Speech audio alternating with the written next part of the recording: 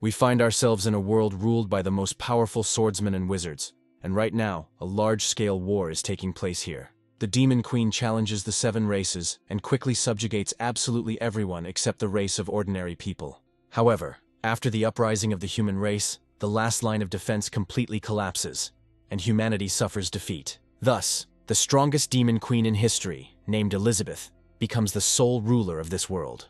We are immediately transported to the capital of the human race, where the last remnants of the disobedient troops can only hope for the best. One of the priests addresses the Demon Queen and says that the future is still on their side, and the legendary hero will finish her off. One of Elizabeth's subordinates immediately rushes to attack this intolerable man, delivering a powerful knee to his face. This young man is a prince of humanity named Whis Malfoy, who demands that the priest express himself more clearly. The priest calls his former comrade a traitor to the human race he spent time training. Meanwhile, Whis Malfoy changes his form to finish off the bastard and says that he no longer needs him. However, at the last moment, Elizabeth intervenes in the execution procedure and orders him to stop immediately. Whis Malfoy barely manages to carry out his queen's orders and stops his deadly attack. Elizabeth asks him if the future is really on the side of humans, and if she can lose the battle. In a threatening tone, she orders him to tell everything in detail, otherwise an unenviable fate awaits him. She emphasizes that she can cause him pain that will be much worse than death if he tries to hide something from her. The priest states that according to the visions, the legendary hero will draw the holy sword, and this will be the end of the demon's reign. At first, he says that he will never reveal the location of this sword, but it quickly becomes clear that it is Excalibur. Approaching this sword, she recalls the legend according to which the hero who pulls out this sword will be able to challenge the king. Smiling, she states that this sounds very interesting, and that she is intrigued by such a promising prophecy. She also says that in that case, she will wait for this hero here and hope for a good battle. Until then, Elizabeth asserts her rule in this state, and begins to establish laws in anticipation of the hero. However, 15 years have passed, and the hero still hasn't appeared, despite the fact that they had been waiting for him for a very long time and were fully prepared. Under the absolute rule of the Demon Queen, all old and unequal rules between the races are abolished, and an era of prosperity dawns. In addition, an alliance against the legendary heroes is emerging, fearing that the fragile peace will be destroyed. We are transported back to Elizabeth's castle, which still serves as the capital of the human race, despite the change of ruler. Elizabeth asks her messengers if they know anything about the legendary hero who never decided to appear. Elven Minister Twyla says they have found no traces, and Dwarven Minister Hamer also says they have found no one. Aristotle, who is the minister of the human race, confidently declares that even if this brave man appears, he will not have enough strength. Minister Lim of the demon race notes that he would like the hero to come, but only speaks of this in a whisper. The minister of the orc race named Moogle declares that if the queen wants, she can destroy the entire continent in an instant. Twyla replies that they will kill the legendary hero, as an era of prosperity is too important for all the races of this world. However, their thoughts are interrupted by the same priest, who now leads the association against the legendary heroes. Elizabeth loses her patience at the sight of the man who prophesied her death in a glorious battle, and takes out her anger on him. Using magical techniques, she quickly grabs him and makes him unable to resist or escape. Drawing him closer, she demands an explanation as to where the hero who will challenge her is now. The priest says that it is impossible to say for sure, because when an understanding of the prophecy comes, all that remains is to hope for chance. Whis Malfoy notes that it is very foolish to believe this man's prophecies, and adds that he is working on new research. In response, Elizabeth lashes out at him with her tail, sending him flying back several meters. After this, she orders him to disappear immediately, and he apologizes to her, not understanding what he did wrong this time. Immediately after this, she throws the hated priest into the wall and says that he has once again disappointed her. After this, she proclaims that she is the queen who has reached the pinnacle of this world, and the hero still has not come to her. She also studies the continent's most ancient magic books, and creates divine magic in anticipation of being challenged. However, despite her preparation, the hero never shows up to fight her, and she decides to radically change her approach. The ministers nearby advise her not to take any rash actions, as the consequences will be unpredictable. Elizabeth, unable to control her emotions, says that she will go in search of the hero herself. She notes that it would take incredible effort to draw the sword from its sheath and find out the hero's location. The ministers immediately surround themselves with energy shields to avoid being harmed by possible destruction.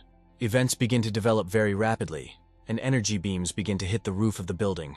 At the cost of incredible magical and physical effort, she still manages to pull the sword from its stone sheath.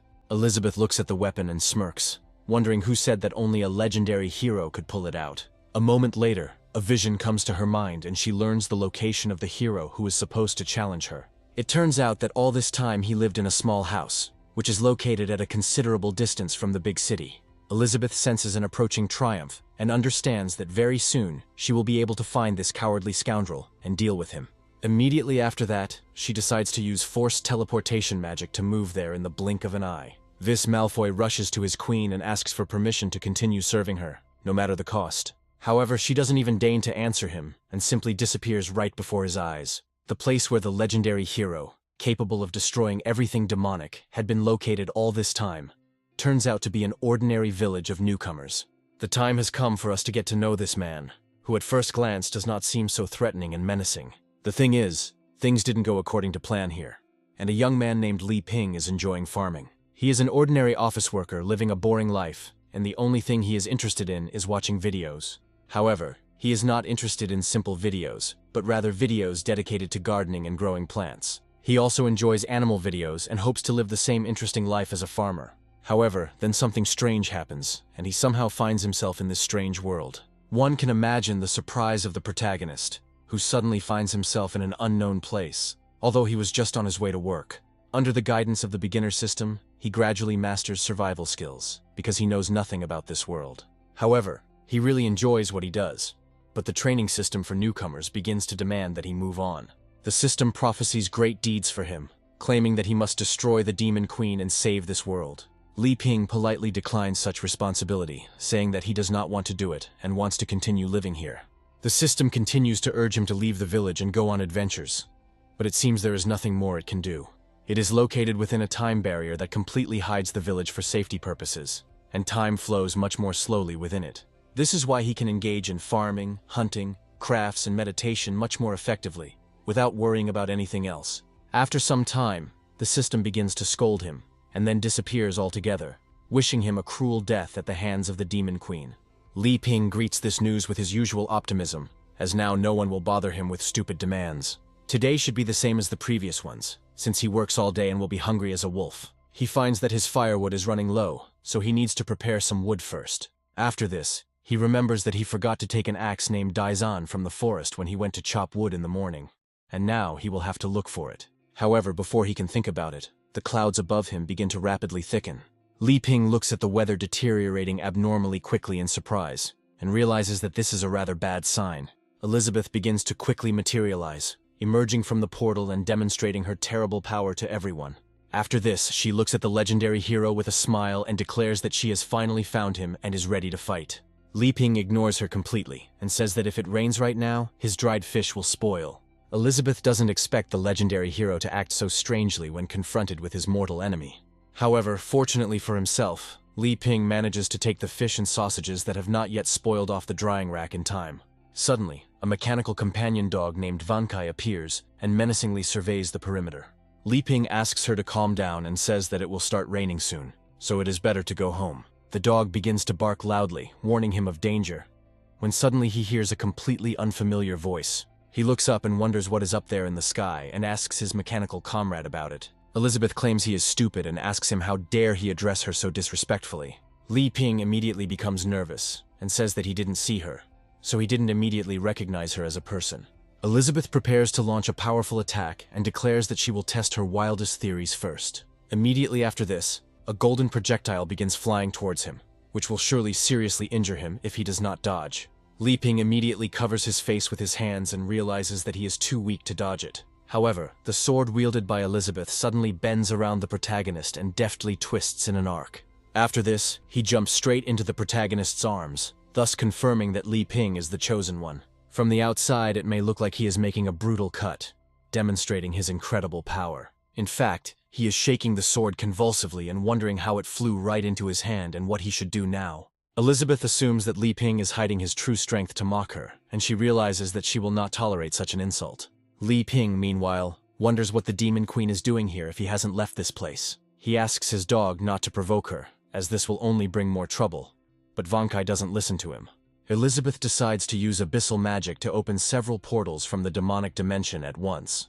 From these portals, huge boulders begin to emerge, bringing inevitable death to everything they touch. Li Ping understood that this was what the system meant when it said that meeting the Demon Queen was inevitable. After this, he calmly throws away the sword and declares that there is nothing more to talk about and nothing to decide.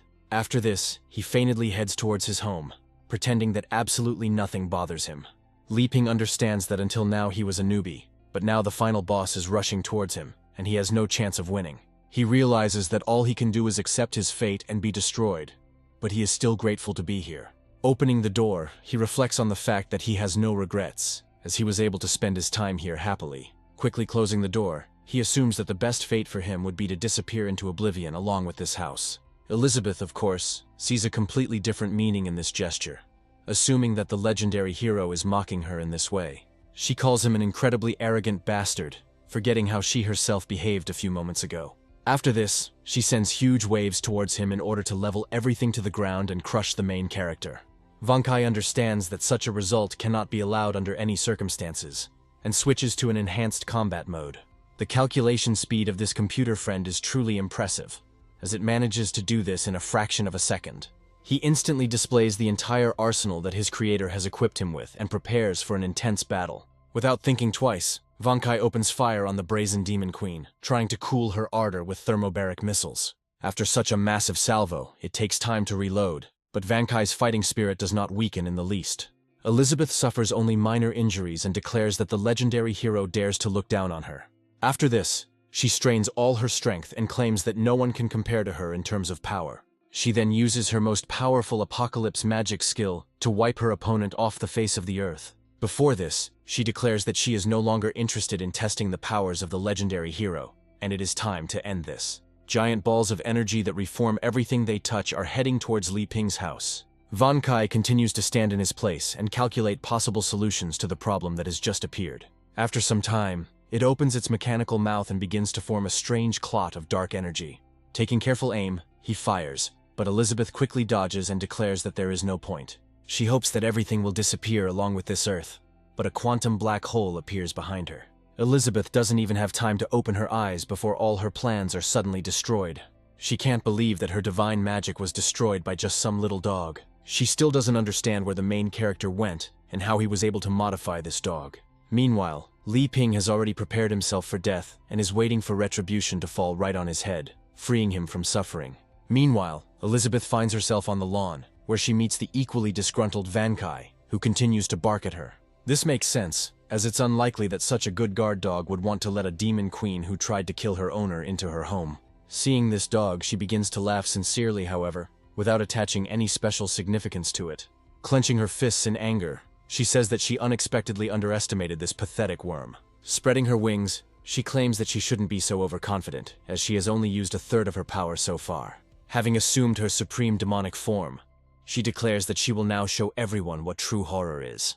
Vankai is unimpressed by the empty threats and re-enters combat mode to prevent the death of his creator.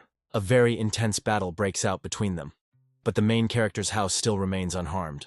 About an hour later, Li Ping wakes up because he had been waiting for his death for so long that he was too tired. He yawns and wonders if he has already died and ended up somewhere else. However, he soon realizes that he is still in his house and decides to check everything. As he approaches the door, he feels his heart begin to beat loudly and hopes that he is not being waited for. After this, he carefully opens the door to look around. All he sees is a gigantic battlefield, as well as large clouds of smoke from the many explosions. After a tense battle, Elizabeth finally defeats Vankai, maintaining the upper hand in this confrontation.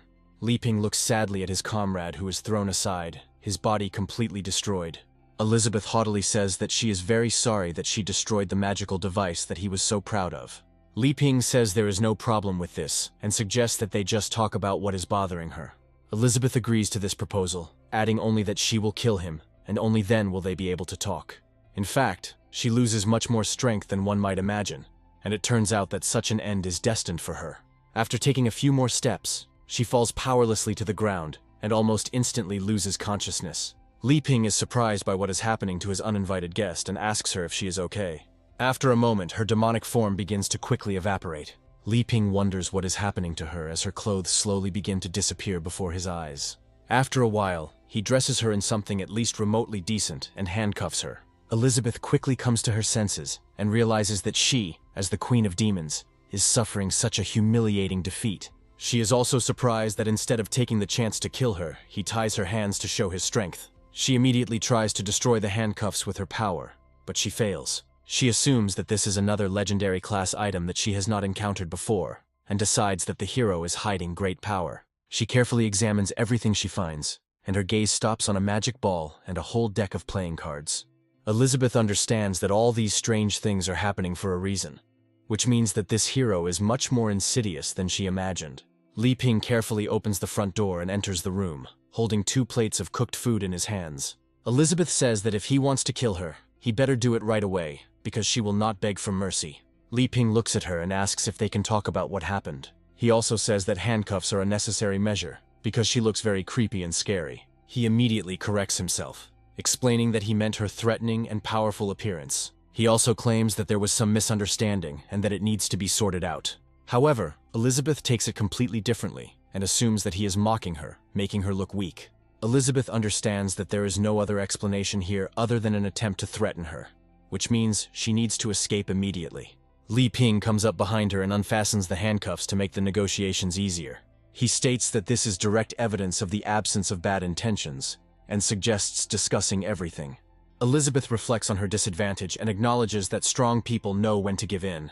Li Ping realizes that she is very curious about why he doesn't kill the Demon Queen while she is unconscious. In this world of swords and magic, it is completely natural for the Demon Queen to have the skill of resurrection.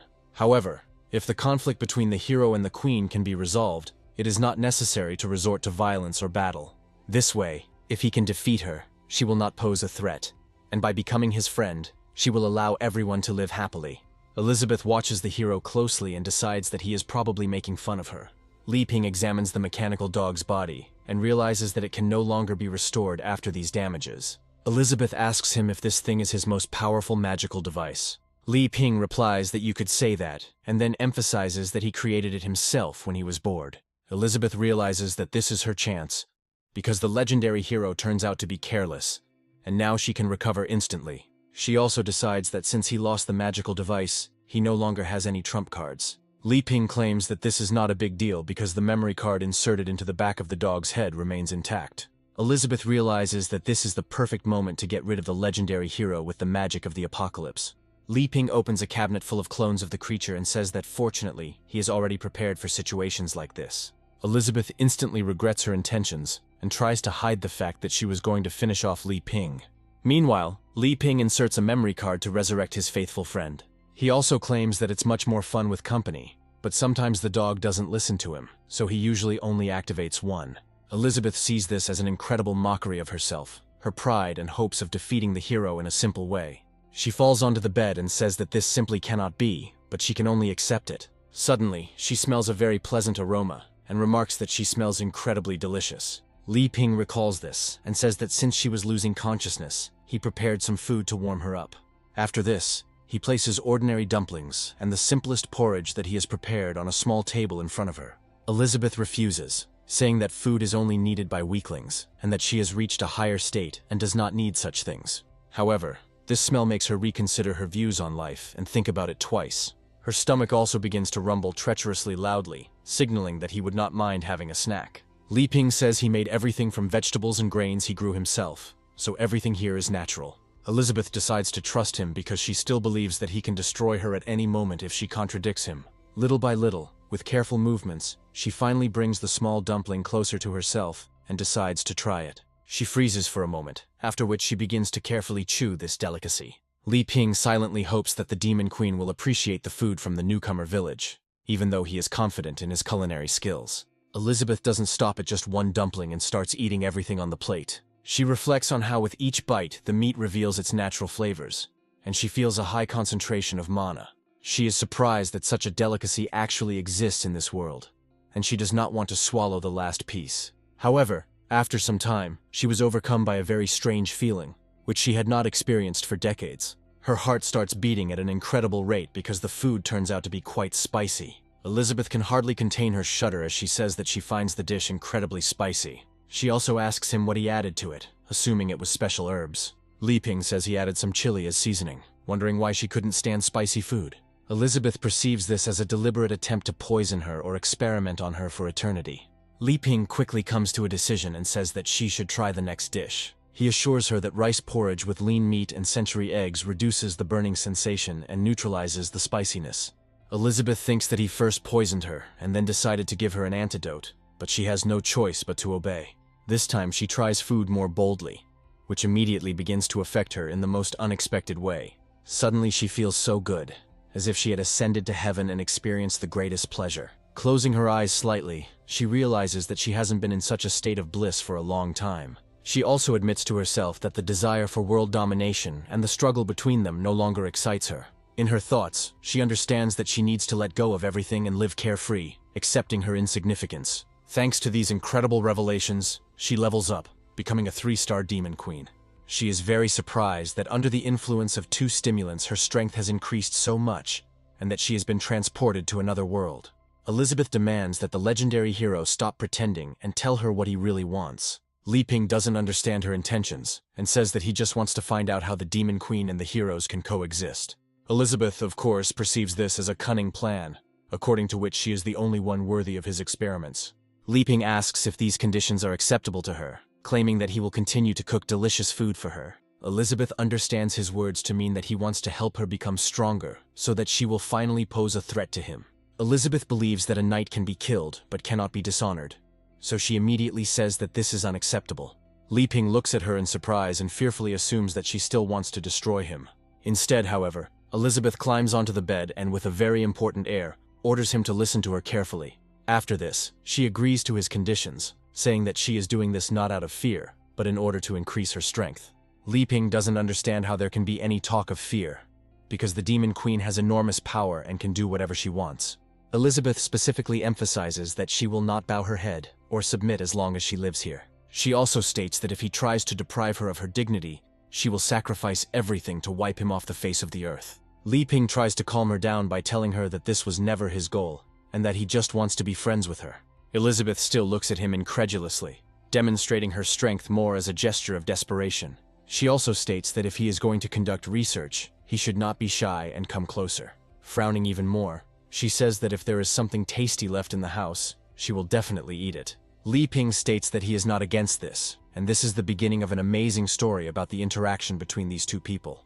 A whole year has passed since the queen settled in the house of the legendary hero. All this time she did not leave the boundaries of these possessions, but the situation became significantly more complicated for Li Ping. Ever since the demon queen destroyed the barrier, time here has quickly synchronized with the time of the outside world. The problem, however, is that the village loses its protective function and becomes completely open to other inhabitants. The monsters that appear nearby are far from being simple creatures that can be defeated. Li Ping still tries to stick to the isolationist strategy and collects firewood with his Dagestani sword. He understands that because of the demon queen's presence, these monsters don't dare to come close, which means there are some advantages to this. After a while, his thoughts are interrupted by Elizabeth's loud voice, who once again demands food. Li Ping helpfully says that he is already on his way to her, realizing that if he is late, there will be more problems. After all, he needs her protection, because otherwise he will hardly be able to cope with the dangers that await in the area. Meanwhile, Elizabeth begins lazily watching TV series, and during this time she grows a big belly. She also states that she is already tired of watching the same thing, and does not understand why it is impossible to get something new in the system.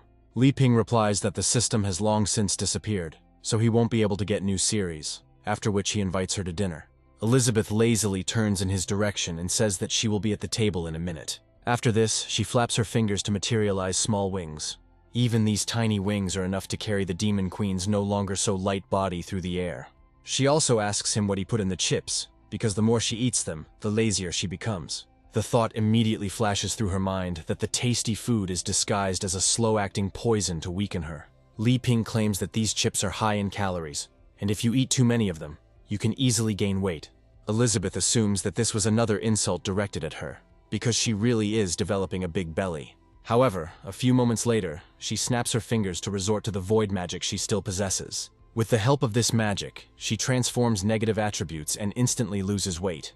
After this, she states that all the fat accumulated in her body has been converted into magical power. Li Ping is amazed that magic can be used for such interesting things. Smiling haughtily and with a feeling of incredible victory, She says that another trick has been thwarted. However, quite quickly she looks at the dinner and says that it looks very tasty, so it's time to start eating. Li Ping is a little surprised by how enthusiastically Elizabeth eats everything he cooked and asks her to take her time.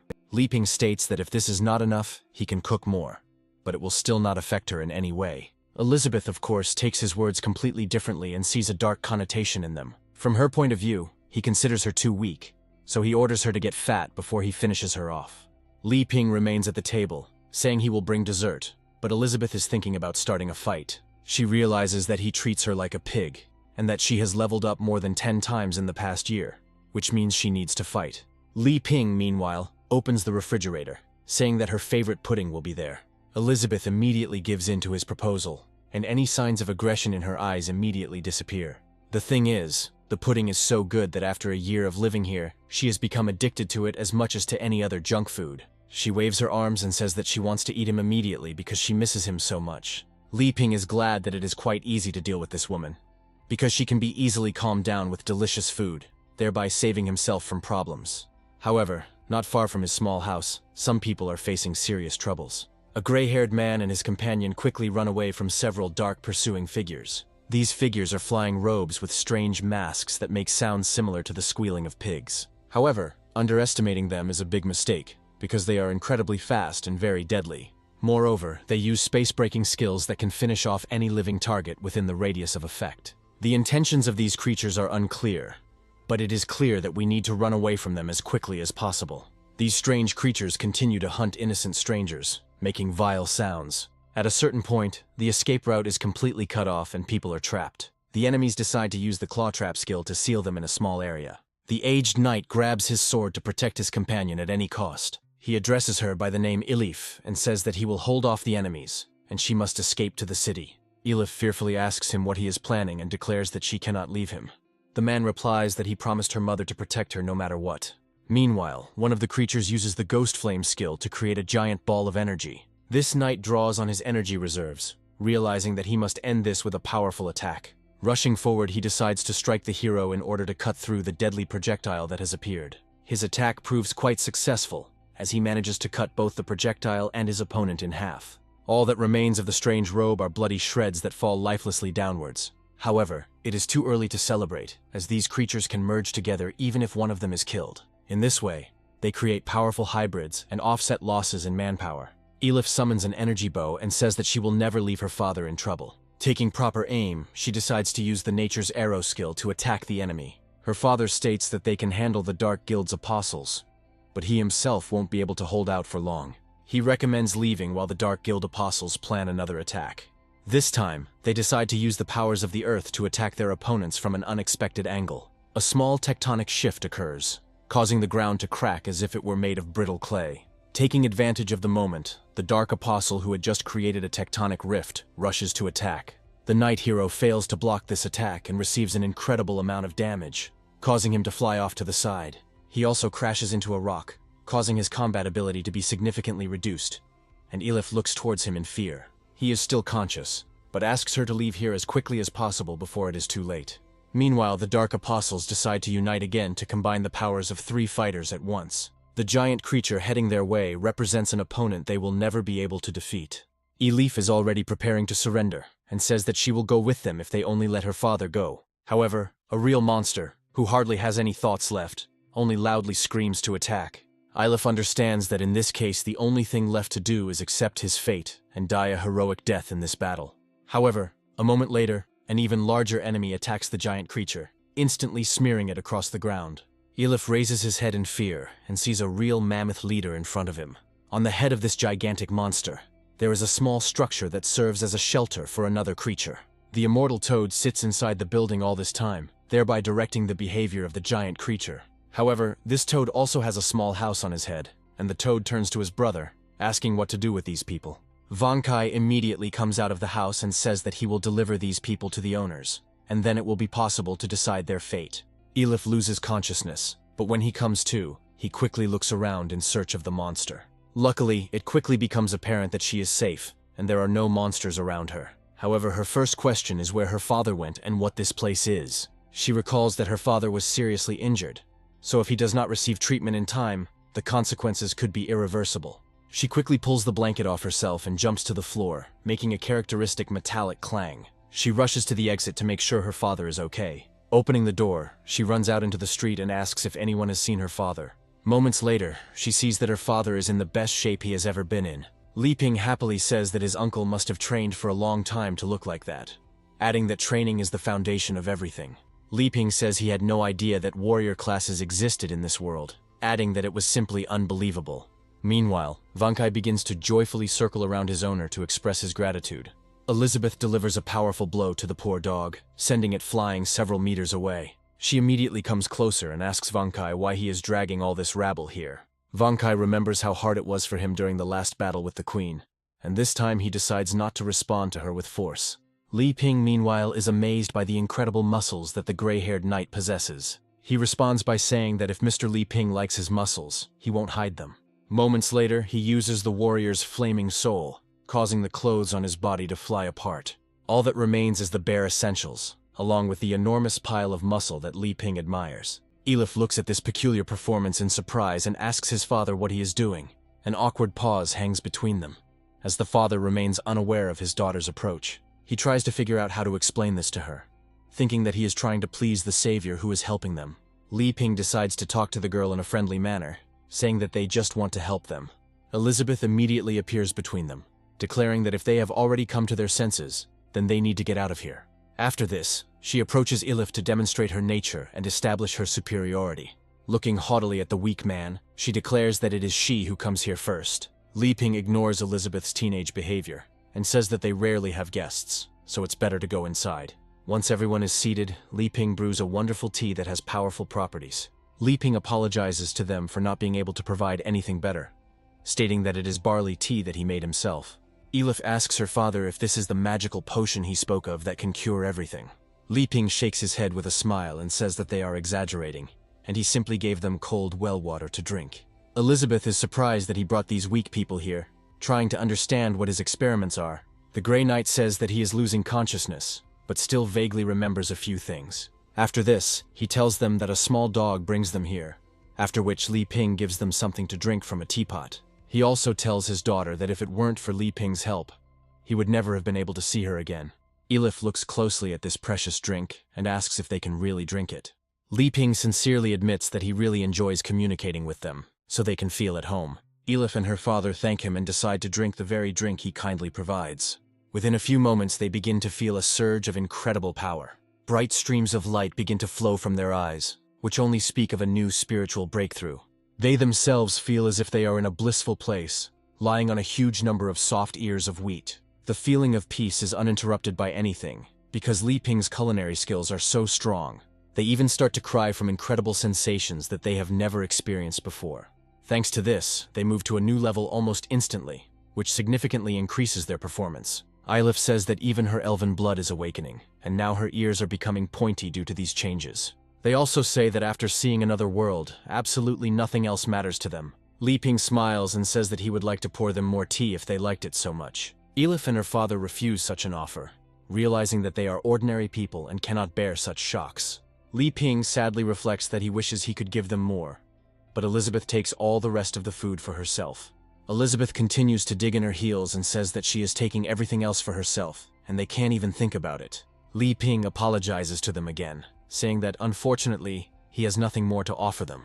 After this, he turns to a knight named Burrs and asks why they were attacked. Burrs claims that the attack is caused by the elven blood that flows through Elif's body and attracts monsters.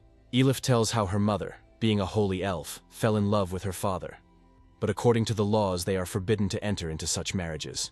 Li Ping is very surprised and says that he did not expect such problems to arise. Elizabeth, on the contrary, claims that this is nonsense, since the ban on interracial marriages was lifted long ago after the Demon Queen united the world.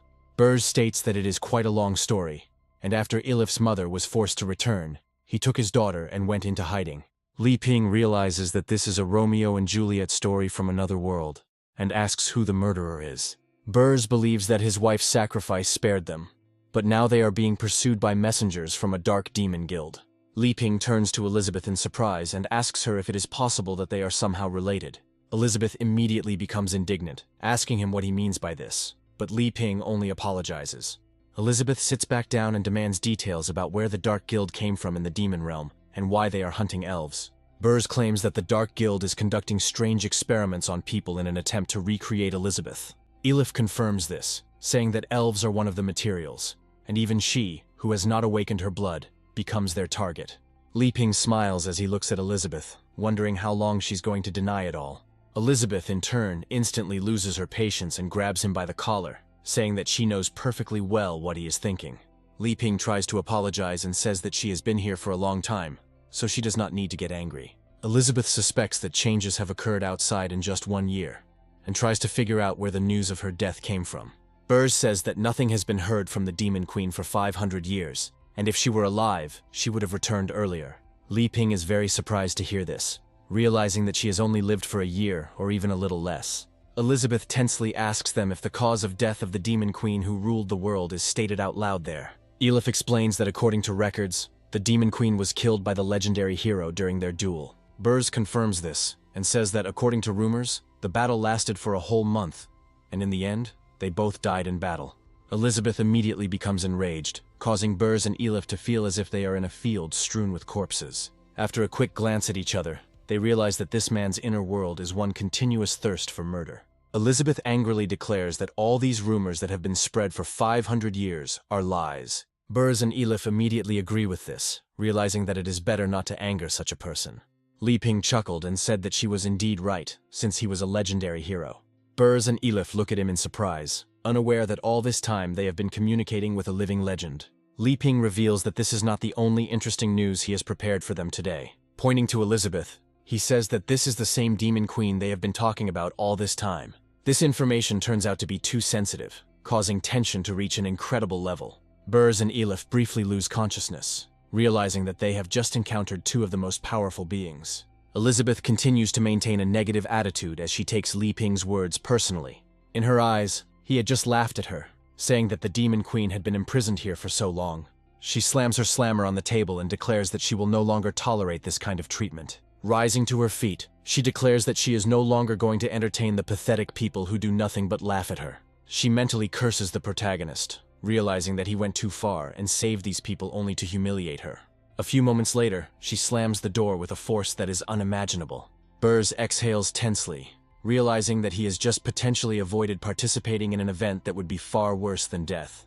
Afterwards, he apologizes to the legendary hero for disturbing them and asks what he plans to do. Li Ping is a little nervous and says that he needs to calm down for now in order to make the most informed decision. Nevertheless, he invites his comrades to stay here, and after a while, night falls. Bursu and Elif are offered special seats in the guest room where they can comfortably settle down. Elif feels incredible horror, saying that she did not expect the story to turn out like this, but Burrs whispers to her to calm down. Elif assumes that the master wants to kill them, but it is still unclear why he decided to save them. Burrs suggests that they accidentally helped them to reach the next level with sacred tea, since to them, they are just insects. Suddenly, they hear Li Ping's quiet voice asking them why they are still awake when it is so late. Elif understands that now their fate is absolutely decided, and he has come to take their souls. Li Ping actually says that it's okay to play cards if they're still awake. Burrs is no longer surprised by this development of events, since all this time he thought that the hero came to destroy them. After a while they get together and he explains to them the rules of the card game. He asks them if everything is clear, and they immediately answer that they listened with the utmost attention. Li Ping smiles and says that in that case he will just give them the cards so they can play. Elif assumes that this is just a test to decide whether to kill them or not, so she feels serious tension. Finally, she asks him what the name of this game is that they decided to play, sensing an ominous aura from the cards. Li Ping paused for a moment, realizing that this was indeed a serious question. He smiles and says that she caught him off guard, and tries to figure out how to explain the name of this game to them. After some thought, he states that the game will be called Dragon Fight, to make a simple comparison. Burrs and Elif, being completely unaware of the protagonist's true nature, assume that this is a threat. Elizabeth continues to watch them using a high-level invisibility spell. All this is done in order to find out what he is trying to do, and what his plan is. Li Ping explains that in this game, two heroes must team up and defeat a giant dragon. He states that they must decide who will be the hero and who will be the dragon using random cards. Burrs quietly addresses his daughter, stating that he is definitely trying to test them. For some reason, everyone in this world sees the main character completely differently, as if he is much more threatening than he actually is. Li Ping hands out cards to everyone, telling them to look at them to see what role they have been dealt. Burrs turns to his daughter, saying that there is no time to hesitate and that they must take these cards. The girl carefully reaches for the cards, feeling a powerful magical aura emanating from them. Within moments they find themselves in another world that seems strange and surreal. Burrs looks around in surprise, trying to understand what kind of strange dimension they have ended up in. Meanwhile, Elif feels a serious surge of power as soon as he touches these cards. She turns her intense gaze to her father, trying to apologize to him for being too weak. Burrs tells her that they shouldn't worry about it, as he will do everything to ensure that they survive and pass the tests. Li Ping looks at his cards with interest and asks who wants to be the dragon. Burrs and Elif, with their incredible caution, immediately refuse this role. In this situation, timidity clouds their eyes, although they both have good poker hands. Li Ping, meanwhile, is thinking that if he gets another 4 and 2 aces, the victory will be in his pocket. He asks them again if they are sure they don't want to take the role of the dragon, and they again refuse. After this, he declares that in this case, he will not stand on ceremony, and decides to open the flop. The moment of truth arrives, he turns over 3 cards to get a possible combination. Unfortunately for him, however, it turns out that he doesn't have the right cards to play. Looking closely at the resulting combination, he notes that this is a very unfortunate development of events. Burrs and Elif, of course, interpret this as Li Ping's disappointment in their skills. Li Ping says that in that case he will go first and lays down an 8, hinting that it is now Burrs' turn. Burrs reflects that if they pass this test, the master will surely spare them, which means they cannot give up. Touching the cards, he understands that for each move he will have to pay a piece of life force, and he lays down a jack. Elif looks at her father with fear and asks if he is okay. Burrs stops her, telling her that she shouldn't worry about him and just rely on her father. Elif looks at his savior and father with fear, after which he says that he will pass the turn. Li Ping understands that besides the pair of jokers, he has several other good combinations, but he does not dare to take risks. After thinking for a bit, he says that in that case he will also skip his turn. Burrs is very surprised by this and looks at the main character with his eyes bulging in shock. He asks again if he really doesn't intend to move, but Li Ping confirms with a sincere smile that he will pass.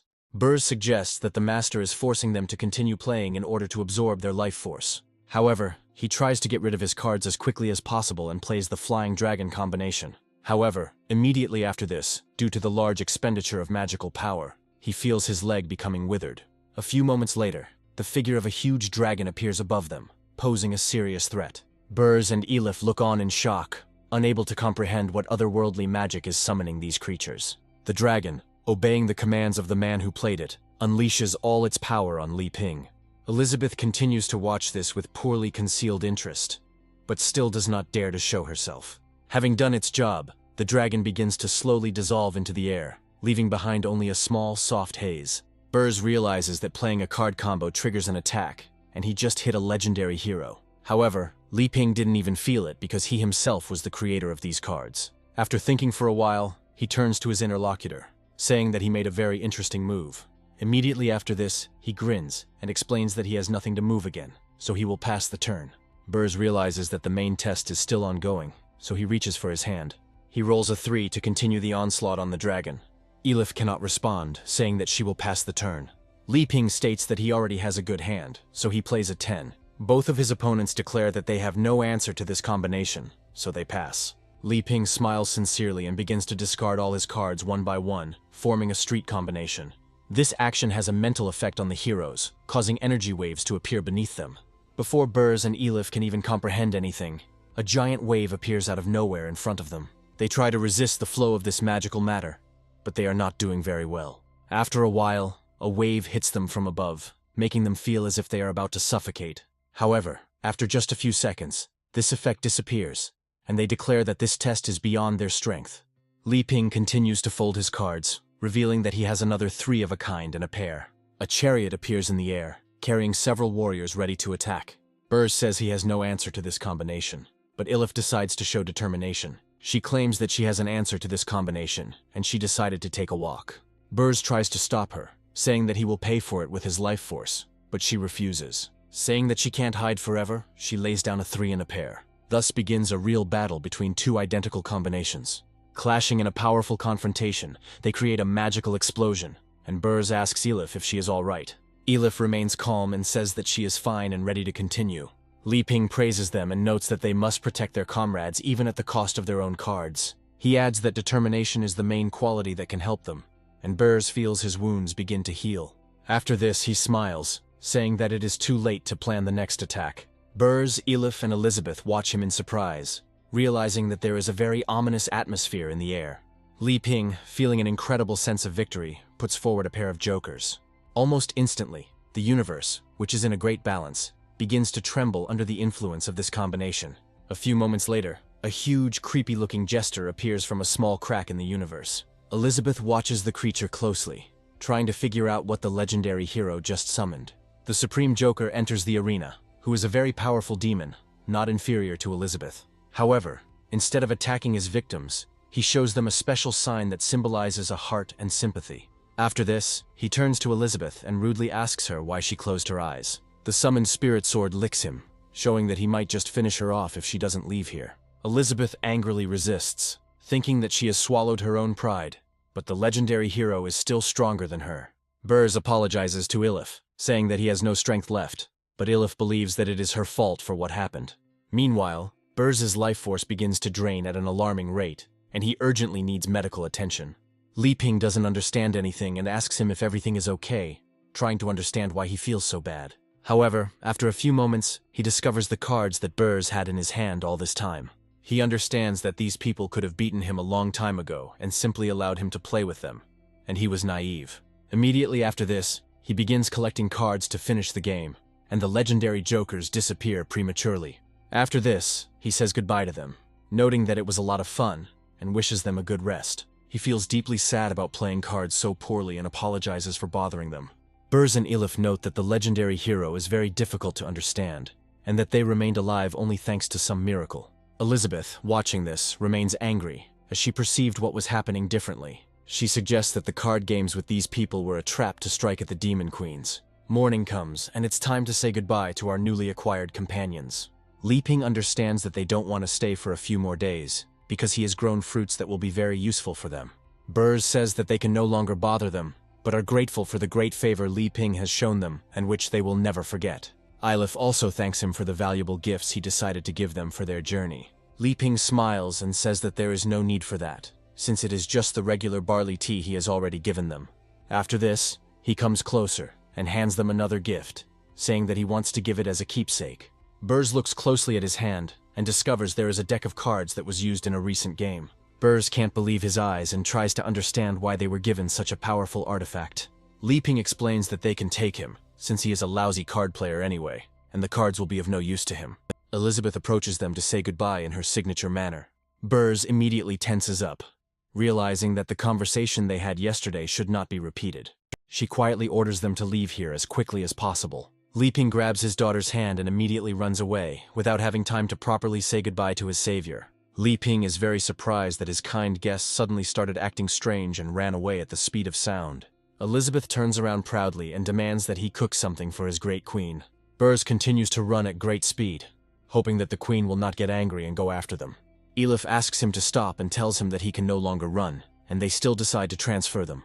Burrs says they were missing the challenge of a legendary hero when suddenly threats from the Demon Queens began to arrive. The thing is that last night she decided to visit them to get rid of the competitors. She immediately used a special spell to protect herself from further spreading of rumors. It aims precisely at their necks to make special marks directly on their bodies. Burrs and Elif understand that, without wanting to, they have fallen into a serious trap, and it is no longer possible to get out. Elizabeth orders them to leave this place tomorrow and not to spread the information that the Demon Queen's heroes are here. Burrs says there will be no problem with this, as he has no desire to damage their reputation. Elizabeth warns them that if they even think for a second about disobeying the order, the marks will instantly decapitate them. Burrs notes that he didn't expect the truth about the Demon Queen to be that she decided to retire from worldly affairs. Elif says that the place they are in looks familiar, and they discover giant footprints. Van Kai returns them back, as they should no longer bother the owner, as well as the fierce women. In fact, it wasn't Burrs who ran away so quickly, but the faithful dog picked them up with a jet engine and urgently evacuated them. Elif states that the corpses of the Dark Guild apostles are still here, which seems suspicious. Burrs assumes that there are probably high-level demons nearby, so we need to get away from here. Van Kai, unfortunately, discovers that some enemy is approaching them. However, from his point of view, It is better to go back than to stay here, despite the fact that the stern Elizabeth is there. With these words, he calmly jumps into the portal to teleport home. A large number of dark silhouettes appear in front of Bears and Ilif, which do not bring anything good. Eventually, the leader of this dark guild gang appears, looking quite menacing. Bears understands that the great apostle, who occupies a fairly high place in the hierarchy, has come to their head. Ilif can't believe that such serious guild members were sent to eliminate them. The great apostle of the Dark Guild grins, revealing the incredible spirit of a great demon.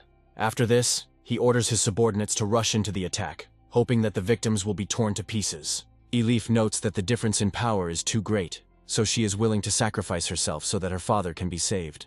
Burrs says decisively that the difference is truly enormous, and after the world they have seen, these apostles are simply nothing to them.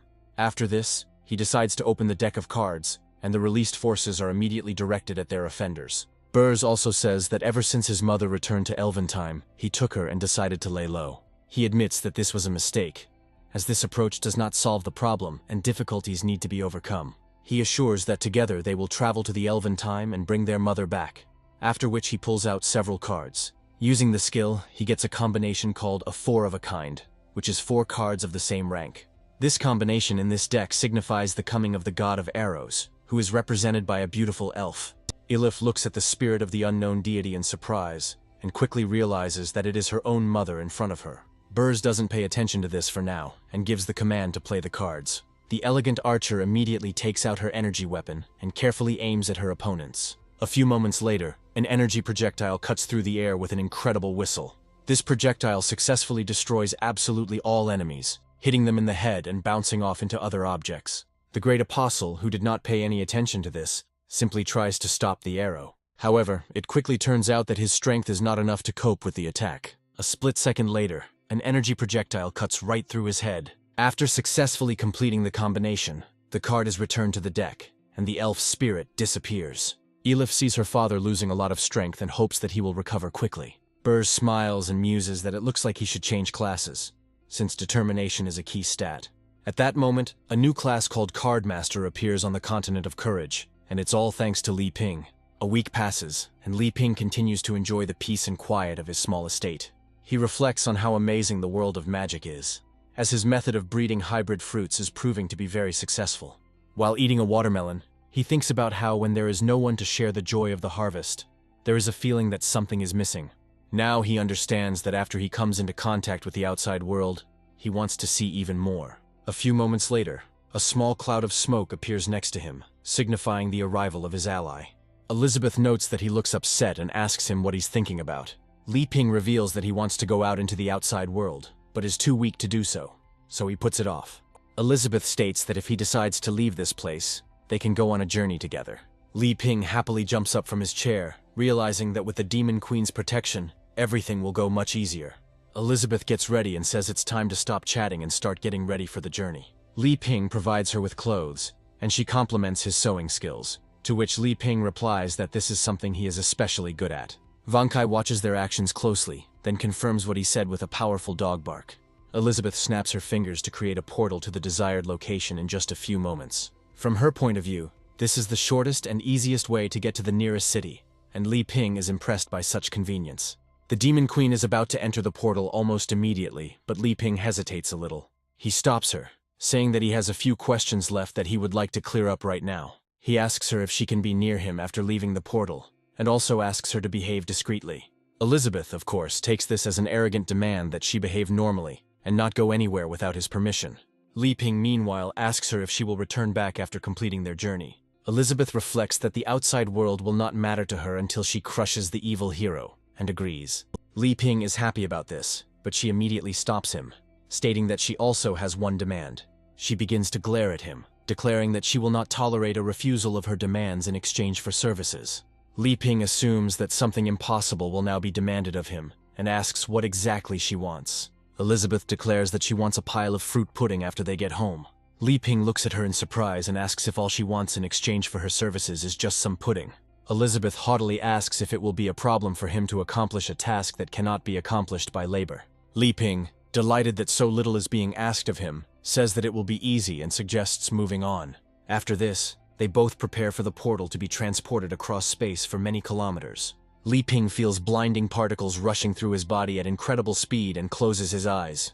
As soon as he opens his eyes again, he sees a giant castle in front of him, as well as the city adjacent to it. It is a neutral territory where no guild has dominance and everyone can live in peace. Li Ping looks around happily, saying that he feels like he has entered another world that he has never visited before. His attention is immediately drawn to the equipment store, where various pieces of armor can be purchased. He also takes a closer look at the store's common ingredients and is surprised to find regular pork there.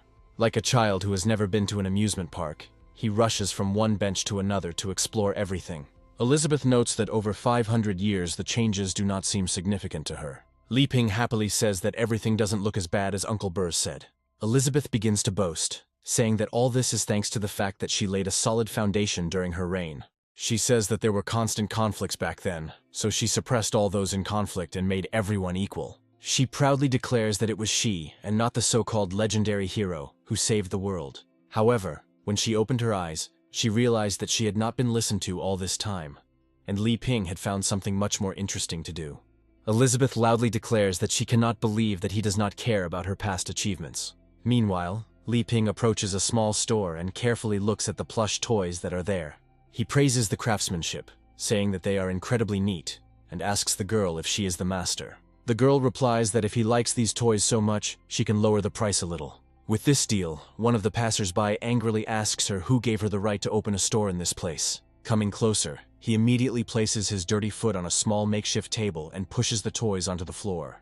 He addresses the girl, saying that his gang should respect him for protecting them, but she has the audacity to come onto his territory. People nearby turn to a girl named Anna and hope that everything will be okay with her. Anna, meanwhile, is indignant, declaring that Pig's gang never protected them, so they shouldn't pay. Pig claims that since last month this street belongs to his gang, so they have to pay rent. Anna responds by saying that the church belongs to the nuns, and that when they return, they will have problems. The evil pig says that in that case he will drive them away and demolish their dilapidated church. Li Ping tries to save the unfortunate girl and orders the rude pig to stop his actions. Terrible Pig immediately turns his gaze to him and asks what he is thinking. Elizabeth thinks that he is meddling in other people's business again, and assumes that he just wants to play with this man. Li Ping looks at her pleadingly, hoping that she will help him in this difficult situation. Elizabeth immediately turns away, showing that she does not want to stoop to his level on this matter. Meanwhile, Pig begins to lose patience and asks what he wants, and why he is pestering him with his requests. Li Ping realizes that he won't get any help from his companion, and decides to resort to extreme measures. Pointing his finger at the impudent pig, he appeals to the common sense of the townspeople, declaring that this scoundrel must be arrested. Turning to his left, he discovers that people are completely indifferent to what is happening. People on the other side also pretend not to see anything, so as not to bring more problems upon themselves. Terrible Pig laughs and says that no one will help him, since everyone knows his gang and its reputation. Taking a closer look at Li Ping, Pig guesses that he is a southerner, and adds that the girl next to him looks quite pretty. Li Ping offers to resolve things peacefully, and states that he has food in his backpack that he can share. Pig orders his thugs to teach this boy a lesson, also take the girl into the gang and leave immediately. Elizabeth decides to show off her power, causing energy clouds to gather over the city. Frightened townspeople wonder why the weather has suddenly changed so dramatically, and realize it has something to do with them. Pig's goons also begin to tremble in fear, hoping that Elizabeth's wrath will not fall upon them. Li Ping tries to stop his ally, saying that she should not destroy the city. He suggests that she cool down a bit and just scare the villains, because you can't fight with full force with ordinary people. Elizabeth snorts in displeasure, saying that she will spare the villains only because he asked her to. Anna watches what is happening carefully, realizing that this girl's magic is incredible. The sky gradually becomes clear, and Pig calms down a little, feeling that his fate is still not decided. However, he asks fearfully if they really want to give up because of these children. Li Ping still tries to resolve the issue diplomatically, and asks how much he wants for protection. Pig tries to appear cool, and in a trembling voice declares that he needs 10 gold for 2 months of protection. Elizabeth smiles and says that they made a fuss over some pennies that are not even worth mentioning. Li Ping asks her if she has some gold, to which she replies that she has so much that she can't count it. Li Ping asks her to lend him money so he can sell his vegetables, but she immediately refuses. She also states that she didn't take the money with her when she went to see him, so she can forget about it. Pig loses patience and asks whether they have money or not. Li Ping calmly replies that he doesn't have any gold coins, but he can pay with delicious farm produce. Pig's patience snaps again, and he declares that he has had enough of such pranks and sends his goons forward. A few moments later, A heavy wallet of money flies into his face, hitting him right in the nose. The angry pig looks around and asks who dared to insult him, putting an end to his future. However, upon closer inspection of the wallet, he realizes that it is tightly packed with gold coins. A centaur named Taurus appears before him, who declares that they have brought the money and must now leave. Pig recognizes the man as a member of the Holy Sword Guild and agrees to accept his offer. He turns to Anna and says that next time she won't get off so easily, and that they will demand a bigger payment for this. Li Ping tries to help the girl get to her feet so she can dust herself off. Anna understands that in such situations one must be grateful and expresses appreciation for the help provided. Li Ping takes out some fruit from his backpack and says that he is ready to thank those who came to their aid. Taurus states that there is nothing to worry about, as this is business as usual for him. Smiling, he says that nevertheless, if they want to thank him, he needs help in one delicate matter. Anna asks him how a simple priest who works in a church can help him.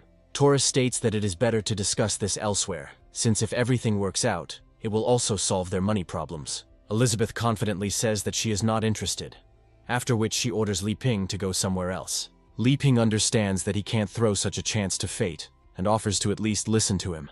The unfortunate orphans, who are constantly watching what is happening, ask Anna if she will really go there too. Anna sends them to church and says that she will return there very soon, and that there is no need to worry. Our heroes meanwhile approach a small bar, and Taurus advises them to stay close. This place really gives the creeps, it seems, to any unprepared person who does not have the skills. They turn to Elizabeth, saying that there is some trash near her and she could have joined them. Li Ping and Anna feel very uncomfortable here, as they are two rather peace-loving people. Elizabeth turns to those who just called out to her and asks who gave them the right to speak. They understand that it is better not to get involved with this person, and immediately begin to tensely back away. Elizabeth immediately turns to her companion, saying that it is his fault for wasting her time. Li Ping states that they have already arrived, so there is no need to worry about it. Taurus says that they need to go through this room so that none of the visitors will disturb them. Opening the door, he turns to his companions, saying that he has returned. He is surrounded by 4 women at once, who hope that he will not offend them with his affection, and will shower them with attention. Smiling, he says that he forgot to say that his many wives are in this room. Li Ping watches what is happening in amazement, not believing that polygamy is legal here. Taurus gathers everyone at a round table, pours them tea and says that he will now introduce his wives. The first thing he introduces is a girl named Gasha, who is a warrior with a shield and looks like a good tank. Next on the list are the agile assassin Loloke and the elegant mage Geli, who can be very useful in combat. Taurus also sets his sights on a girl named Gloria, who is an elven archer and a very good shot. Elizabeth continues to act like a real bore, noting that they are wasting their time on idle chatter, and it is time for them to leave. Gasha rightly notes that this stranger's behavior seriously irritates her. Elizabeth proudly declares that this is the queen's character, and others cannot have any questions about it. Loloke and Gloria immediately wonder who this queen is, who looks like an ordinary girl. Elizabeth cannot tolerate such an insult to her dignity, and declares that all responsibility will fall on them. Li Ping understands how to deal with this capricious child and is immediately at her side, handing her a treat. Elizabeth looks at the pudding and realizes that absolutely nothing in this world matters anymore except food. Li Ping exhaled tensely, saying that he was prepared for his companion to break her promise. Li Ping decides to take advantage of the moment by saying that they actually came from a remote, nameless tribe. He imagines Elizabeth as a princess and himself as her servant, which somewhat changes the attitude of the other members of the group. Li Ping asks for understanding as everything is new to her here, and she is getting used to the cultural differences. Taurus says it's time to get to the point, and invites the 3 of them to go with him to the treasure dungeon. Li Ping is very surprised that there is a dungeon with real treasures here, and decides to make inquiries. He immediately turns to Anna and asks her if she knows anything about this dungeon. Anna replies that such dungeons are magical places created by ancient people to store valuable things. Taurus says he put a lot of effort into getting the information, but it takes 8 people to get through. Li Ping understands that this is how they want to find the required number of people, and Anna suddenly starts listing people. Finding that she too must go with them, she tries to avoid the subject by asking why her. Li Ping says that this dungeon is quite valuable and she should be happy to go there. Anna says that he is probably not a local, and does not understand how difficult it is to find the dungeon. She also says that she is at the level of a 4-star Mei, and Li Ping admits that he does not really understand these levels of strength. Taurus is worried, assuring that they only need the necessary number of people, and that they will participate in the battle themselves. He also says that he will not receive a reward, several tens of thousands of gold coins, and Anna is very happy about this. Li Ping asks her ally what she thinks, and notes that many people don't care at all since she is already enjoying her food. Taurus exchanges glances with Gaily, signaling that further preparations should begin. The girl immediately takes out a strange crystal ball, inside which some kind of magical power can be felt. Li Ping comes closer and asks what it is and how to use it. Taurus explains that it is a crystal ball for measuring magic, and they just need to place their hand on it to determine their strength. After this, he demonstrates the operating principle of this device, which shows the level 8769. Anna happily notes that such an indicator probably indicates the level of the demon's spirit power. Taurus says that he is a 4-star demon spirit, and his wives are 5-star archmages. Anna comes closer and puts her hand on the magic ball, and it shows a reading of 300, which is a fairly low level. Gaily doesn't miss the opportunity to poke fun at this, noting that she had more when she first changed classes. Anna apologizes to them, explaining that she cannot increase her power level. Li Ping is looking forward to the results he will receive, and says he can't wait to try it himself. He understands that he has not studied magic all these years, but his potential power must be at a high level. However, as soon as he places his hand on this device, absolutely nothing happens, and this creates an awkward situation. The ball shows exactly 0, and Taurus notes with surprise that even masters of art do not have this. Li Ping understands that a man who has been a farmer all his life could not have any other indicator of magical power. After this, he sits down on the table, realizing that he is doomed to be an ordinary muggle in this life. Loloki really can't do anything and will be completely useless in battle. Li Ping responds with equality that he is a very good farmer, and immediately offers them to take the fruits that he recently grew. Everyone politely declines, realizing that they are dealing with ordinary villagers who will be of no help in battle. Taurus approaches Princess Elizabeth and tells her that she should also try to find out her magical power level. Li Ping comes closer to her and recommends that she simply cooperate with them without asking unnecessary questions.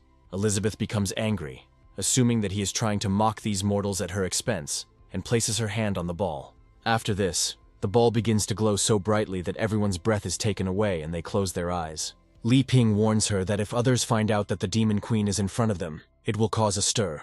Elizabeth picks up on his verbal cues perfectly and understands that he needs to behave more modestly. She's thinking about how she might be able to play around with these people a little and change her strength levels. Everyone waits in horror to see what number will come up, and she sets her power level to the same number.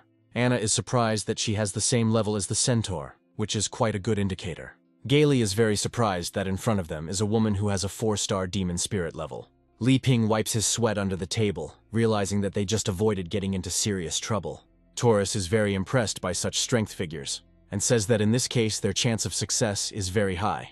Anna asks him how to get to the treasure, while Li Ping anticipates interesting adventures. Taurus immediately turns towards Gaily, and she takes out a small package. The bundle turns out to be a teleportation flower, and she decides to use it to transport the entire group to the desired location. Just a moment passes, and there is no trace left of all the people who were here. Instead, they find themselves in a very strange cave that looks quite scary, but at the same time very intriguing. Li Ping experiences teleportation magic for the first time, without the help of portals, and says that it is incredible. Anna, in turn, understands that such procedures are not suitable for everyone, and her head begins to spin. Elizabeth, meanwhile, looks around and discovers the presence of a very familiar aura. Taurus suggests not wasting time and going further into the dungeon in order to open it. Elizabeth becomes very cranky, saying she doesn't want to go and recommending her ally to join her. Gasha expresses dissatisfaction with this behavior, and asks how acceptable such behavior is for a pompous girl. Gaily and Gloria also point out that she is too ungrateful, and that they spent a lot of resources to bring her here. Elizabeth turns around, offended, and asks who can stop her in that case. Li Ping immediately appears in front of her and says that it is better not to quarrel and just listen to each other to avoid conflicts. He makes cute eyes and says that such a chance doesn't come around often, so he really wants to take a look at it. Anna also asks her if she noticed any strange fluctuations in the energy field. She claims that there is a magical power inside the cave that is very similar to Elizabeth's own magical power. Li Ping is no longer surprised by this and tries to understand what could be there that has similarities with Elizabeth. Taurus decides to intervene in the matter, believing that he can even convince the Demon Queen. He also apologizes to her, taking a few steps away and trying to bribe her with his charm. After this, he assures her that she will not encounter any danger. He will protect her and go with her. Elizabeth looks at him with great disdain, seeing absolutely nothing worthwhile in him. And this is not surprising. The difference in their strength was actually too great for her to take someone like Taurus seriously.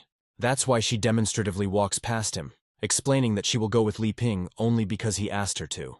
After this, she advises him to move, as she does not intend to stand here all day. Li Ping calmly continues to follow her, suspecting what kind of amazing adventure they are about to get into. Meanwhile, Taurus watches him with disdain, biting his lips in rage, but decides that self-control is the most important thing right now.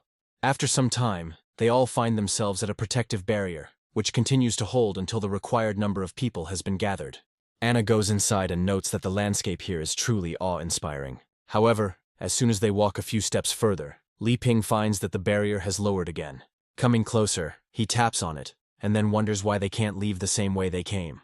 Elizabeth claims that in such a space, if you are weaker than the person who set up the barrier, you cannot leave using teleportation.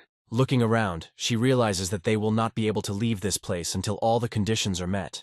Gelly says that as long as the master is with them, they will definitely be able to get what they came for. Gasha immediately interrupts her, noting that she should not talk nonsense, hinting that she should not reveal the secret plan. Anna begins to suspect something, and asks them what they mean by these words. Gloria smiles broadly and declares that they meant gold coins all along, insisting that she too will receive a share of the reward. Li Ping understands that the Demon Queen is with him, so there shouldn't be any problems, and asks where to go. Loloki asks her chosen one if they should split up and explore the area. Taurus suggests that it is too early for that and asks Gaily to use her skills to find a way. She immediately grabs her staff and thrusts it into the ground, concentrating all her power on the tip of this strange cane. She decides to use the magic network skill to scan the space. Magical waves rush forward, wrapping around every corner and checking it thoroughly. Gaily proudly says that in this way she can instantly find the shortest route and treasures. Elizabeth smiles and notes that this is a rather arrogant statement. After some time, she still manages to scan almost all the nooks and crannies of this cave, which are teeming with a huge number of monsters. However, this proves to be quite tiring, causing her to fall to the ground and struggle to catch her breath. Taurus asks her how the scan is going, not particularly concerned about her health. Gaily says that there is no end in sight, because she used all her powers and was unable to find the target. Gasha and Gloria can't believe it, realizing that their skills are unlikely to help them find the right place much better. Loloki states that it is better to split up as she can use the clone technique for support. Li Ping carefully asks Elizabeth if she knows how to find the passage to the right place. She replies that this labyrinth is just an illusion, and these arrogant people will never get out if they look for its end. Li Ping asks her why she doesn't help them, to which Elizabeth states that she has changed her mind and now wants to watch them fight. Anna suddenly says that if they go to the third cave, they can find what they have been looking for so long. Li Ping asks her with interest how she knew this, and the girl states that she simply assumed. After thinking for a moment, she explains that her assumption is based on the fact that special magic emanates from this place. Gaily says that this is nonsense because she could sense it, and some pathetic magician should not be throwing words around thoughtlessly. Anna is frightened by such a harsh assessment of her capabilities and immediately apologizes to a more competent person. Gaily notes that she was unable to find the end of the labyrinth, but she agrees that exploring the final cave contains fewer monsters. Taurus asks them what they think about this matter, and Loloki continues to argue that it would be better to split up. Gasha takes Gaily's side and says that if they chose the right path, they can simply go back. Gaily continues to try to prove her exceptional importance, noting that she can be trusted. Taurus thinks for a moment, then accepts the other's point of view and says that they need to go to the last cave together. Anna begins to protest against this, arguing that one can go anywhere, just not there. In order to prove the correctness of her point of view, she decides to use the skill of summoning an enchanted doll. This little bunny lands on his fluffy paws and is given the command to move forward. Just a few meters down the road, he is brutally destroyed by a huge creature with razor-sharp teeth. This creature turns out to be a mimic worm, which has successfully hidden from the eyes of ordinary people all this time. Li Ping watches the never-before-seen monster in amazement and wonders what kind of creature it is. Elizabeth concludes that it is a parasite, usually found in the bodies of the huge monsters it eats. Loloka immediately turns to Gaily and wonders how she could have allowed herself to be so incompetent. Elizabeth steps forward cautiously, realizing that she is starting to get tired of standing in one place. Turning to Li Ping, she says that they should just leave these people here and continue on their way. Li Ping comes closer to her and remarks that it would be great if she went first. Anna says that she is not sure that they have chosen the right path, and then decides to follow them. Loloki asks her husband if it's worth using a clone to follow them and get information. Taurus states that there is no need for this, since, apparently, Elizabeth's past is not as simple as it seems. After thinking for a moment, he gives his wives the command not to follow these two travelers. After some time, weak energy currents of wind begin to appear in the tunnel. It turns out that a huge creature has awakened here due to the noise the heroes made. The wives of Taurus continue to fight and deal with all the opponents who come against them. He himself is not averse to engaging in combat, and easily deals with bats, which do not pose much of a threat. After destroying his opponents, he asks his companions if everything is all right with them. Gasha claims that she feels great, but the monster continues to act, and there is no end or edge to it. Meanwhile, Li Ping and Anna hide behind Elizabeth, asking her if it is really safe here. Elizabeth notes that her companion is pretending extremely terribly, trying to portray himself as weak. Gaily accuses Elizabeth of choosing a cave that is simply teeming with monsters. Elizabeth states that the greater the concentration of magic, the more monsters will gather there, and she should have known that. Gaily states that she understands this perfectly well, but Elizabeth is too weak. She tries, but the Demon Queen does not agree. Elizabeth notes that Gale claimed that she could handle everything on her own, and this is where Taurus intervenes. He turns to Elizabeth and says that everything is fine, and that he is honored to accompany her on this expedition. Gaily becomes even more angry, assuming that this arrogant upstart not only put her in a bad light, but also seduced the master. Gloria says that it would be a good idea to rest here, as they are very tired after such a long battle. Elizabeth states that he doesn't have any extra time to just hang around here doing nothing. Loloke asks her why she doesn't go to the front if she considers herself such a strong fighter. Taurus says that they should all take a rest, as the elven potion will help them recover. Li Ping perks up when he hears this, noting that he has never used it before and is eager to try it. He suggests that perhaps the taste of the potion will inspire him to create new dishes that will be even better than the previous ones. Elizabeth is surprised by this, assuming that he has eaten too much good food and now wants something ordinary. Nevertheless, she agrees, and the group, although not very good supporters, still sets up camp. Gally and Gasha praise Gloria, and note that without these potions, it would have taken them much longer to recover. Gloria turns to her ring, which serves as an inventory, again, and takes out a few more jars. She tosses them into the air, noting that it is a special elven potion, but Elizabeth is already strong, so it is unlikely to be needed. Taurus immediately corrects her and says that she shouldn't be rude, and that she needs to share such important things. Gloria does not dare to contradict her husband, and confirms that she understands everything perfectly. She then throws the potion towards Elizabeth, clearly not showing much friendliness despite the scolding. Elizabeth easily intercepts the potion flying towards her in midair. Li Ping also succeeds, and is surprised that Elizabeth continues to refuse.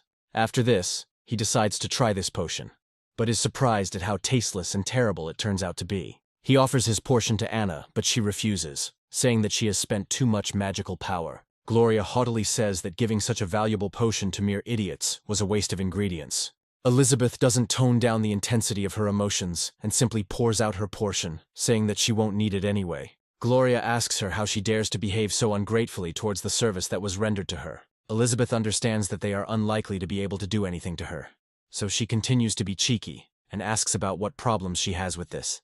Li Ping recalls that he also has something he would like to share. After this, he takes out from his bag some ordinary bananas which are actually an amazing fruit. He hands them to Taurus, who accepts them politely, understanding that in this situation it is necessary to behave politely. Gasha and Loloke also decide to behave respectfully and accept a banana each as a gift. Unfortunately, the bananas are running out, so Anna only gets an apple, which, however, has no less power. Anna looks at the main character in surprise and asks him if he really wants to give her this apple. Li Ping doesn't understand why a simple apple causes so much emotion, and they say that she can take this apple for herself without any problems. Anna says that in this case she would like to give it to her brothers and sisters. The orphans at the shelter are given it because they haven't eaten fruit for a long time. Li Ping demands from her heir that as soon as he returns home, he will collect more fruit for her so that there will be enough for everyone. Gloria and Gaily throw away the bananas and say that such rotten fruit is of no value anyway.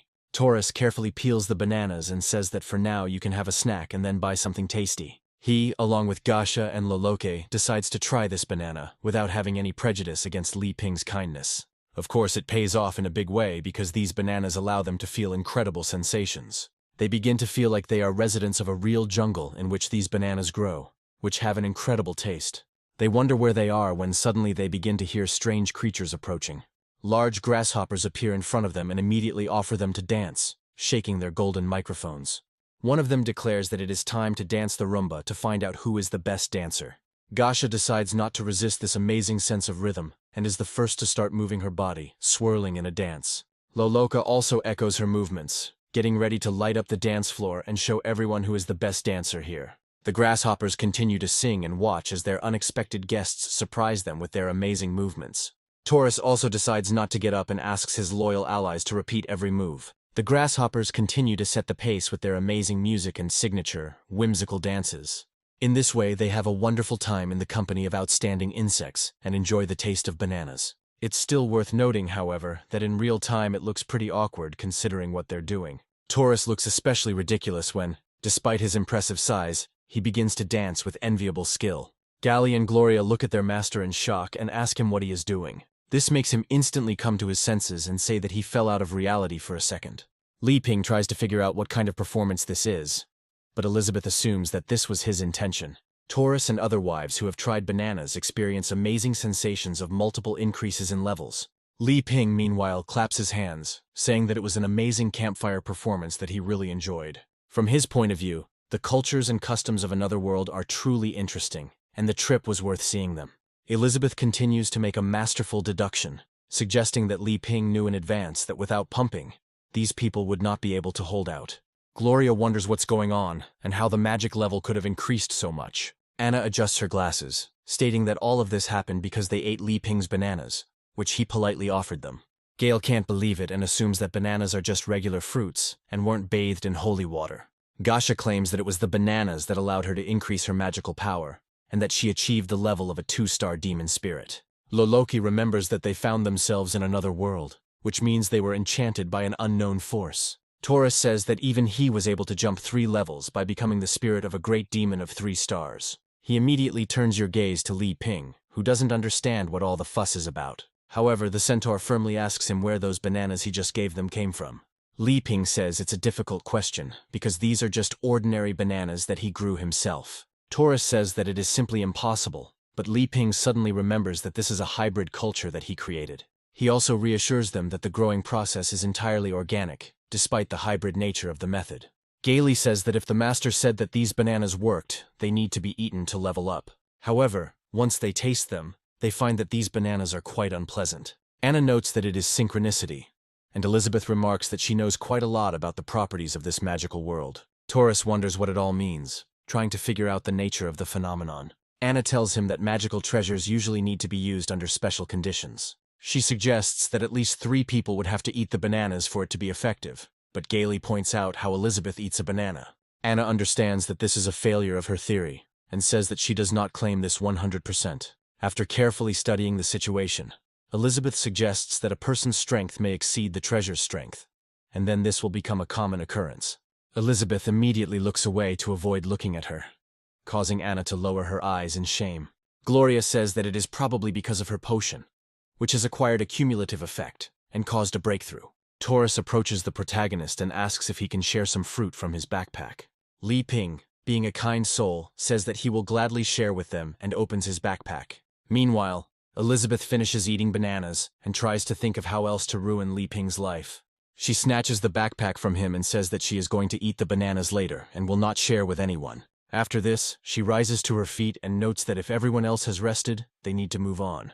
Li Ping apologizes to the centaur and says that he will treat them when he has the opportunity. Taurus says that everything is fine and they can go forward, and he and his wives will catch up with them later. Elizabeth continues to try to command Li Ping, and he, thanks to his gentleness, submits to her will.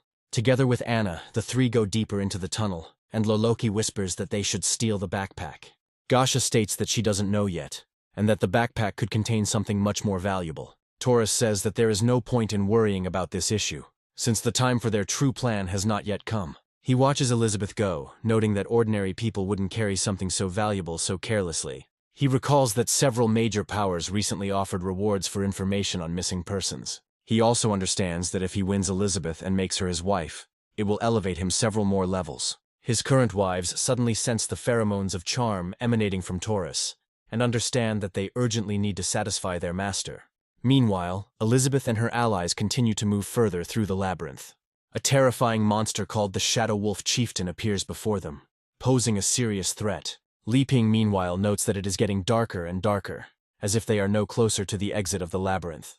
Elizabeth reminds him that the maze is just an illusion, and they are actually almost there. Meanwhile, something on the ceiling begins to move intensively, as if creatures were hatching from eggs. Anna turns to Li Ping, noting that something is approaching them and clearly does not have good intentions. After a while, something fast flies past them, causing huge clouds of smoke. Li Ping shakes himself off in surprise, trying to free up at least some space to breathe. Taurus brought his wives on a small sleigh and apologizes to them for keeping them waiting. He also says that he would like to serve Elizabeth for the rest of her journey of faith and truth. He even offers her to sit on his back, but she claims that he is not good enough to carry her.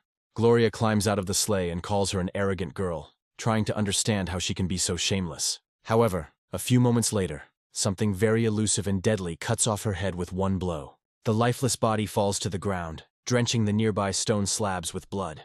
To say that everyone is in shock and horror is an understatement, as no one expected such a sudden attack. They immediately look up and discover that strange, gigantic insects have appeared above. They had just been attacked by the so-called dragon flea, which is a parasite that is very dangerous to humans. Since they parasitize only dragons, they have a corresponding size, not inferior to large horses.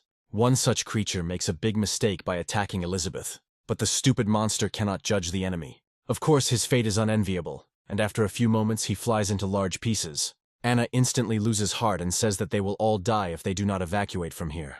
Li Ping hides behind Elizabeth, realizing that only she can protect him in this situation.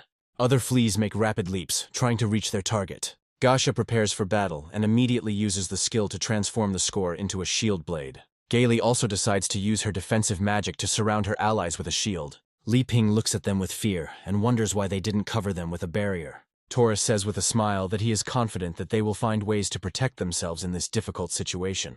Gasha asks them who needs them now, and adds that their cooperation is now over.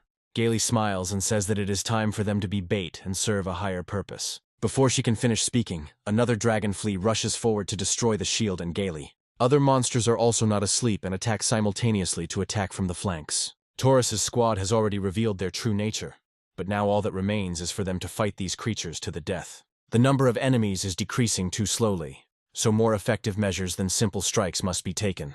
Taurus is not yet afraid for his life, because he has serious skills and reaction speed. Gasha is also a skilled fighter who ate bananas and as a result increased her strength. Thanks to this, she can destroy dragon fleas in one-on-one combat, as well as defend herself with her shield. Loloki is also not far behind, using assassin techniques to dodge and deliver fatal blows. She dodged several opponents at once and optimized the moment to destroy one of them. However, no matter how much they kill, there is no end to the creatures, and at this rate they will all die. She doesn't have time to recover in time, and one of the fleas immediately jumps on her in order to destroy her. However, this time, Taurus comes to the aid of one of his wives using the Thunderstrike skill. The blow is so powerful that the opponent is smeared against the wall like a fly that has crashed into a car. The fleas' numbers increase, and they gradually surround the Taurus squad, reducing their chances of survival. Elizabeth notes that they have shown their true selves, and asks if they want to continue interacting with them. Li Ping realizes that farming suits him much better and says it's time to split up. Elizabeth smiles, and says that in that case they will get out of the labyrinth very soon. Grabbing the legendary hero's hand, she says that they need to go in this direction. One of the fleas decides to target Anna, who at first glance seems like a rather defenseless child. However, somehow she quickly summons a powerful hair, which crushes the insect with one blow, turning it into a bloody mess. Anna did not expect this outcome and wonders what happened. Li Ping quickly reassures her, saying that they don't have time to think, so they should run away as quickly as possible. Elizabeth quickly casts a special spell that dispels the angles and destroys the illusion. Thus, a giant door, which is suitable for giants, opens before them. Li Ping looks at this architectural structure and realizes that the hidden giant door is the exit from the labyrinth. With great effort, the door begins to open, accompanied by a bright light, illuminating what lies on the other side. Elizabeth makes her way there as soon as there is enough space and recommends that her allies join her. Li Ping turns to look at Taurus, who betrayed them at the most dangerous moment. But he also noticed the appearance of a giant door. Without attaching much importance to his fate, he puts his hand on Anna's shoulder and says that they have completed their part of the task. Taurus understands that he cannot miss such a chance, and continues to quickly deal with the advancing fleas. After this, he orders the remaining surviving wives to hold on tightly and throws them onto his back. He angrily wonders if these people really think they can just leave him here to die. He also turns on maximum speed and manages to climb into the giant treasure room at the last moment. Before them appears an incalculable amount of gold, enough to feed an entire continent for many years. However, this place is a rather surreal piece of land, suspended in the sky and slightly tilted. Li Ping and Anna are very surprised by the huge mountains of gold they discovered and are now rich. Taurus quickly approaches him and pushes him aside, saying that he is preventing him from moving forward. Gasha does the same to Anna, showing her displeasure at being abandoned in the middle of the battle. Taurus smiles, realizing that the treasure really does exist, and all the information was true. Naturally, what interests him most in the world is the cup with the devil's nectar, which is located in the middle of the treasury. Li Ping says that they don't owe each other anything now, and he doesn't ask for gratitude, but he warns against going too far. Taurus notes that they really didn't expect our heroes to help them so much in their search for the treasure. As a token of their gratitude, they offer them a quick and painless death, so they don't have to share their spoils. However, it seems that fate has other plans for this matter, as the guardian of this place finally fully awakens.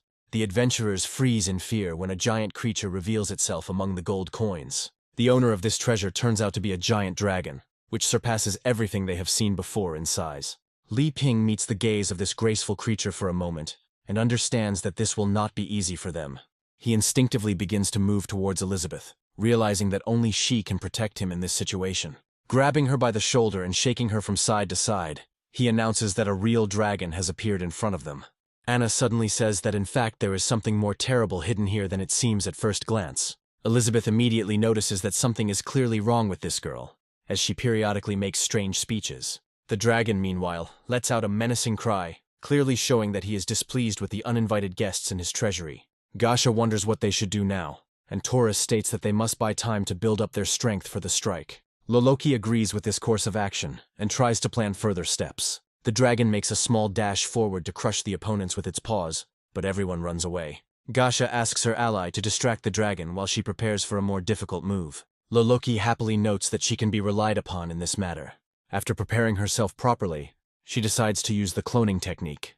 Moments later, a huge number of illusory spears rush forward to distract the dragon. Taurus reflects that the dragon is now the only problem, so he needs to put all his magical power into one blow. Meanwhile, Loloki uses numerous assassination techniques to strike at the dragon's weak point. However, unfortunately, it turns out that the dragon is not even scratched. But then Gasha intervenes. She uses her shield transformation skill to create a giant flamethrower. Gasha unleashes streams of molten magma directly at the dragon, hoping that it has a weakness to the element. The attack is relatively successful, as the dragon is too clumsy to dodge it. Gasha smiles and says that she learned this new technique after becoming a 2-star demon spirit. However, once the smoke clears, it turns out that the dragon was not seriously damaged. In order to punish a miserable person, he only needs to raise his paw to crush him. Gasha doesn't have time to dodge and ends up buried under the dragon's massive paw. Of course, no one can survive such pressure, and Gasha is no exception. Loloki realizes that they have no choice but to use their strongest skills to fight the dragon. She decides to use the 1,000 clones technique to multiply the number of her copies many times over. Loloki understands that she won't be able to do much damage, but she can at least distract the dragon for the necessary time. However, the dragon is not a simple creature, and is able to withstand such an attack. After some preparation, he decides to use the Golden Hurricane skill to destroy the illusions. The hurricane creates gold coins, which then fly apart at great speed. Each coin, upon hitting its target, instantly damages enemies, significantly reducing their numbers. Being near such a creature at this moment is extremely dangerous, as you could accidentally get hit on the head. Li Ping, Elizabeth, and Anna are still trying to figure out what lies ahead to avoid a terrible fate. Li Ping doesn't even move, and Elizabeth says that's to be expected for a legendary hero who looks danger in the eye. Li Ping doesn't really have time to follow the movement of the coins, so he froze in fear, like a deer facing a predator. Anna understands that this cannot continue for long, and resorts to the skill of summoning enchanted dolls. A giant bear appears and covers them with his back to protect them from the flying coins. The bear's skin turns out to be strong enough to hold gold coins flying at high speed. Taurus continues to build up the power of his attack, but there is little time left. Loloki desperately rushes forward to protect the master and knocks back a few more coins. After this, she rejoices, saying that she was finally able to serve her master well. The dragon looks at her angrily, realizing that he needs to deal with her personally as quickly as possible. He fires another coin which pierces Loloke's head. Thus, Taurus loses all his wives and remains alone against the strongest enemy. However, fortunately for him, the accumulation of power is complete, and he rushes forward, delivering a powerful attack. However, this does not leave even a serious scratch on the dragon. Moreover, his sword is completely destroyed when it collides with such strong scales. The dragon doesn't pay much attention to this, and delivers a light blow with its tail, immediately knocking the enemy off his feet. Even a light blow from the dragon is enough to send an enemy flying several tens of meters. Taurus does not survive such a blow, and most likely broke all his bones in this inglorious battle. Elizabeth, Li Ping, and Anna are the last ones left alive in the massacre. But the dragon is still full of enthusiasm to finish them off. Li Ping, with a straight face, thinks that the centaur just died from a tail strike, so he will have to use his trump card.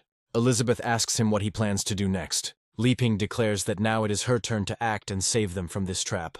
Elizabeth assumes that he understands everything perfectly well, and asks what exactly he means. Li Ping explains that if she doesn't take action, they will all likely die here.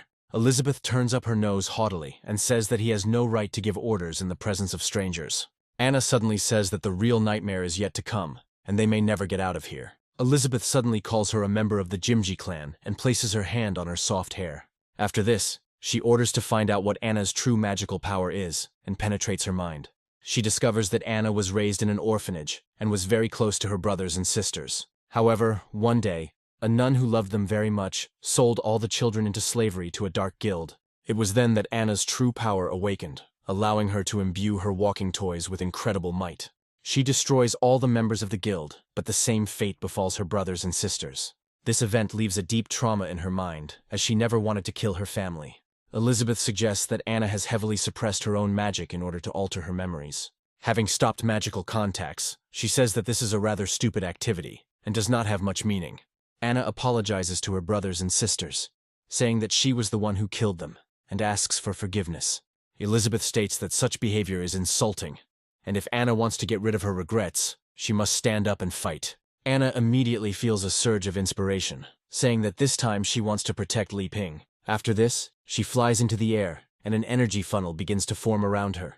After some preparation, she decides to use the enchanted doll summon, but this time to summon more allies. A plush eagle, a snake, a rabbit, and a new bear immediately come to her side, and the bear is also updated. The dragon doesn't pay much attention to this, and decides to deal with all the plush toys with one blow. However, the dense teddy bear manages to block the blow with his extremely strong belly. After this, he reaches the dragon and grabs its paw, temporarily depriving it of mobility. The battle bunny also rushes into the attack, delivering a flurry of blows. The immobilized dragon cannot dodge these attacks and is forced to take all damage on its body. Such a strong blow creates several cracks in the creature's armor. Li Ping asks Elizabeth what she did to Anna, and she replies that she simply helped her accept reality. Meanwhile, the dragon manages to free himself from the grip and prepares to attack the hare. The hare is in mid-jump, so he doesn't have time to return and is instantly pinned to a hard surface. Anna orders her subordinates to capture the dragon at any cost. The roller copes with this task quite successfully, since it has no vital organs and is able to withstand the impact. Mishka helps his friend, and together they grab the dragon with all their strength so that he cannot move. This time, another representative of the plush army enters the picture, one they have never seen in battle before. The snake quickly attacks the dragon to constrict it and destroy its scaly armor. However, this is not enough for the dragon, and he uses a golden hurricane to throw his opponents aside. Now the plush eagle comes into play, performing a magical flap of its wings, creating streams of energy. These streams instantly rush towards the spinning dragon to pacify it. Li Ping watches in amazement and notices that Anna's skills are simply incredible. He also asks her what kind of clan she spoke of when she tried to awaken Anna's memories. However, he doesn't have time to get an answer to his question, because something very quickly and decisively grabs him by the backpack. Someone unknown uses the lightning flash skill to make an incredibly fast movement. It turns out that Taurus survived the damage he received and was even able to use his skills. Elizabeth is surprised that this idiot is still alive, and Li Ping demands his backpack back. Taurus declares that he has finally received the trump card in the form of fruits that can restore his power. Without thinking twice, he grabs the fruit and shoves it into his mouth to eat it instantly. Li Ping asks him what he is doing and states that it won't work anymore, despite all his efforts. However, he was wrong, as Taurus feels as good as possible after eating a lot of food. His muscles begin to grow rapidly, and he says that he has finally gotten what he has wanted for so long. However, the excessive amount of energy obtained from this food causes his body to deform further than usual. Taurus looks happily at his new form, and notes that he has received power that is overflowing. Looking at his hands, he confidently declares that with such skills, he is no longer afraid of the members of the Holy Sword Guild. The golden dragon begins to grow increasingly angry, preparing to defeat the annoying enemy. Taking proper aim, the creature uses the golden dragon's breath to burn it to ashes. Taurus dodges the attack without much trouble, and orders the dragon to stop interfering with his path to greatness. After this, he performs a powerful attack, rearing up and preparing to finish off the enemy with another skill. Using all her concentration, she unleashes a thunderclap skill on the dragon, causing it to be instantly knocked back. The blow is powerful enough to end the life of the gigantic creature, which was badly battered. Taurus finally finds himself next to the very cup he has been wanting to receive all this time. Taurus states that if he wins the cup, he can't even imagine how strong he will become. As soon as he gets what he wants, he feels the power overflowing into him at an incredible speed. This sudden infusion of power causes an uncontrollable mutation throughout his entire body, making him even stronger. In less than a few seconds, he transforms into a demonic form that looks even more terrifying. Taurus looks at his opponents and declares that he now finally understands the full value of this nectar.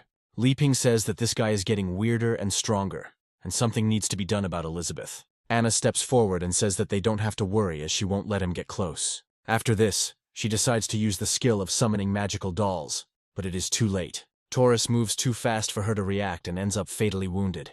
Taurus looks at the small child and declares that first they need to get rid of this annoying creature. He then turns to Elizabeth and says that it is her turn to make a choice. Li Ping clearly doesn't pose a threat to him, so she allows him to approach Anna. Li Ping tries to calm the conscious girl and says that Elizabeth will definitely help her. Taurus states that he understands perfectly well that Elizabeth is hiding her power, but she only has two options. He offers her to become his woman and take him to her kingdom, and also help him inherit it. The alternative is that he will play with her until she becomes useless, and then turn her into bargaining chip. Li Ping is furious at what this scoundrel did to the child and orders Taurus to be destroyed. Taurus does not yet know the true strength of the legendary hero, and asks if such a person dares to speak to him. Rushing forward, he uses the thunderclap skill to unleash his full might on the common man. A gigantic explosion occurs, releasing a huge amount of energy and sending dust into the air. However, as a result of the blows, it turns out that it is Taurus that receives serious damage and flies off to the side.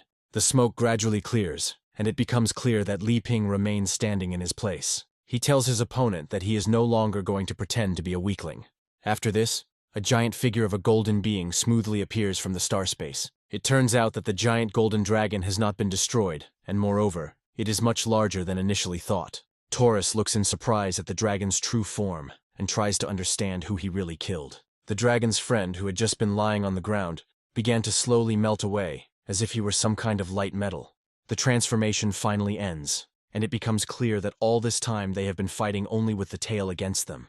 Elizabeth smirks, thinking that she has played this little trick on this individual before. Thus, our heroes find themselves in the Void Realm, and the Queen of the Golden Dragons appears before them. Taurus can't believe he's losing, frantically repeating the words about him being on the level of a demon king. However, a few moments later, a giant dragon lands right on his sinful body. No one can survive such damage, because all that remains of the Taurus is a wet spot. Li Ping looks around and asks his companion if he finds all this strange. Elizabeth expresses confidence that he has long since figured out this place, and is just pretending. Smiling, she declares that in fact this place does not exist, and all of this is also an illusion. Li Ping happily says that he loves to fly, but Elizabeth still can't believe that he hasn't felt that power. The dragon, meanwhile, raises its head to Elizabeth and addresses her in a long-forgotten language. Elizabeth, oddly enough, knows this language and answers the giant dragoness, but it is unclear what exactly they are talking about. Suddenly, the giant dragon begins to shed tears, as if he recognizes someone very dear to him. Moments later, the dragon transforms into a little girl named Amelia, who turns out to be Elizabeth's pet. Elizabeth immediately explains that she didn't want to come here because she's too clingy, but Amelia states that she was very bored. This creature is born between the Nile and the earth, and the lady finds it in a hidden kingdom and helps it hatch with the help of magic. The golden dragon is a very powerful creature, which, however, requires great difficulty to tame. Elizabeth makes a contract with this dragon, despite the fact that they choose their owners very carefully. Elizabeth not only names her, but also personally trains her and plays with her while she remains quite small. Amelia, in turn, swore to protect her and serve her mistress until the end of her days. Once Amelia grows up, she begins to transport her everywhere to fight vile creatures across the continent. Later, Elizabeth decides to put an end to the endless wars and become the ruler of this world. Amelia is happy to see how she is gradually achieving world domination, although something is changing in her. Since then, she smiles less and less, despite the fact that Elizabeth becomes stronger and stronger. Unexpectedly, when Amelia goes out to patrol the area, Elizabeth decides to draw the holy sword to find the legendary hero. 10 years after her disappearance, Aristotle says that Elizabeth's reputation is not enough to ensure stability. Mughal also states that several great orc chieftains have already declared their secession, and they cannot be easily suppressed. The minister of the dwarven race suggests that everyone return to their territories and take control of the situation while awaiting Elizabeth's return. Twyla asks Jimji if there is any problem with the legendary hero. Jimji states that this is impossible, as he has witnessed Elizabeth's terrifying power, which no one can compare to. Vis Malfoy agrees with this, and says that they need to return to their possessions, and he himself is looking for the Demon Queen.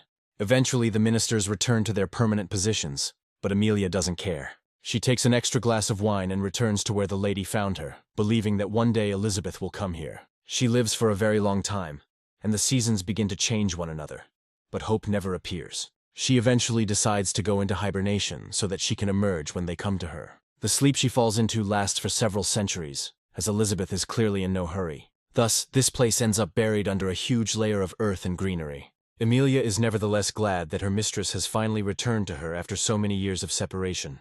Elizabeth has no regrets about this, and says that it has been good for her. Naive Amelia assumes that all this was really done for her sake, and asks her mistress not to leave her anymore. Li Ping rightly reminds them that they can remember their very touching past later. He also states that it is necessary to save Anna, who is still conscious despite her severe wounds, as quickly as possible. She looks around and wonders where they are, not understanding what kind of place this is. Li Ping is glad that Anna is still conscious and can even breathe. Anna, who miraculously recovered from serious injuries, says she is fine. However, with genuine sadness, she reports that the apple her brother gave her was crushed. Li Ping pats her head and explains that it is nothing to worry about, and that she doesn't have to worry. Elizabeth watches him, and incorrectly concludes that he has everything under control and foresees it all. Meanwhile, Amelia continues to rub against her mistress, who does not show the slightest attention to her. After a while, she realizes that all this time Elizabeth has been looking not at her at all, but at some other person.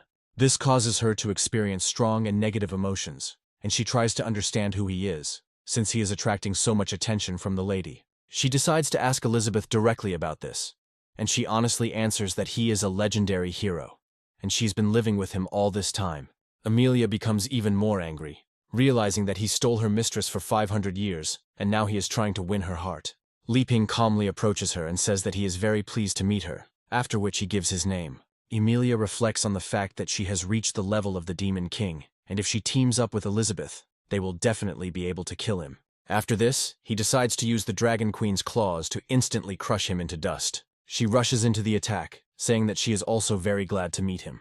A powerful blow occurs, but it has no effect on the legendary hero. Amelia jumps back from the incredible momentum and tries to understand why her attack had no effect. Li Ping smiles without even feeling the damage, and says that he didn't have time to react in time. Amelia realizes that her attack could have destroyed the entire city, but he simply took it and reflected it.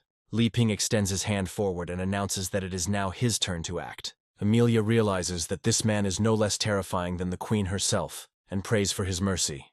Li Ping ignores her emotional displays and squeezes her hand.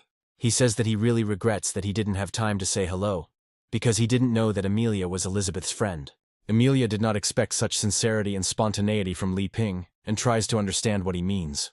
Elizabeth explains that strictly speaking, Amelia is her mount and nothing more. Li Ping looks at the two of them in surprise, and tries to figure out what this should look like in reality.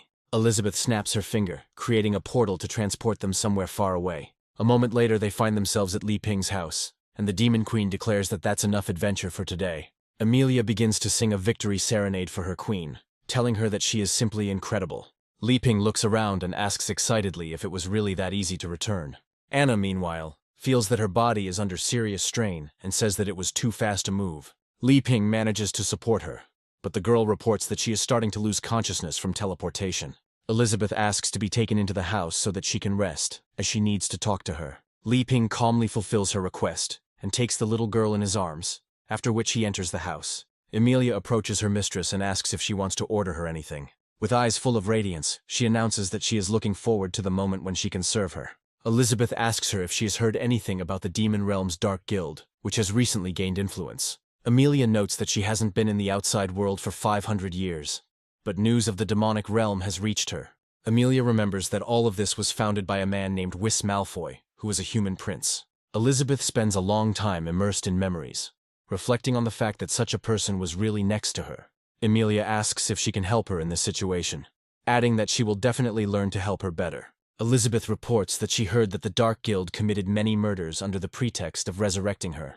Amelia says it's incredibly disrespectful to her because she's alive and well. Elizabeth gives Amelia the task of making the guild disappear completely, but does not reveal any information about it. Amelia happily accepts the order and declares that she will carry it out as quickly as possible. Elizabeth praises her for her obedience, adding that once she completes the task, she will free her, and she will be able to do whatever she wants. Amelia flaps her wings, causing the air to move at high speed, and claims that she can handle it on her own.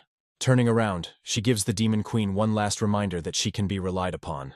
In fact, she is thinking about the fact that after her release, she will be able to do whatever she wants, which means she will climb into her mistress's bed every night. The prospect of such an offer makes her instantly take to the skies, unaware that there are threats here too. Before she can leave the village's airspace, an anti-aircraft missile starts flying towards her. Amelia doesn't have time to do anything, causing a giant explosion in the air. Amelia turns around and wonders who dared to attack her. Realizing that only a very strong enemy could pierce her skin, Vankai looks at the sudden threat in the sky and notes that his target is still alive. After this, he increases the defense level to the second, and launches several more anti-aircraft missiles towards Amelia. The little dragon decides to use her wings to shoot down the missiles flying towards her. She smirked and declared that this pathetic creature had chosen the wrong opponent, underestimating her power. However, after a while, the haughty smile quickly slips from her face, as Vankai decides to up the ante. Not just one, but a whole dozen missiles are flying in his direction, which are impossible to shoot down with such efficiency. Amelia once again becomes a victim of her arrogant behavior and receives a severe punishment. Of course, even a creature like the Golden Dragon, which has lived for 500 years, cannot die from this blow. But it does not go in vain. Vankai notes that the target is still alive, meaning the defense level should increase to third. A few moments later, Elizabeth contacts him telepathically and tells him that he is making a mistake. She states that Amelia is her servant, and Vankai bashfully puts away his weapon, adding the man to the whitelist. Amelia begins to cry quietly, realizing that this place is one of the most terrible she has ever seen. Li Ping, meanwhile, is doing what he does best in this world. After preparing the juice, he turns to Anna and tells her that if she feels dizzy, she can drink it to clear her mind. Anna thanks him for his incredible generosity, after which she decides to drink the orange juice that was offered to her. However, once she starts drinking this juice, it has an incredible effect on her. Each piece of fruit pulp contains magical power, and when consumed, it creates a flow of magic that activates nerve cells. Anna realizes that she has just encountered an extremely high-level divine magic that clears her mind. A nun's face suddenly appears before my eyes, ordering me to stop suppressing my true nature. Anna immediately plunges into very unpleasant memories, which causes tears to appear in her eyes. Li Ping doesn't immediately notice this, falling onto the sofa and noting that he really enjoys lounging at home after a walk. Meanwhile, Elizabeth enters the room and carefully watches Anna's reaction. Coming closer to her, she asks curiously if she has really remembered everything and stopped pretending. Sitting down on the sofa, Elizabeth declares that her ancestors made an oath that the Jimji clan would be loyal to her for the rest of their lives. She adds that if the blood is fully awakened, then the power of the oath should also be activated. Thanks to the changes that have occurred in her during this time, Elizabeth now clearly sees who is really in front of her. She sees a legendary creature whose powers can make this world disappear. Anna asks if she is the legendary Demon Queen. Elizabeth smiles and says that she is the ruler of this world, whom no one has yet been able to defeat.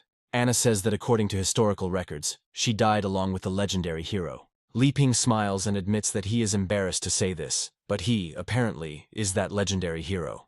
Elizabeth assumes they were fighting to the death, but after a month they developed feelings for each other. They eventually gave up the fight for the title of the strongest, fell in love, and have lived in seclusion for 500 years since. Elizabeth listens attentively to this story, and notes that it can be interpreted in this way. Li Ping asks Anna not to say such things, as she might offend Elizabeth, and then he will have to calm her down. Elizabeth says that Anna is a disgrace to the demon clan if she has reached this state. Li Ping looks at Elizabeth in surprise, and asks if Anna really has something to do with this. Anna can do nothing but nod quietly, confirming Elizabeth's suspicions. Elizabeth decides to take a long walk down memory lane, saying it must have been about 600 years ago. According to her information, a child named Jimji awakens, and his eyes glow red when he uses magical power. His fighting skills have also undergone significant improvements, making him a formidable opponent. However, his powers grow at an incredible rate, and he becomes incredibly cruel and addicted to constant killing. In just a few years, he plunged the Northern Territory into chaos and killed over 100 elite warriors under her command.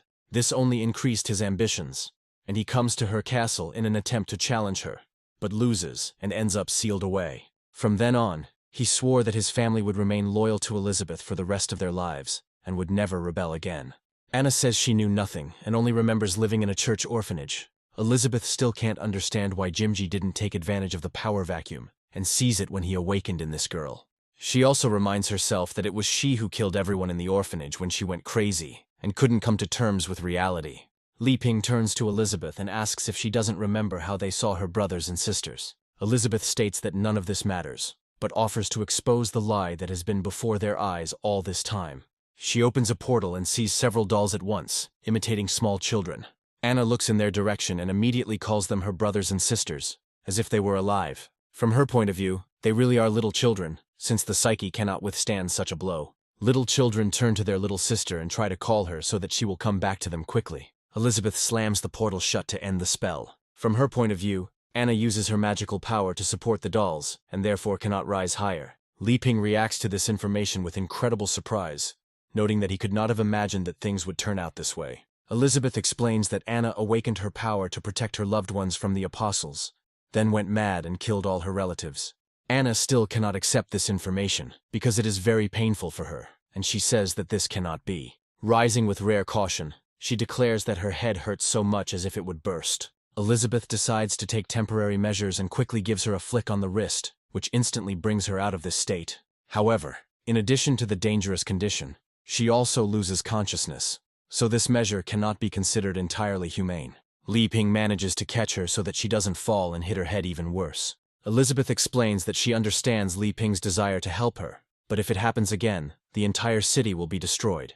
Li Ping doesn't seem to be too desperate after hearing this information, and says that he will still try to help her. After some time, he takes her back to the church to arrange her room and do something important. Anna carefully opens her eyes and looks around to see where she is. She immediately apologizes to Li Ping for causing him trouble, but he says that is not true. Anna begins to cry, explaining that now she remembers everything, and declares that there was no nun, and that it was she who killed everyone. Li Ping continues to reassure her, explaining that she was trying to protect her siblings, and that it was noble. Anna continues to see herself, and feels guilty for running away after losing control of herself. Li Ping counters that it was the Dark Guild's fault, and she didn't want to lose control after waking up. Anna continues to cry, saying that the fact that she killed all her loved ones cannot be changed. Li Ping explains that details are important, just like in making dolls, and notes that she tied too many knots. After this, he takes hold of one of these stitches and begins to slowly untie it, explaining that he will now fix everything. He also expresses a desire to remake all these dolls, so that they acquire a better quality form. Only a few moments pass, and suddenly all her dolls turn out to be just a pile of parts. Anna begins to experience a very strange attack, and asks him what he did to her brothers and sisters. Her red eyes suddenly wake up and she begins to scream loudly, signaling that everything will soon come to an end. Li Ping explains that Shakespeare once wrote that islands are singing, they are pleasant, and there is no harm from them.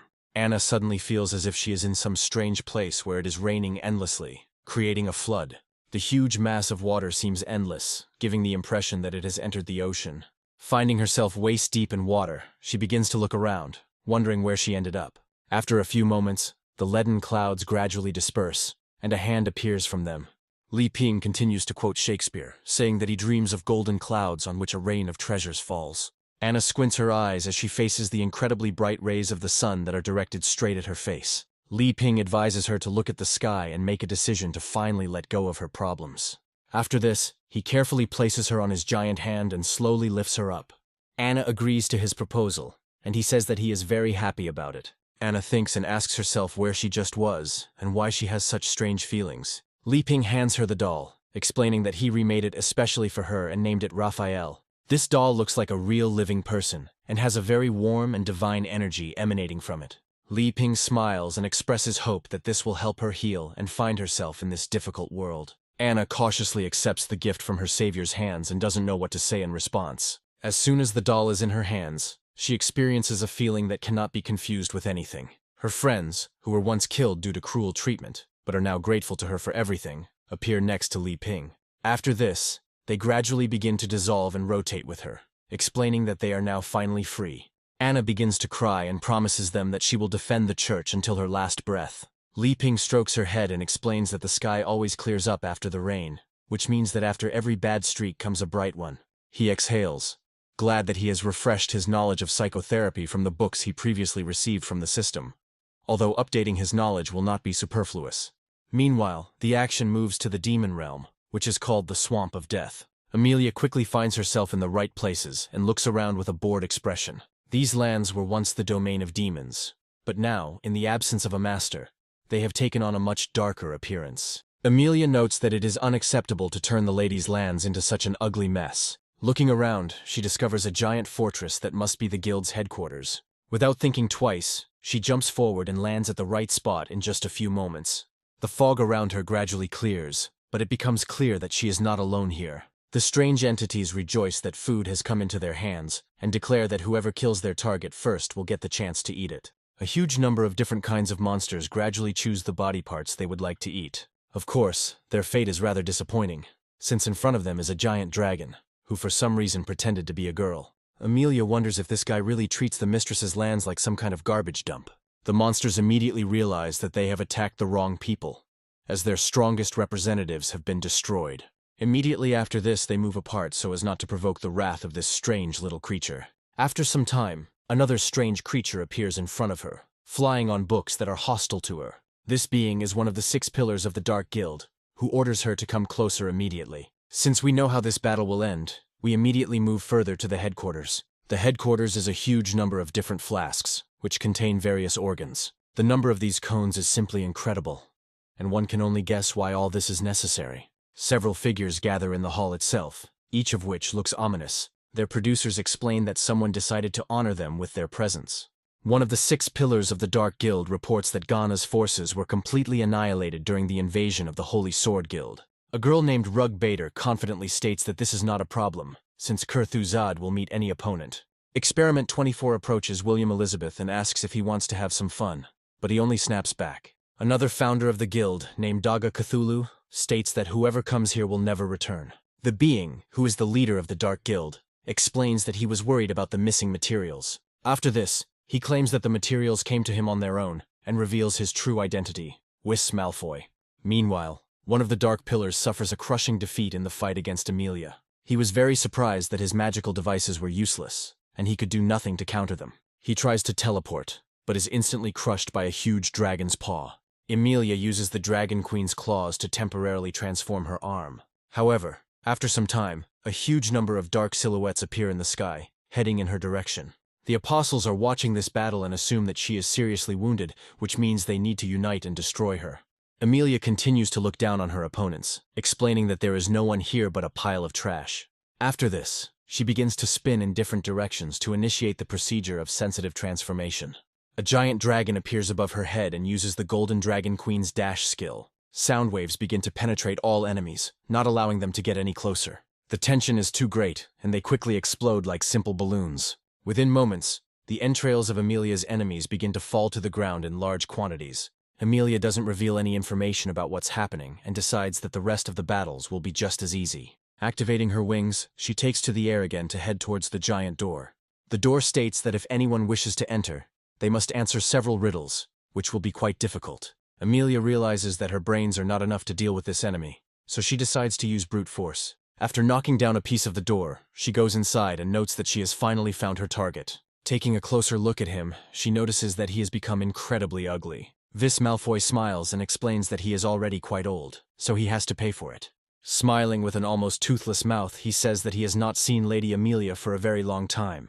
Just a moment later, she sends a wave of energy towards him that tears him apart. His allies begin to panic, but Daga Cthulhu informs them that they don't need to worry about his head, as it won't be harmed. However, it remains a shock to them that such a small dragon could cause so much destruction. Amelia yawns and explains that it won't take long, as she is already tired from these battles. Whis Malfoy regenerates and asks her why she suddenly woke up from a deep sleep. He assumes that she has found Lady Elizabeth, and Amelia realizes that the battle is not over yet. A few moments later, the ground around her feet is torn apart by huge fingers. Daga Cthulhu immediately begins to boast, explaining that as soon as he deals with her, his position will rise. He also states that she will not be able to escape from his prison, but Amelia suddenly tries to bite the tentacles. Daga Cthulhu does not immediately understand her cunning plan and says that resistance will be futile. Instead of responding to his threats, Amelia tries to pull in a giant octopus. Daga Cthulhu continues to resist, as his body is incredibly large for a normal human. He also claims that she overestimates herself and has no idea how much power she is facing. However, before he can take any action, Emilia swallows him, explaining that she has not eaten since waking up. Rugbaiter comes closer to her and tells her that he wants to surrender, since she was forced to join them against her will. At that very moment she blows a kiss, which instantly reaches its target. Emilia loses control of her body for a while, and feels that her mind is being controlled by someone else's will. Rugbaiter smiles and explains that if simple attacks don't work, something else must. Suddenly, Emilia is violently trying to digest the giant seed octopus inside her body. Belching creates large, powerful jets of air that have incredible force. Because of these streams, Rugbaiter is thrown to the side, loses consciousness, and as a result, the power of the charm also disappears. Emilia explains that she will digest the octopus in one sitting if it continues to cause problems. One of the Dark Pillars notes that she not only killed the deputy head, but also wounded her father, which is surprising. After this, he rushes into attack, declaring that the power of the Demon King is true liberation. However, his fate is also unenviable, since he does not have enough strength to fight such an opponent. The two more founders of the Dark Guild rush forward, using their full release of energy and muscle power. Their success is on the same level as that of other guild members, as they have nothing to counter. Emilia asks the founders of the Dark Guild if they really think they can take the place of the mistress. She also states that they are not strong enough to even be her opponents right now. Vis Malfoy smiles and explains that he is envious, as he has not lived long enough to reach her level. Emilia advises him to hurry with his own destruction, and doubts that he will be able to defeat her. Vis Malfoy starts laughing and asks how he would dare to become her opponent, being a simple man. A few moments later, a familiar figure appears behind him, telling him that if she joins them, everything will change. Emilia has a rough idea of this man's plans and calls him a pathetic bastard who needs to be destroyed. As it turned out, during this time, Vis Malfoy had achieved unprecedented success in his attempts to resurrect the Demon King. He smiles nastily and says that there is very little time left before he achieves his true goals. A whole month has passed since these events, and we find ourselves on the farm of the main character, who is engaged in more than just farming. He plants seeds to test how well new crops will grow. He also prepared special solutions and fertilizers that greatly increase the rate of plant growth. This time he manages to achieve amazing results, and several fruits grow on one tree at once. However, the situation is not so rosy, despite the fact that he lives in an atmosphere of peace and prosperity. From time to time he gets lost in thought and gets stuck in place, which is why he starts to have his head in the clouds. These thoughts do not leave him, no matter where he goes or what he tries to do. Even during dinners with the Demon Queen, he doesn't pay much attention to her, as he has more important things to do. At night he can't sleep normally because he is still tormented by thoughts about what he should do. As a result, he makes a strong-willed decision to significantly change his position in this world, as well as change the world itself. That same morning, he takes the giant sword that he got after the battle with Elizabeth and decides to talk to her. He apologizes for disturbing her so early in the morning, then hands her the breakfast he prepared himself. Elizabeth explains that she can't stand it when someone beats around the bush and suggests that he be straightforward. Li Ping states that after a year of communicating with him, she should have realized that he did not pose a threat to her. After thinking for a moment, he says that this is precisely why she should leave here, to take control of the world into her own hands again. Elizabeth looks at him with calm incomprehension and asks why she would do this. Li Ping explains that he initially thought he could live peacefully by hiding in the newcomer village, but he didn't expect her to come for him. He also adds that without her, the rulers of this world created some kind of guild, and chaos engulfed the world. Elizabeth asks why he worries about such things, since it doesn't affect them in any way.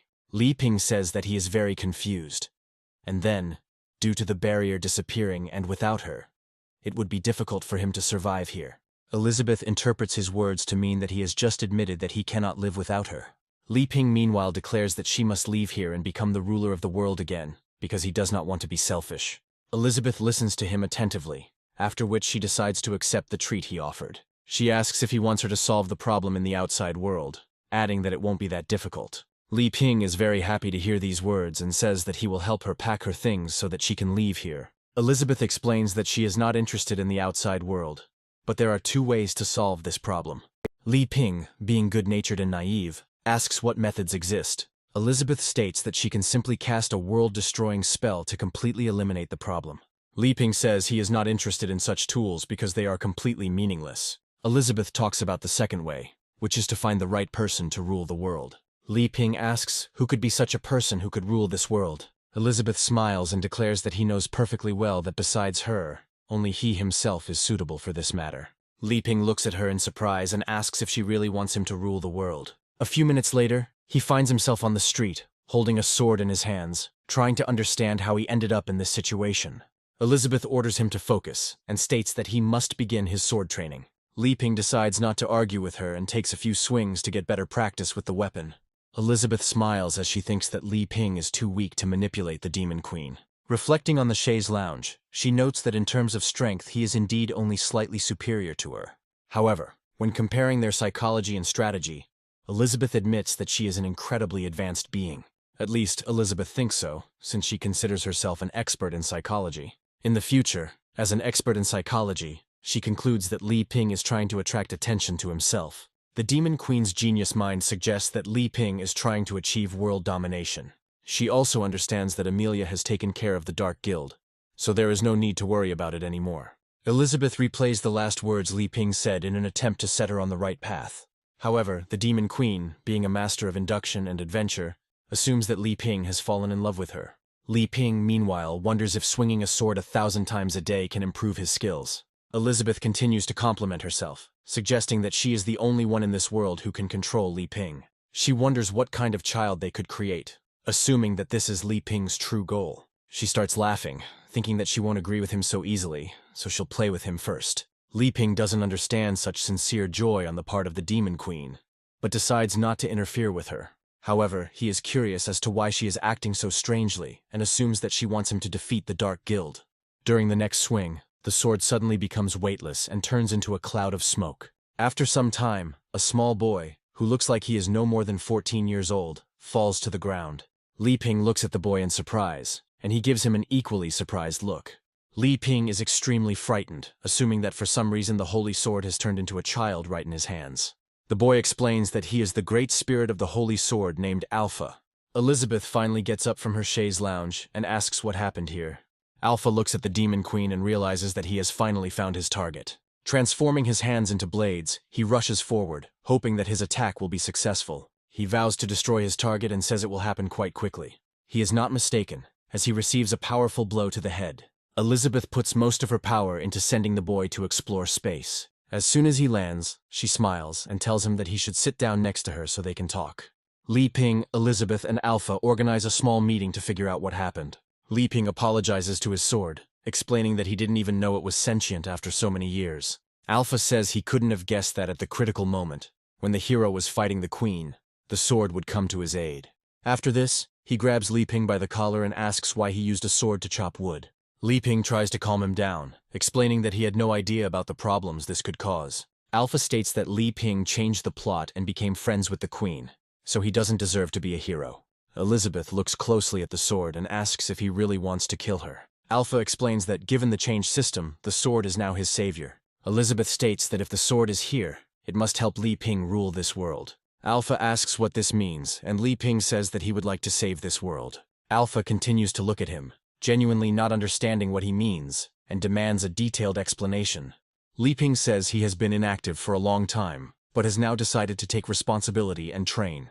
Alpha asks if Li Ping really doesn't understand that his talent is unique, and no one else has such a skill. Li Ping explains that he has no talent, but with 2 wonderful mentors he can achieve unprecedented heights. Alpha asks what talents Li Ping actually exhibits. Elizabeth intervenes to prevent the sword from getting out of control. She turns to Li Ping and tells him that she needs to explain something to the child, and then wait a few minutes. After this, she grabs Alpha with her demonic embrace and forbids him to run away. An incredibly brutal beating follows to knock all the bad habits out of the boy. As soon as he comes out from behind the tree, you can't look at him without tears, but such measures were necessary. Sitting down next to the protagonist, he declares that he will cooperate with him for the rest of his life, no matter what happens. Elizabeth explains that he can only begin his adventure in the outside world after he learns how to use a sword. After some time, they decide to leave the newcomer village and head to a fairly large city. Everything is in full swing, and ordinary residents are handing out advertisements for recruitment to the Grey Wolf Guild. There's also plenty of street food on sale here, perfect for watching the guild competitions. Li Ping and his companions find themselves in the city of Titano, which is under the control of the Holy Sword Guild. Elizabeth reports that a magical force tells her that a mass event is about to take place in this city. Li Ping guesses her thoughts and notes that the first step to world domination is gathering information. Alpha asks if he should accompany them, wasting time in such a place. Elizabeth turns around and says that if anything happens, she can always break it in two.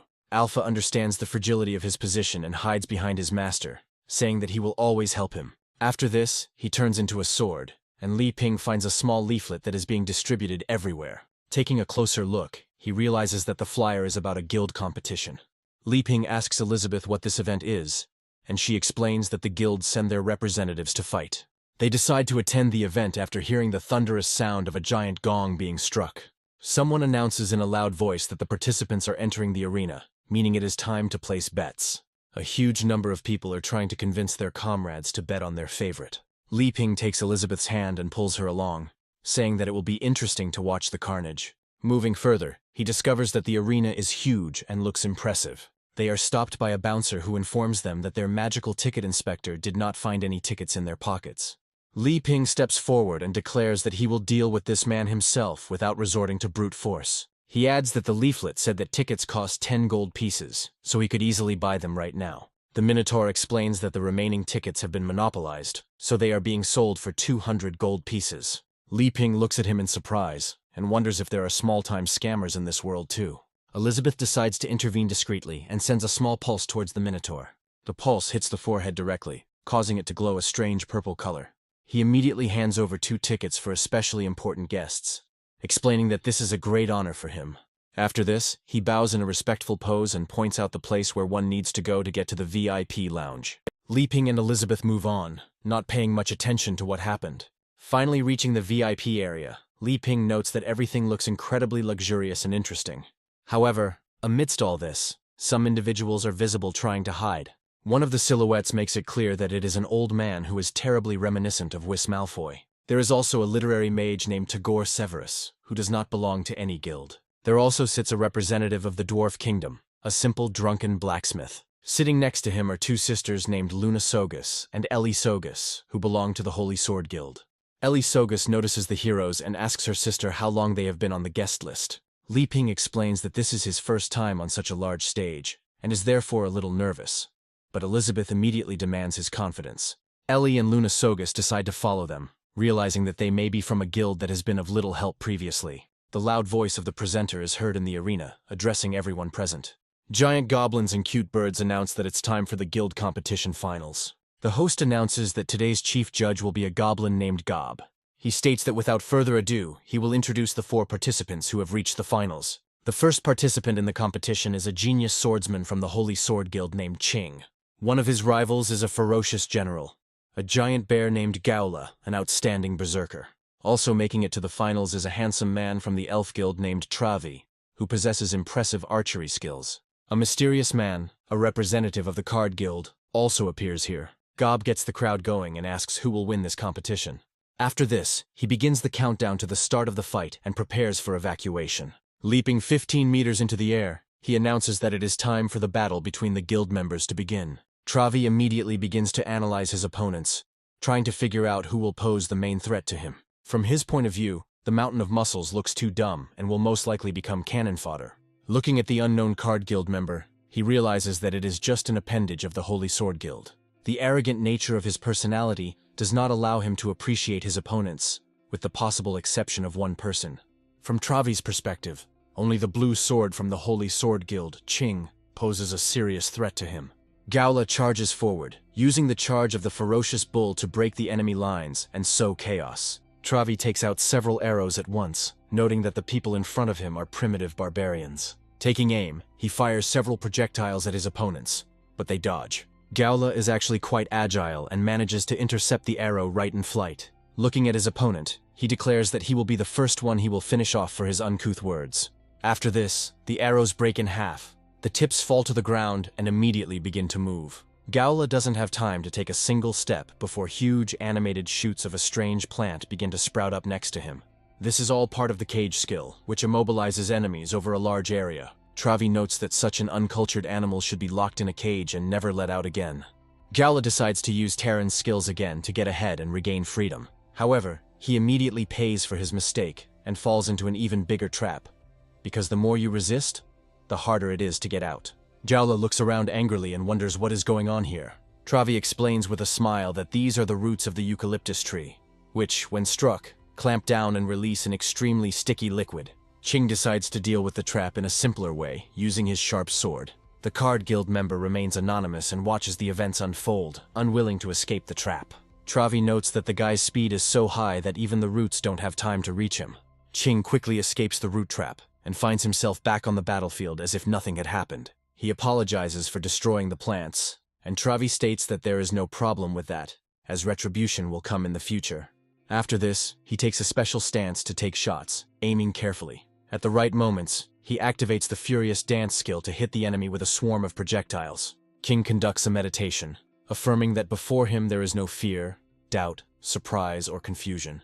From his point of view, he becomes incorporeal, which means he must act lightly, like water. After this, he uses the Bluebird skill to break through the enemy's projectiles. He manages to reflect all the projectiles flying towards him, and the skill rushes towards Travi. The hit is a clean cut, causing Travi to lose his arm in just a few moments.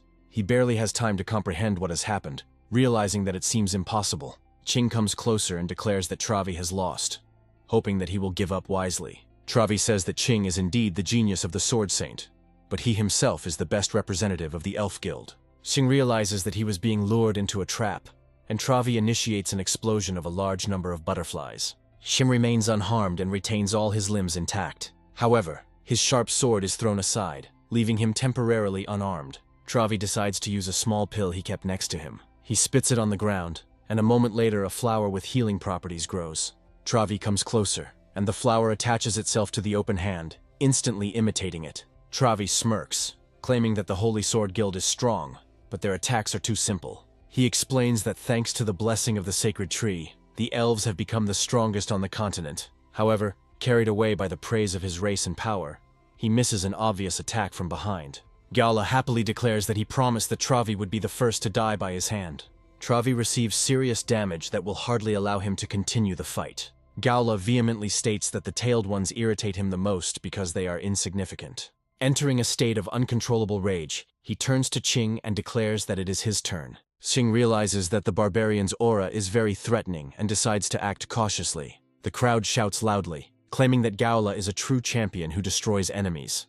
Gob notes that the crowd is incredibly excited, and the first one to leave the competition will be Travi. He also notes that what now matters is whether the wounded Ching can withstand Yahello's attacks. Ching understands that to fight this enemy, it is not enough to use only bare hands. That is why he turns to his sword, and using telekinesis, returns it to the hands of its owner. Ching quickly analyzes his opponent, realizing that he used his experience to slip out of the trap. Yahello at this time declares that strength is the decisive factor, so he will crush Ching. Rushing forward, he activates the muscle power release skill, limiting it to 70%. Ching relies on his incredible agility and easily dodges this attack. He finds himself in a good position to deliver 5 instant strikes and end the fight as quickly as possible. All his blows hit their target, but there is no reason to rejoice, since the enemy is still able to fight. Moreover, the damage that the giant barbarian received turns out to be minor. Yahello looks menacingly at Ching and asks if this is all he can do. Ching realizes that his strike did not cause any serious damage, and notices that his blade is seriously cracked. Yahello rushes forward, activating the muscle release skill at 80%. Ching realizes that all he can do is try to block the attack with his weapon. The inertia is so strong that he jumps back several tens of meters. Looking at his weapon, he realizes that it is no longer useful, so he decides to throw it aside. Yahello continues to use the muscle release skill, increasing his physical limits. He relentlessly pursues Ching, who dodges using his coordination. Li Ping watches this intense fight and asks her ally who she thinks will win. Elizabeth doesn't give a clear answer and continues to watch the fight, realizing that something is clearly wrong here. Ellie Sogus is surprised that Chin's sword was broken with a simple blow, and Luna Sogus can't believe her eyes. Ellie Sogus suspects that the Dark Guild is involved and says that there is no need to stop the fight yet. Meanwhile, we are once again transported to the VIP box, where the elite guests invited to the tournament are located. A young man named Hui approaches the chief, informing him that they are dealing with a dark apostle and that they must intervene. The Elder Sword, named Barry, claims that the two must deal with the enemy on their own. He also addresses Burrs, who is watching the fight, and says that he agrees with the assessment. Hui observes Burrs' behavior and understands that he has gone through many trials, which is why he hates this guild. In fact, the reason Burrs is worried is that he discovered Li Ping and Elizabeth are here. He mentally imagines that Li Ping and Elizabeth are watching the fighters with an arrogant look and can kill them at any moment. Burrs suggests that Li Ping came here to test whether he is using maps and tactics correctly. Gaola and Qing continue their fight to the death, but the outcome remains uncertain. Jiaola gradually loses control of himself, declaring that he will squash this small opponent. Qing remembers that he still has one more trump card, but is still looking for the right moment to use it. After some time, he decides not to doubt and remember the teachings of the Swordmaster. Gaola decides to use the classic technique of all giants who can manipulate the landscape. He calls upon the magic of the earth and causes the stone canvases of the arena to move violently. Concentrating his powers, he uses a high-level earth magic called tablecloth. Qing realizes that he did not expect such an effect and finds himself trapped. He is engulfed by rocky waves, preventing him from getting out in time. Gaola menacingly declares that she specializes not only in strength, but also studies earth magic. After knocking on the stone ball in which Qing is imprisoned, he claims that he is not inferior to high-level guilds. A moment later, Qing decides to use the micro-cut skill to escape from the dungeon. He successfully hits Galu, forcing him to jump aside and try to recover. The giant barbarian looks at his hand and discovers that the wrist has been completely destroyed. Qing repeats the skill to destroy the barrier that was preventing him from escaping the dungeon. With utmost concentration, he repeats the mantra that he has no fear, doubt, surprise, or confusion. Gaola, dispersing his forces, looks at the enemy and declares that he will finish him off for what he has done. Qing allows him to get closer, then makes another micro-incision, causing the barbarian's leg to disappear. Gaola falls to the ground and begins to toss and turn, screaming in intense pain. Qing comes even closer to him and tells him that he has one last chance to surrender. Gaola recalls being given banned drugs that should only be used as a last resort. Qing points the energy sword straight at the barbarian's head, emphasizing that he has few options left. He states that if Gaola gives up the power given to him by the Dark Guild while still in his right mind, his life will be spared. Gaola manages to take the pill, believing that then he will reach the level of the Demon King and destroy all enemies. A second later, his head flies off his shoulder from a precise and accurate blow from Qing. However, the blow is powerful enough for the head's momentum to reach the last cell. The secret member of the Card Guild continues to watch what is happening, not hiding his surprise and horror. That Card Guild member is Elif, who wonders if she can fight such a person. To understand how she ended up here, we go back in time a little. Elif spent a lot of time cultivating new powers to achieve unprecedented success. She devoted a huge amount of energy to meditation in order to justify Li Ping's trust. Thus, she reaches the level of a 1-star Great Demon Spirit, which is a very good result. Elif notes that meditation and moving to the next level takes a lot of mental energy, but tea helps her stay afloat. After a while, the door opens and her father enters the room, announcing that he has finally returned. Elif happily asks if everything is okay, stating that she is very glad to see him home. Burrs explains that the sword's internal problems are more serious than he expected, adding that he has not met the Swordmaster in person. He also notes that despite this, he helped them repel the Dark Guild's attack and received something unexpected. With these words, he shows the contents of the bag, overflowing with dark mechanisms. Elif notes that her Great Demon Spirit level allows her to purify them in a single day, but the number of mechanisms surprises her. Burrs reports that as a thank you, the Holy Sword Guild has allowed him to participate in the guild competition finals.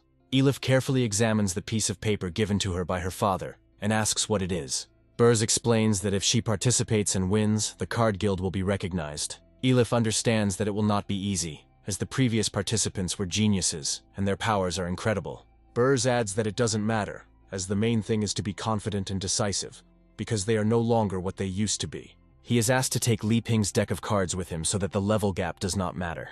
This is how Elif finds himself in a difficult situation, faced with the need to fight for his life. She realizes that she has a powerful deck of cards, but can only use 6 cards at a time. She will have to spend the rest of the battle with copies of the cards, but she is determined not to dishonor Li Ping's name. Fighting spirit overwhelms her, and she understands that determination is the most important thing in this situation. She quickly unfastens the bag containing the cards, releasing their magical power. Drawing on the power of the spears, she uses the card slice skill to destroy the plants. The spectacular appearance delights the audience, who did not expect that the fighter would be a girl.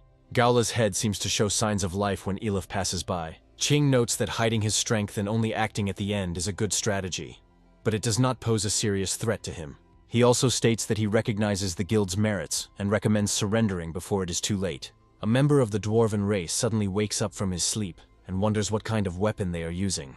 Elif uses her card cut skill again, shuffling the copies of the cards one by one, A little later, she unleashes a multitude of card attacks on the enemy, each of which poses no threat. Qing carefully studies his opponent's actions, realizing that she is only trying to distract him so she can hit him with another skill. He rushes forward, informing her that she will not get such a chance. Elif is surprised that her plan was immediately discovered, and realizes that she is facing a true martial arts genius. She has to rely on Plan B, so she orders the card to fly under her boot. Thanks to this maneuver, she manages to rise into the air and dodge the blow. Taking aim, she uses card discharge again, sending forward only copies of the original deck. Qing, in turn, remains unharmed and rises into the air to catch up with her opponent.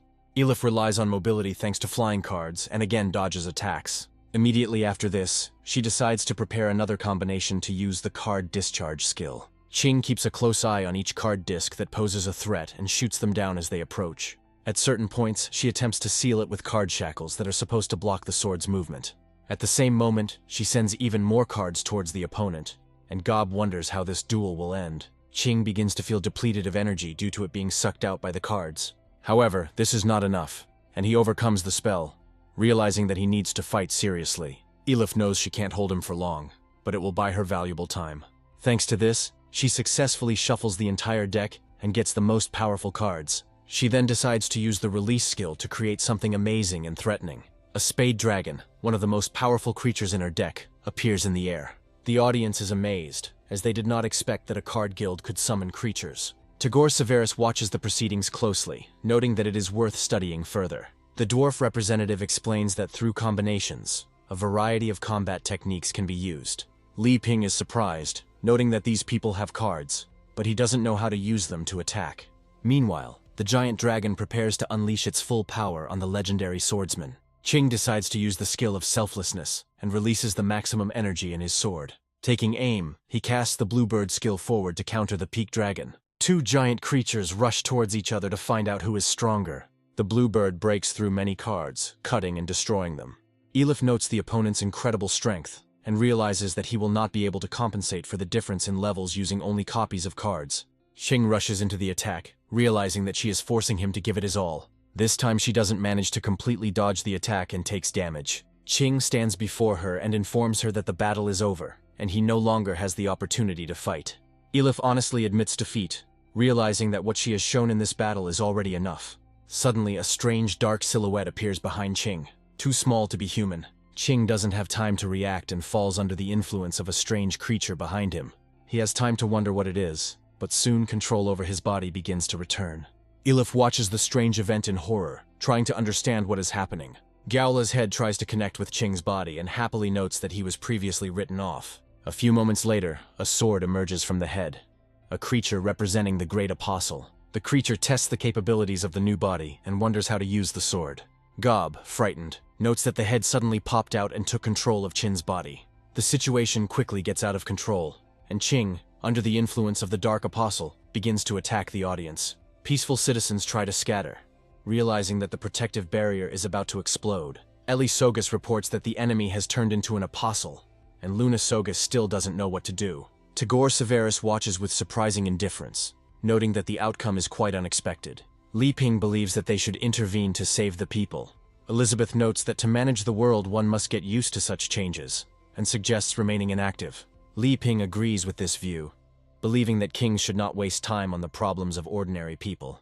Burrs believes they knew about it, and wanted to make sure they could do a good job. He understands that he must do everything to satisfy Li Ping and Elizabeth. Barry hopes that if Burrs goes to save his daughter, it will show that he doesn't have enough people. The Dark Apostle rejoices in his new body, noting that he feels comfortable in it. Elif looks closely at her opponent, and realizes that she is dealing with a dark guild.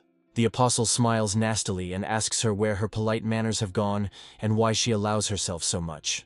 Elif frees the true deck and realizes that she has nothing to fear when fighting the Dark Guild. After this, her magical power instantly reaches incredible heights, causing envy in many. The Dark Apostle realizes that he is facing a rather powerful opponent, so he decides to finish him off immediately. He rushes forward, hoping to break Elif's resistance before she reaches a new level of power. Moments later, the dark energy collides with Elif's energy, causing a powerful explosion that sows death and destruction. Once the smoke clears, it becomes clear that she was unharmed thanks to the summoned creature. Elif proudly notes that she summoned the Divine Protector with a combination of 5s. Li Ping watches what is happening with interest, noting that it all seems familiar to him.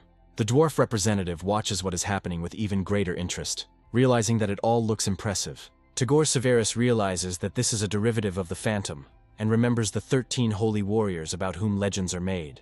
Barry asks Burrs if this is the same move he used to defeat one of the 6 pillars. Burrs reports that he used 9s at the time, although he would have preferred 5s. Elif attacks the Dark Apostle and orders him to leave Qin's body, which he has been in for too long. Qing, under the control of the Dark Apostle, continues to dodge the deadly attacks without much difficulty. However, fighting such an opponent will not be a walk in the park, as Li Ping's cards are a real treasure. The Apostle wonders where ordinary cards get so much power from. He compliments Elif, noting that he will return to her after the battle is over.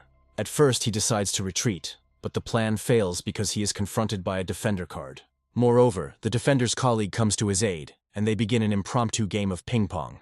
The trials that the Dark Apostle will have to go through are becoming increasingly difficult. The Dark Apostle states that he was just born and therefore cannot die here. As a desperate move, he decides to use his final technique, called the Sword of Fury. This gives the impression that he has prevented the subsequent attack and was able to rise into the air. However, it is too early to rejoice, since he is enclosed in a special energy cube. The Dark Apostle realizes that he has been trapped all this time and has just made the wrong choice. His body is encased in a special form called the Sacred Club Skill. Elif concentrates all her powers to make the creatures she controls attack the Apostle. The creatures rush forward and begin to push against the walls of the club, deforming it. In this way, they gradually isolate the Apostle's dark presence and cleanse Qing's body of its harmful influence. The Dark Apostle desperately tries to grasp the mind of his victim, but is gradually thrown aside. He understands that the end is near and tries to beg for salvation, but it becomes obvious that he will achieve nothing. His body quickly disintegrates, leaving behind only a small fragment of the dark mechanism and freeing Qing. Elif, watching her enemy fall, realizes that she accidentally struck too powerful a blow. Qing does indeed get seriously injured, but Burrs is proud of his daughter and notes that everyone should be happy. Li Ping turns to her companion, noticing that it was Elif in front of them, and tries to remember how they met. Elizabeth turns around angrily and wonders who disguised Elif so poorly. Burrs catches the Demon Queen's displeased look and realizes that he rejoiced too soon. He quickly bows to them, explaining that he didn't mean to spoil the viewing experience and asks for forgiveness. Li Ping watches him closely and quickly recognizes who he is. He rises joyfully, waves his hand, and notes that he has many questions. Burrs takes this cheerful greeting differently, and assumes that the master is dissatisfied with his skills. Barry tries to figure out who this man is that Burrs shows so much respect for. After some time, a meeting is formed among the most important people in the arena. Li Ping looks around and remarks that he is surprised to be here, as he has done nothing. Elizabeth believes that in the current situation in the world, it would be a good idea to be present if he is going to govern it in the future. Barry congratulates Burrs on his victory, and says that discussing the details can wait. Burrs states that he would like to first introduce the distinguished guests who have come, pointing to Li Ping. Elizabeth's gaze reminds him of the spell she cast on them. Burrs and Elif say they cannot disclose who is with Li Ping for personal reasons. Barry is surprised and wonders what these reasons are. Burrs feels the spell on his neck starting to activate and tries to figure out how to deal with this issue. Li Ping suggests that Burrs is afraid of revealing that Elizabeth is the Demon Queen since it is known to everyone. After this, Li Ping declares that from now on, she should be called a princess to better hide her true identity. Elizabeth turns up her nose again, noting that she doesn't care at all what he does. Li Ping explains that they are actually from a small country in the south. He is a minister there, and Elizabeth is an ordinary princess. Hui says his hometown is nearby, but he has never heard of Elizabeth. Burrs quickly nods, agreeing that Li Ping is not lying, since he personally taught him how to handle cards. Li Ping notes that his powers are exaggerated as he has no particular talent, and would like to learn swordsmanship from Burrs.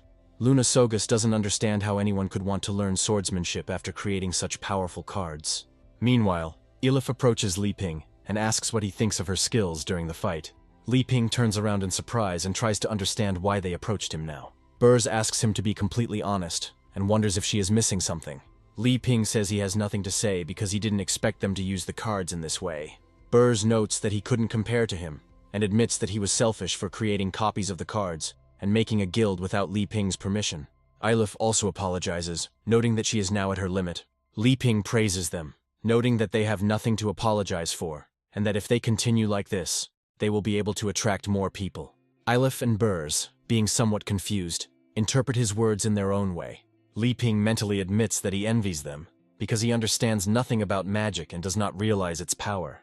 Tagore Severus, meanwhile, notices that this is all becoming more and more amusing.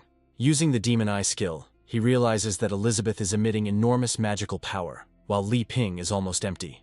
Elizabeth mentally feels a magical gaze on herself and tries to figure out who is looking at her. Tagore Severus turns away in fear, wondering if he has been exposed by the magic. Elizabeth examines her interlocutor and confesses to her companion that she is going to neutralize one of them. Li Ping decides to resort to emergency measures to distract the Demon Queen from thoughts of battle. He uses pudding, and it works just as effectively as the first time.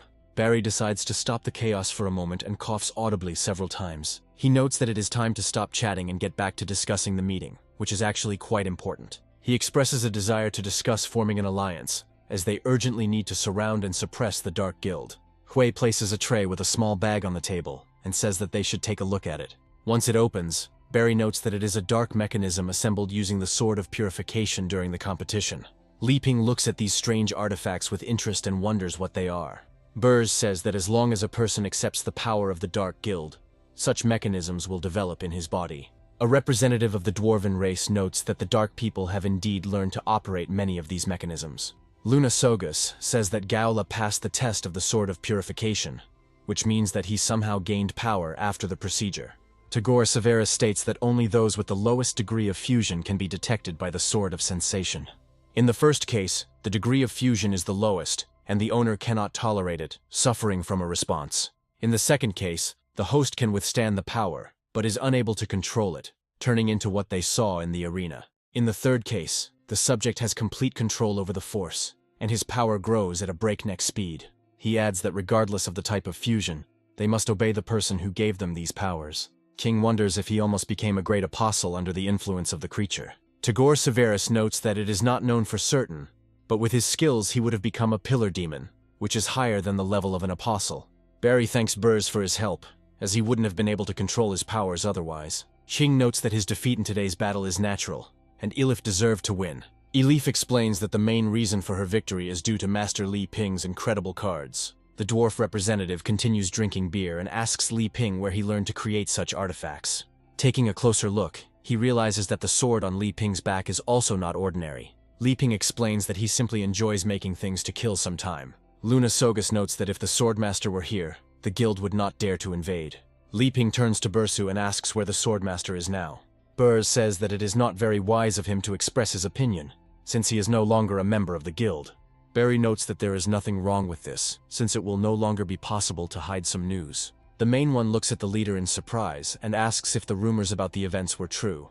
Tagore Severus explains that after a rebellion in the Lightsaber Guild, their fighting strength was depleted, and their master went missing. Barry confirms the veracity of this information, adding that after the Swordmaster sent them information 6 months ago, there was no more news about him. Li Ping is very surprised by the news of the rebellion, and tries to understand how it is possible for the Swordmaster to go missing. Hui clarifies that the Elder of the Elder Axe who betrayed the guild was supposed to be captured, but he did not return. Ching explains that his previous mission was to assist the Swordmaster, but when he arrived, no one was there. Ching also notes that no one doubts the Swordmaster's strength, but he himself has seen something terrible. After this, he says that he went into the mountains to search and discovered a brutal battlefield. He tried to examine it, using his dexterity, which still serves him well. However, once he reached the right elevation to survey the battlefield, he saw horrific destruction. It turned out that half of the region had been razed to the ground, leaving very deep cuts. Ching notes that he is still terrified to imagine the brutal battle that took place between these warriors. Barry clarifies that the battle was caused by the Elder Axe receiving the ultimate magical weapon. Barry adds that it is a giant axe named Daizan, which emits terrifying power and its strength is enormous. Representatives of the dwarves note that they have tested all the weapons they have ever created and have found nothing similar. Li Ping addresses his friends, saying that he still cannot understand who this elder is and why he betrayed the guild. Burrs explains that the head of the guild is the Swordmaster, under whom there are 5 elders who help resolve various matters. After that, he points to Elder Barry, who is in charge of swordsmanship. But there are 4 more. One of these elders was Axe, but because he betrayed the guild during the rebellion, he was able to kill all the others. Barry explains that unfortunately, he was the only elder left in the guild, and everyone else had betrayed it. He also notes that he was betrayed by his own son, Taurus, and Li Ping asks if he is talking about the sword-wielding centaur. Barry looks at the main character in surprise and asks how his son is doing now, if they somehow miraculously saw each other. Li Ping, realizing that the world is incredibly strange, admits that unfortunately, his dear son died in battle. Barry states that it doesn't matter anymore, as that is the fate of a traitor, and he deserves no mercy. Barry adds that he wants to unite to fight the Dark Guild, and the dwarf representatives note that it will be difficult to establish supplies. Tagore Severus says that these are not the best of times and wonders how the Dark Guild can be destroyed. Barry notes that everything depends on Burrs, who must return to his position as deputy head of the guild. Barry emphasizes that he considers him the most suitable candidate, adding that if Elif has the cards, it could make her a good elder. Elif says she is not fit to be a lightsaber elder because she lacks experience. Barry says that as long as Burrs agrees, he can guarantee that everything will go smoothly and promises to share resources. Hui confirms the elder's sincerity of intentions, noting that being the deputy head means having an army under his command. Burrs asks Li Ping what he thinks about this, noting that under the Sword Guild's leadership, card skills are spreading faster. Li Ping says there is a saying in his hometown that it is easier to become a top manager in a large company than to start your own business. He also adds that those who are more ambitious can open their own business, and the choice depends on personal desires. Burrs, living in another reality, perceives Li Ping's words in a completely opposite way. He assumes that they are trying to guide him towards independence, but he cannot refuse Barry. Barry says that if he is still unhappy with the terms, he can offer other options. Burrs rises abruptly from the table and declares that the elder no longer needs to offer anything. After this, he explains that he founded his own guild not for fame, but to improve his skills. Barry looks at him and asks if he really thought it through, not understanding why he made such a decision. Li Ping notes that the conditions are quite good, although he is secretly disappointed that he chose them. Burrs says that he refuses to return to the guild, but will still take responsibility for the destruction of the Dark Servants. Barry notes that in this case, the guild will recognize the legitimacy of the Card Guild, and will assist them as much as possible. Li Ping says he can only praise Burrs for his incredible courage and determination. Burrs explains that he did it to make Li Ping happy, and Elif vows to work hard. Barry approaches the dwarf representative and asks when the king will return from seclusion. His interlocutor explains that he cannot share such details with him, but notes that they have a serious shortage of whetstones. Tagore Severus says he is neutral, but can cast a spell to enchant a weapon. Barry sums things up by explaining that they need to discuss plans, and that in 2 months they will be able to pull themselves together. Li Ping raises his hand and says that he would like to join them in this crusade against the Dark Guild. Barry considers him as a candidate and asks why he decided to join. Li Ping explains that he would like to join the guild to learn swordsmanship, as it is not too late to start. Burrs and Ilif are very surprised, assuming that the master has such talents that he simply does not need to wield a sword. Li Ping says that the princess herself set this condition for him, so all questions are addressed to her. Elizabeth continues to eat her pudding, completely oblivious to everything around her. Burrs and Elif point out that there is no point in this, since they already trust his plan, which will definitely be brilliant. Barry also says that he has no objections to this decision, and will gladly accept the new recruit. He also asks what his magical level is so he can figure out where to best direct it. Li Ping explains that he has taken similar tests before, and his magic level is 0, because he doesn't understand anything about it. Hui notes that in that case, he will not be able to use the magic sword that the elder is learning. Li Ping asks if there is a swordsmanship skill that does not require magical power. Barry says that such art exists, but only one person has mastered it. With sadness in his voice, he explains that this person is the sword master, and if he finds her, she will definitely teach him.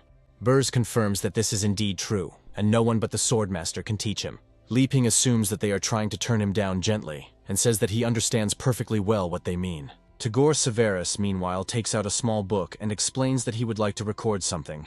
He turns to the book to write down some symbols, and soon these symbols begin to move. He notes that he has written down several fencing spells that can help the protagonist. Li Ping receives them as a gift, and wonders how to use them, while Elizabeth finally finishes the pudding.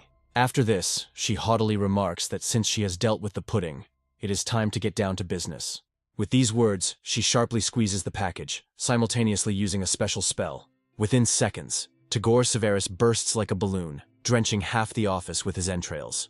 Meanwhile, we are transported to an unknown place far from here and witness a giant explosion in the sand dunes. A swordmaster named Cherry Saugus commands his targets to come to light and stop hiding from justice. She is confronted by Elder Axe, who wonders what her problem is and why she is following him. Cherry Saugus explains that she must uncover his crimes of joining a dark guild and destroy him. Immediately after this, She uses the slash skill to finish off the target as quickly as possible. The matter obeys her movements and creates another explosion in the area where the dark axe was just located. However, it turns out that these forces are not enough to overcome the enemy's resistance. The Elder Axe still holds its place, digging its strength into its weapon. Having received an incredible amount of energy, he decides to make a counterattack and sends a dark wave towards Cherry Saugus. Cherry, in turn, easily dodges, since the wave does not fly fast enough. The enemy explains that as the bond between him and the axe grows stronger, they will pose less and less of a threat. Cherry states that if he continues like this, he will soon be completely controlled by the axe and lose himself. However, Elder Axe does not accept her words, explaining that he sees nothing wrong with this. He gives himself entirely to the power of the weapon, adding that after experiencing the higher power, they will understand that this is in fact a great benefit. He hopes that everything will be fine soon, and asks the machine to take his body forever. Within moments, his body begins to change with incredible speed. His movements also change significantly, and he develops female breasts. A woman's voice from his lips declares that he will not leave alone anyone who dares to leave her. With each passing second, the body changes more and more, acquiring more feminine features. In the end, only one head remains of the Elder, but even it no longer speaks with a voice that is not his own. Cherry calls the Elder an idiot who has fallen completely under the control of the dark mechanism.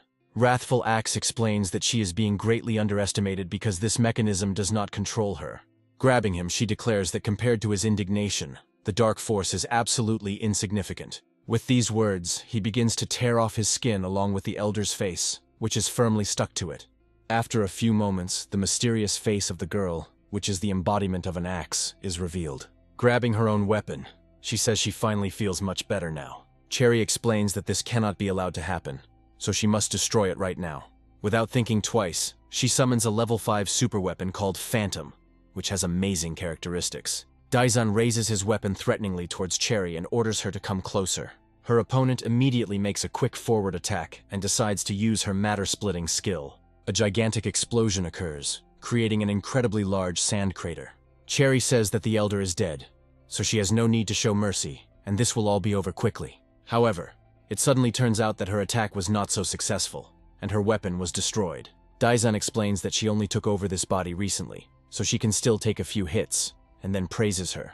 Cherry wonders in her mind if her most powerful weapon was unable to harm this creature. Daizan acts rather arrogantly, as befits almost everyone in this world, and says that he thinks he'll start warming up. He advises Cherry to think carefully, adding that he is in no hurry and has all the time in the world. His arrogance betrays either an incredible master or just another inexperienced teenager.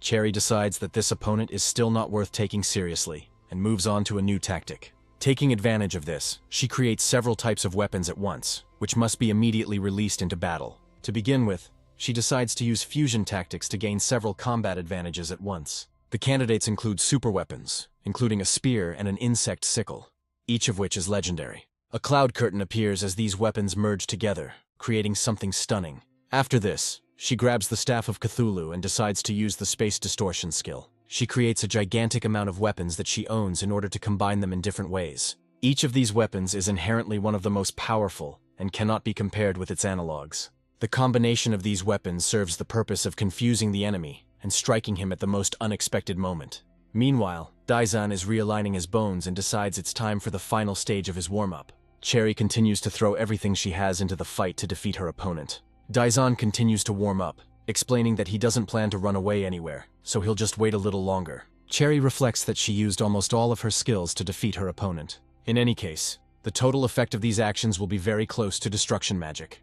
With maximum concentration, she rushes forward to deliver a crushing blow. The first thing that comes out is the Arrow of Destruction, which should distract the enemy. Daizan doesn't even allow the enemy to continue the combo and delivers one chopping blow after another. This way, she neutralizes all the projectiles that fly towards her without any problems. The skills this creature possesses exceed all possible expectations and are unparalleled. Cherry thus finds herself in a situation where she will most likely lose if she takes any action.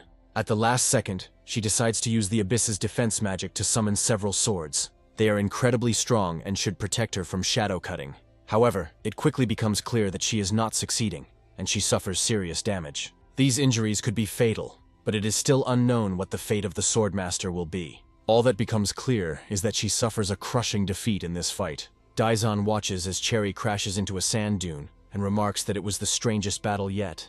After this, she explains that the warm-up is over, which means it's time to get down to business. The tense eye, fixed on her weapon, begins to move from side to side, searching for a target. Daizan synchronizes with his weapon and tries to find the main enemy. As expected, her opponent turns out to be a legendary hero who once inflicted an irreparable insult on her. She also discovers Elizabeth and realizes that she is the main target that must be eliminated. Meanwhile, Elizabeth lazily lies down on the sofa and takes the remote control to turn on the TV series. She explains that there is nothing better than coming home and doing nothing, enjoying the idleness of her life. Li Ping sits down next to her and says that he feels very tired, so world domination is not for him.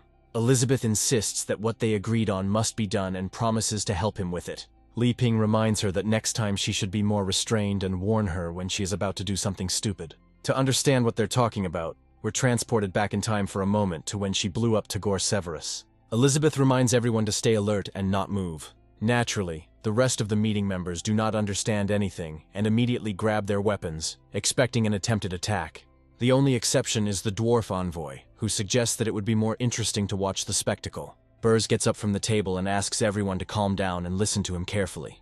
Immediately after this, he turns to the main character and asks him to explain what happened here. Elizabeth explains that she now understands perfectly why they all fell under the influence of the Dark Guild. She begins to control the small clot of spells that Tagore Severus gave to Li Ping and throws it onto the table.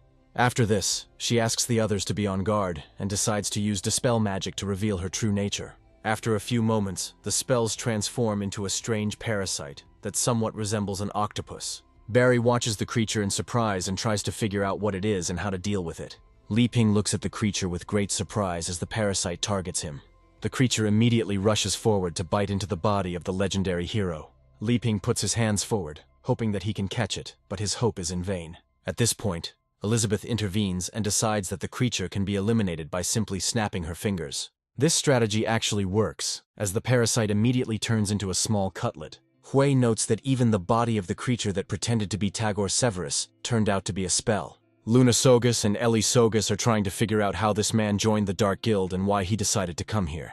Elizabeth explains that this technique is different from the dark mechanisms and allows for concealment. She states that if he were allowed to cast the spell, the place would become a breeding ground for parasites. Barry asks how she knew about this, to which she pointedly replies that it is none of their business.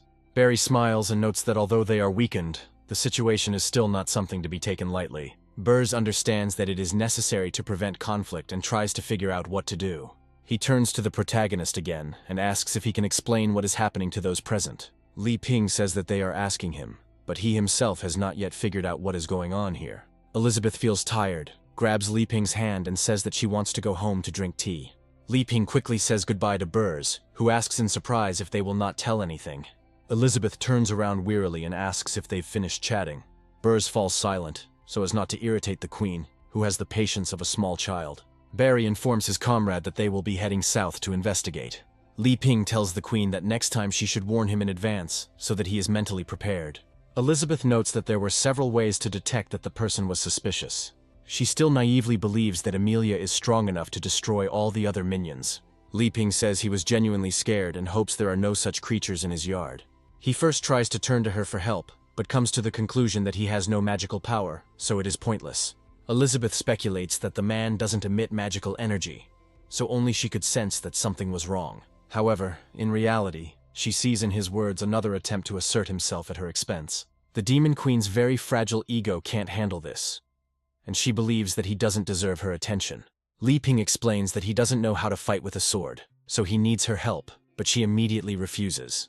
Elizabeth claims that he must abide by the conditions that he can rule the world only through swordsmanship and magic. Li Ping says they never discussed it, but Elizabeth claims they just discussed it. He, sitting on the sofa, explains that in this case he will simply ask Uncle Burrs for advice, who is still in a state of readiness. Alpha suddenly appears to give his comrade some advice. He immediately recommends that he surrender, noting that he does not see anyone among these people who could teach them how to handle a sword. Alpha adds that even after they gave up magic, none of their techniques worked, meaning they were useless. Li Ping agrees that his words make sense, but notes that he still needs to learn pure swordsmanship. After this, an idea suddenly dawns on him, and he realizes that he needs to look for some little thing. Alpha watches what is happening with interest, noting that he still knows nothing about the place and the situation.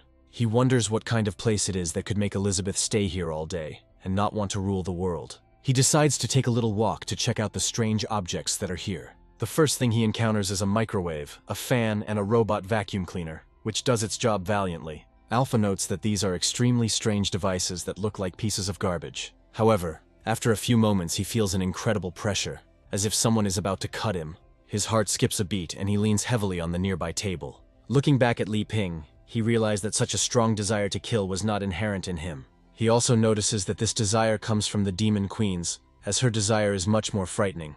In search of answers, he turns his gaze to the kitchen utensils located nearby. Alpha realizes that he is right, because the aura emanating from an ordinary knife makes an indelible impression on him. He begins to feel a fear that he has never experienced since his birth. He starts screaming loudly and explains that he wants to leave this terrible place to avoid danger.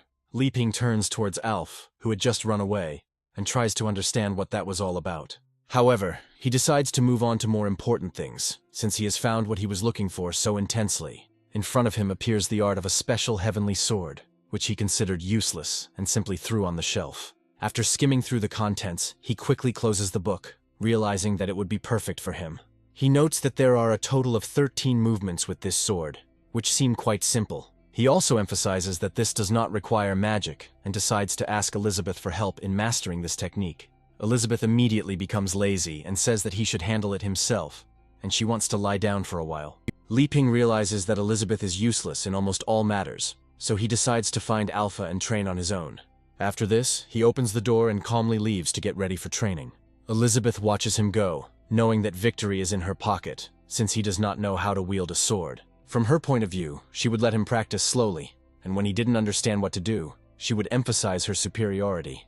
Meanwhile, Li Ping goes outside to look for his trusty sword, but it does not respond to his cries. Suddenly he finds him near the woodpile and asks why the sword has returned to its original form.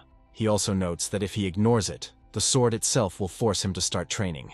Alpha doesn't object, so Li Ping decides to learn the first move by carefully opening the textbook and looking at it. This move is called the Dragonfly, and Li Ping decides to put in maximum effort to master it. Somewhere 300 meters from here, a brutal battle begins again, in which a giant toad takes part. Despite the toad's incredible skills, she has a very difficult time in this fight against Daizan. However, Li Ping decides to use a technique that is supposed to help him in stressful situations. This technique is called Acidic Blood Mist, and is designed to slow down detection as well as deal heavy damage. Daizan ignores all these advanced techniques and rushes into battle with utmost directness. She explains that once she finishes off the giant toad, the rest of the monsters will also submit and surrender.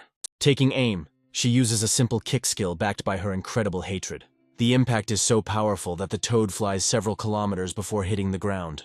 The giant monster croaks with difficulty, realizing that if emergency measures are not taken, he will simply die here. Daizan explains that there are many high-level monsters here, which she made her guard dogs to hide. Rushing forward, she notes that her peaceful intervention is coming to an end. However, just as she gets within striking distance, something suddenly blocks her incredible power. This substance turns out to be a soundproof energy barrier of the highest level. Moments later, a familiar power appears on the giant toad's head, and Daizan prepares for another fight.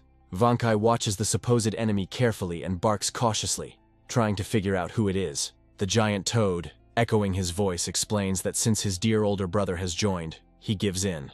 After this, she immediately retreats, leaving the small dog alone against Daizan.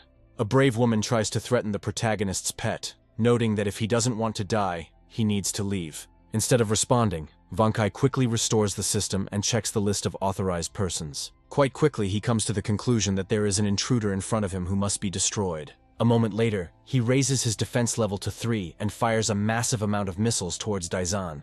A powerful explosion occurs, and now the axes, maddened by their hatred, meet with serious resistance. Meanwhile, Li Ping continues to practice with his sword, gaining more and more combat experience. Wiping away the sweat, he notes that he has finally learned all the moves, and it turned out not to be so difficult. A moment later, the sword transforms back into a man, right in his hands. Li Ping looks at Alpha in surprise and wonders if he has finally decided to show up. Alpha, meanwhile, assumes a meditative pose, and after a few moments opens his eyes, showing that he has recovered. Li Ping happily explains that this is very timely, as he needs advice on sword technique. Alpha looks at him in surprise and asks what he means by these demands. Li Ping notes that he understands that training with the heavenly sword is only for strengthening the body. Alpha suddenly remembers how he ended up here and why he turned into a sword. He says that he fled from there, experiencing incredible horror from the simple cutlery made by Li Ping. From his point of view, even these devices were enough to defeat him in an equal fight. So he decided to run away.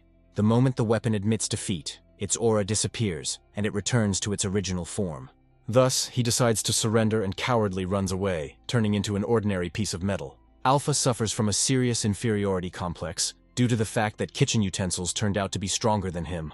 He suggests that the legendary hero saved him with his swordsmanship, giving him another chance. He relives the protagonist's last words to himself and gives them a different meaning.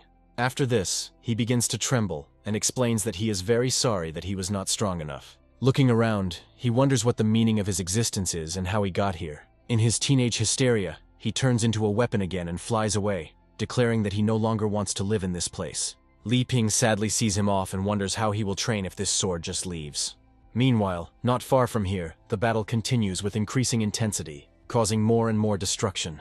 Daizan asks Wang Kai if he is ready to serve until the end of his days, and invites him to join. Wang Kai does not want to hear such proposals, since his life already seems quite comfortable to him. Daizan notes that he does not know how to appreciate what is offered and asks him to cooperate in order to save time. As she prepares for the next stage of the fight, she emphasizes that this does not mean she is afraid or will give up. As she falls, she uses her slashing skill to test her strength. Wang Kai calmly jumps aside, since such attacks no longer pose a threat to him. However, this impact proves to be very destructive and destroys a huge amount of soil. Wang Kai quickly analyzes the damage to determine how serious the enemy is. He understands that if nothing is done, the impact will reach the entire mantle, which will lead to an explosion of magma. This will also cause abnormal earthquakes, meaning the projectile needs to be intercepted. Using his robotic arm, he quickly intercepts energy waves and stops them. Cherry charges forward and uses another slash, sending a dark projectile forward. Wang Kai is nevertheless prepared for such an outcome of events, and pulls out another special arm from his body. With this hand he intercepts the second projectile. And now the time comes to connect the polarities of these matters. It immediately activates the absorption process in order to nourish itself with both poles at once. In this way, it gradually disperses the dark projectiles, neutralizing the threat that could damage the host's land. It also recharges his combat batteries, taking him to the next level and healing previous damage. Daizan can't believe that someone was able to absorb all of her attacks, despite being confident of her victory. Wang Kai explains that this is a very tasty energy, and as a token of gratitude, he can let it go right now. Daizan realizes that she will now have to use the technique that was originally intended for that heartless brute. She concentrates all her rage, torment, and sadness that have been accumulating inside her for 500 years, and is ready to break out. She also begins to laugh loudly and notes that she will soon understand how lucky she would be if she died now. By aiming her powers, she fires a powerful beam filled with fierce resentment, which is intended to destroy all living things.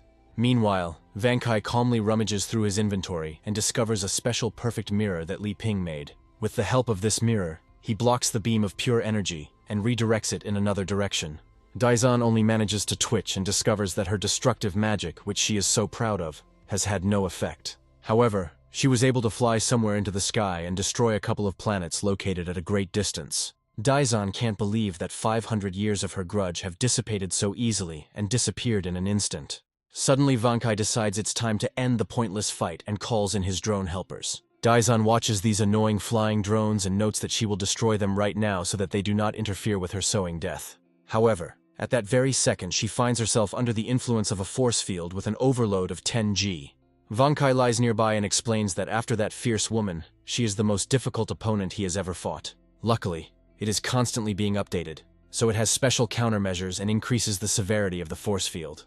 Daizan angrily reflects on how her 500 years of grudges cannot end like this, without a glorious outcome. She emphasizes that she will not give up under any circumstances, but now a 100G force field begins to affect her. The axe simply breaks under such pressure, releasing the evil spirit in an unknown direction.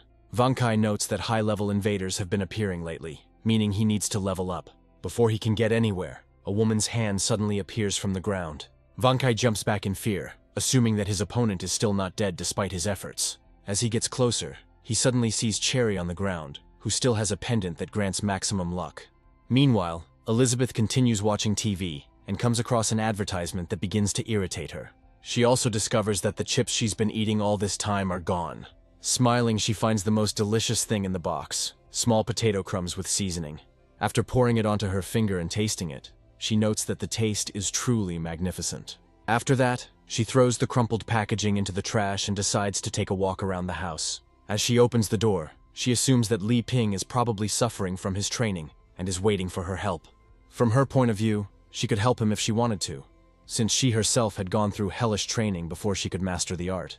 When she goes out, she believes that at the moment when he doesn't understand what to do and is ready to give up, she will help him. However, Li Ping meets her request calmly and asks her not to make too much noise, after which he returns to his meditation. Elizabeth looks at him in surprise, then takes a few steps towards him. She wonders why he trains while sitting cross-legged with a yin-yang sign behind him. Li Ping doesn't answer her questions and continues to ignore her attempts to tease him. Elizabeth begins to get angry and notes that she is talking to him with a wounded pride. She also suggests that he has failed and feels awkward, not knowing how to turn to her for help. Li Ping ignores all her empty tirades aimed at demonstrating superiority. Afterwards, he smiles, explaining that he didn't hear anything because he had just finished meditating. Elizabeth becomes even more angry, noting that this explains a lot about his behavior in the last few minutes. She advises him not to delude himself, adding that he must learn to wield a sword, otherwise meditation will be meaningless. Li Ping suddenly picks up a small stick and explains that these exercises develop the mind and body, and he has already succeeded in this. Elizabeth doesn't believe him and assumes that he is just trying to make a fool of himself, but she decides to help him anyway. Leaving notes that the most important thing in this practice is to remain calm, focus your gaze, and then adopt the correct posture. Immediately after this, as a demonstration, he shows her the movements of a dragonfly touching water. Elizabeth is surprised that the protagonist achieves such power with just one move, but realizes that he is still a legendary hero. Li Ping continues to perform a set of exercises, gradually moving on to the movement of the wind that sways the willows. After this, he depicts a swallow that catches insects and moves with incredible grace. He displays a lotus leaf-shaped weapon to show how deeply he has mastered this art. Elizabeth understands that they will have to keep their words, since the main character's strength is much higher. She notices that he looks completely different than he did just a few minutes ago. Li Ping sits down carefully, noting that it is time to change position again. After this, he takes an additional stance to use the sudden thunderclap skill. Elizabeth realizes that he urgently needs to be restrained so that she can continue to feel stronger than him. Li Ping, meanwhile, uses the blue dragon move that emerges from the water. A giant body of water appears around them, and an incredible creature bursts forward. Elizabeth decides to call upon her world-destroying technique to at least do something to counter it. The sky becomes covered with red clouds, and another strange creature appears there. Elizabeth summons a demonic dragon to battle the legendary hero once again. Dragons rush towards each other to find out whose reserves of spiritual energy will be higher. On one hand, the demonic dragon burns with the true fury of the demon queen. On the other hand, the dragon that Li Ping owns remains calm, but remains a very formidable warrior. Ultimately, Li Ping's dragon rushes forward with incredible ease, destroying its opponent. Not a second passes before the clouds part, and they find themselves again in front of the full moon, which illuminates them with its cool gaze. Elizabeth begins to get angry, realizing that her power has become incredibly weakened, and this seems absurd to her. Li Ping continues the exercise routine and notes that one must be dispassionate and maintain peace in the heart. Changing his stance, he emphasizes that only in this way can one comprehend the secrets of the heavenly sword. After this, he touches the moon in the lake with his wand, and it rises up, as if on his command. The massive celestial body begins to affect everything around it, and Elizabeth notes that it is showing power again. Gradually the moon grows, and Elizabeth understands that in this case she will destroy him without mercy. However, before she can do anything, the gravitational pull becomes stronger, and she is lifted into the air. Elizabeth takes her power to the next level, declaring that she will not allow anyone to control her. All her efforts are in vain, and she rises higher and higher into space. Moments later, she finds herself in an unknown place, realizing that the legendary hero has changed the world again. Li Ping explains that as the movement improves, the mind comes to a state of calm and begins to understand the mysteries. After this, he uses his ninth move, called Meteor, to rush towards the moon with incredible force. At that very moment, a huge number of giant celestial bodies rush towards Elizabeth. She understands that each meteor is comparable in power to her destructive magic, and there are still quite a lot of them. It seems there is no escape, so she needs to take a radically different approach to the battle. She transforms into a higher demonic form to deal with a threat of this level. Elizabeth admits she was wrong to underestimate him, but if he thinks he can defeat her, he's mistaken. With one easy movement, she cuts one of the meteors, heading her way into 2 parts. However, this turns out to be insufficient, as hundreds and possibly thousands of similar objects are already flying in its direction. Elizabeth continues to scream, noting that the legendary hero is wrong to think she is easy prey. She begins to fly from side to side, cutting down one object after another with her incredible strength. After this, she selects targets from the main character and rushes forward, intending to finish him off. Li Ping remains absolutely calm, realizing that Elizabeth is no match for him in this situation. Elizabeth rushes forward, declaring that she is the strongest swordsman in history, and that it won't change anything. Li Ping uses the skill of duality of all existence at the last moment, and quickly dissolves into space. Elizabeth continues to destroy everything around her, and realizes that she needs to create a crack in the giant satellite. In less than a few seconds, the moon collides with meteorites and other objects that were just plant and cosmic bodies. Elizabeth hopes that her desire to kill him does not overwhelm her, and she does not destroy him in this moment. Li Ping suddenly appears before her in a greatly enlarged form, emphasizing that inner peace is key. Elizabeth looks at her opponent in surprise, not believing that she was unable to inflict any damage on him. Li Ping explains that the state of mind is spaciousness, and the embodiment of the heavenly sword is the body in harmony with nature. After this, he uses the 10th move, with which he can catch the moon in the water and connect it back. Elizabeth begins to scold herself for being distracted from her mission by worrying about him. She decides to take her chance and finally end it by unleashing all her demonic power. The release of such a force causes a gigantic explosion that shakes everything around. Her body gradually blurs, but her power only increases. Elizabeth points out that Li Ping shouldn't take this as a threat, as she is capable of the same thing as him.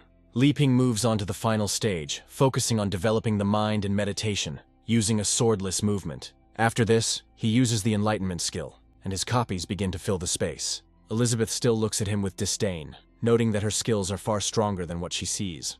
A moment later, she creates even more copies of herself, realizing that each of them is almost as powerful as her. Li Ping continues to repeat the mantra, performing elegant and smooth movements, oblivious to it. Elizabeth assumes he is retreating, and considers it pointless, since her sword moves faster than light. However, when she tries to hit him, the distance between them increases incredibly quickly. Elizabeth initially thinks he dodged her attack due to his strange speed. Over time, she realizes that he has suddenly become too far away. Elizabeth realizes that he didn't move at all, but simply changed the space to increase the distance. Li Ping notes that when you meditate and become one with nature, the mind naturally opens. His personification increases in size hundreds of thousands of times, and the entire universe becomes his heart.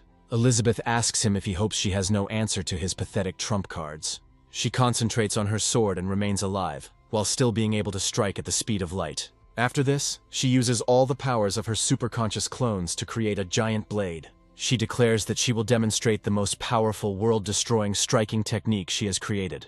Taking careful aim, she fires an arrow of destruction towards Li Ping.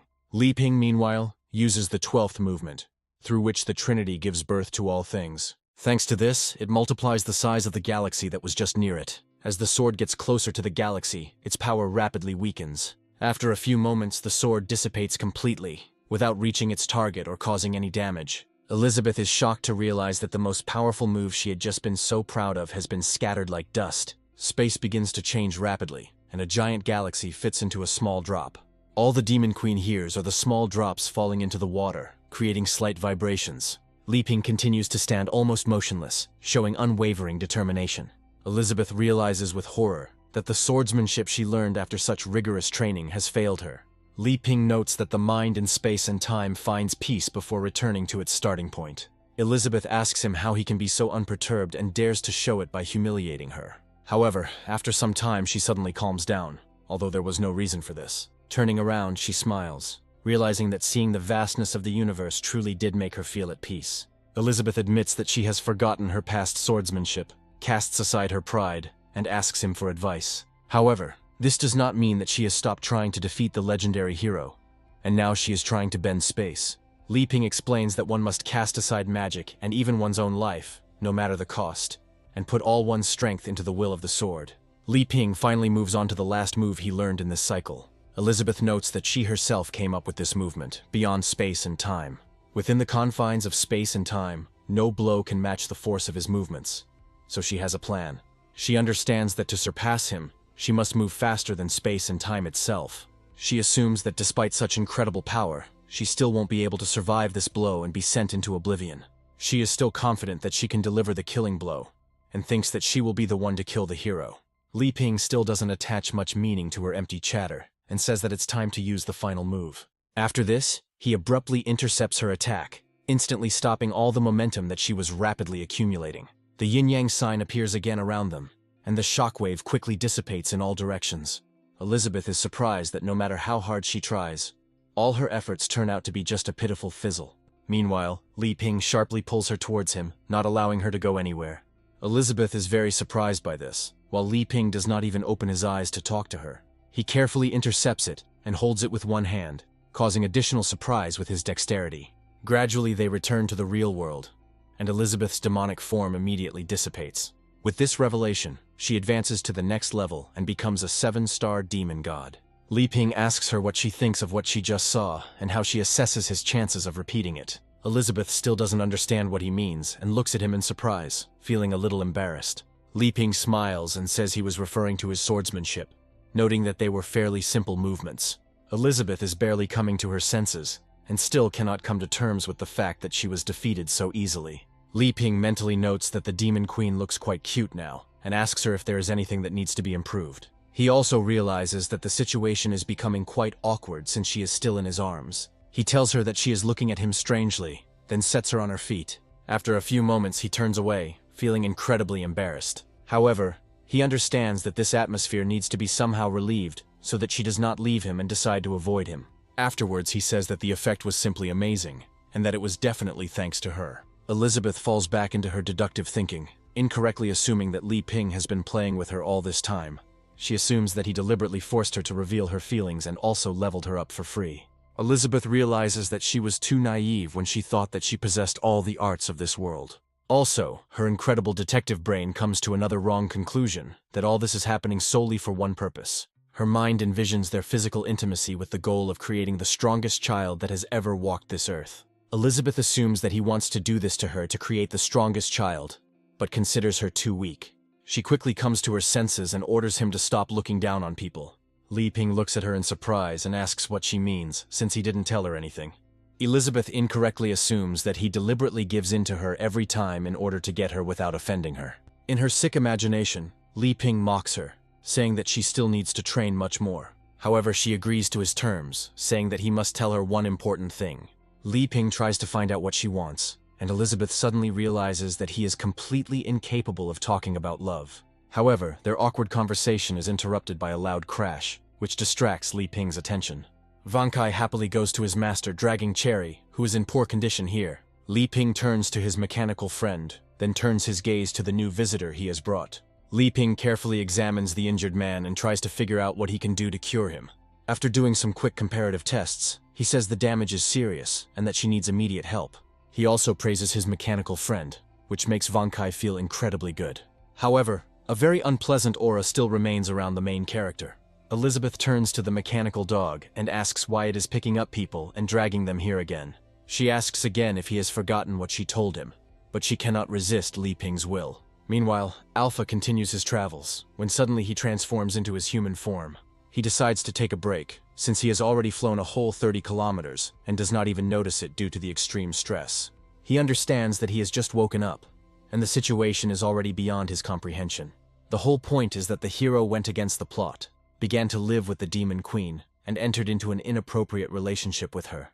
Also, despite the fact that Alpha is the king of all types of weapons, he creates things that are beyond his comprehension. He also doesn't understand what to do if he's not supposed to kill the demon queen, which goes against his destiny. He is trying to find the meaning of his existence when he suddenly hears a strange voice nearby. He notices the spirit of the weapon lying on the grass and realizes that it is trying to call for help with a mournful voice. Alpha asks Daizan what happened to her, stating that she will disappear very soon. Daizan explains that her body was destroyed by a bad person, and she urgently needs to find a new one to stop. Alpha can't resist such a beautiful weapon spirit who needs help and realizes that the time has come to act. Daizan is quick to warn him, saying that in this case she won't last very long. Alpha says he can't find a nearby body, and Daizan offers him a temporary solution by allowing him to enter his body. Alpha realizes that he's not such a bad sword, so his magic will actually help the creature last longer. Daizan happily reflects on the fact that she will finally be able to deceive another victim that she can take advantage of. However, Alpha suddenly starts laughing loudly, and she assumes that he has already figured her out. Afterwards, he looks at her sternly because of this question, and wonders if she really hopes that he doesn't understand what she means. Daizan claims that she is absolutely serious, and there is simply no other way to save herself. Alpha turns up his nose again and says that since he is the king of weapons, it means that he will always be needed by someone in any situation. After this, he states that he can let her do it, but only because it is her, otherwise he would refuse. Daizan assumes that she is dealing with a complete idiot, but for her, this is a suitable alternative since she will be able to replace him. After that, she resorts to her half-hearted attempts at charm, and thinks it would be great if he came closer. Alpha approaches her in surprise and asks what she wants from him, and why he has to come so close. She slowly grabs him by the neck and pulls him closer to her, telling him to look into her eyes. Alpha looks down and explains that he is already looking into her eyes, and does not understand why she is pestering him. Daizan says that her eyes are a little higher, and he apologizes to her for his inappropriate behavior. After this, she uses the skill of the offended look to hypnotize her victim. Alpha loses his willpower almost instantly, and he doesn't have a single chance to resist it. He reflects that the fault of these people is that he has lost the meaning of his existence. Daizan says that he can give her his body, and she will take care of all the problems that may arise. Alpha agrees to the proposal, and Daizan jumps into the air to finally inhabit the sword's body. After some time, an ominous aura begins to emanate from him, signaling that his will has been lost. Smiling, Daizan begins to change and thinks that she has another chance to finally get her revenge. She also begins to get indignant, saying that this body is too weak, despite the fact that this fool praised himself. However, her resentment merges with Daizan, meaning she becomes much stronger. Meanwhile, Cherry begins to gradually come to her senses, and sees a strange woman with red hair in front of her. Elizabeth, as befits any teenager who is very jealous, has been closely watching her potential rival all this time. Cherry tries to find out who Elizabeth is and where they are, but the queen says now is not the time to ask questions. After that, she immediately climbs onto the bed and says that she wants to warn her. For some reason, placing her breasts on top of Cherry's, she announces that, in fact, she arrived here first. After this, she orders that the boy who is here belongs to her, so she must refuse all his offers. Meanwhile, Li Ping comes into the room to announce that the breakfast he prepared is finally ready to eat. However, the sight that appears before his eyes makes him freeze in surprise for a while. He realizes that he has come at the most inopportune moment, because Elizabeth is behaving very strangely. He carefully steps back and closes the door behind him so as not to disturb the two guests' fun. After a while, they decide to talk, and Li Ping states that, given her injuries, it is better to stay here. He also asks where she got these wounds from, suggesting that she was attacked by monsters. Cherry explains that she was pursuing a traitor associated with a dark guild, but underestimated him and paid dearly for it. Li Ping realizes that this is another case involving the Dark Guild that has been appearing too often lately. Elizabeth asks if Cherry is sure that the man belonged to a Dark Guild, and is told that they were all destroyed. Cherry adds that she has been tracking the traitors for 3 months, but knows little about recent events. Afterwards, she asks them what their names are, and Li Ping reveals that he is trying to become a hero and destroy the Dark Guild. He also notes that the girl next to him does not want to give her name, but they will be together. Cherry is a little embarrassed, and asks if they really plan to spend their whole lives together. For some reason, Elizabeth takes this as a personal attack and asks why it matters to her. Li Ping calms down and thinks that his cohabitant is very straightforward, but she has a kind heart. He also notes that Elizabeth healed her, and Cherry realizes that the person who can heal her is not so simple. She immediately notices that she has 11 ears, and realizes that this explains Elizabeth's incredible pride. Li Ping says that magic is really incredible and he is very envious of people who can use it. Cherry notes that the place they live in is quite unusual. She has traveled a lot around the continent, but she has never seen anything like it. Elizabeth says she has too many questions, while Li Ping continues to act calm. Cherry notes to herself that these two are radically different from each other. One is kind, and the other is acting like God knows what. Cherry keeps trying to remember who might be in front of her, even though she knows many strong people, but she sees these for the first time. Elizabeth continues to be hostile and says that if he has no business here, she should leave. Elizabeth claims that her presence is polluting her house, even though the house never belonged to her. Li Ping reminds her that the humans were injured while trying to destroy the Dark Guild, and that they are their guests, meaning they cannot be driven out. Elizabeth, with the face of an offended child, turns away and says that he can do whatever he wants. Cherry quickly stands up and apologizes for disturbing them. hinting that she needs to leave as soon as possible. But then she remembers her brutal fight with Daizan, and understands that if she doesn't go looking for her now, it will be a disaster. To remember her fighting skills, she decides to urgently summon the sword into her hands. However, to everyone's surprise, absolutely nothing happens, despite all persistent attempts. Li Ping looks closely at her interlocutor and asks what she just said. Cherry tries to summon the sword again, but she is completely unsuccessful. Her fingertips begin to release several sparks, which then creates a shockwave that causes her to fall down. Cherry notices that her head is somehow empty, and she cannot remember a single sword technique she learned.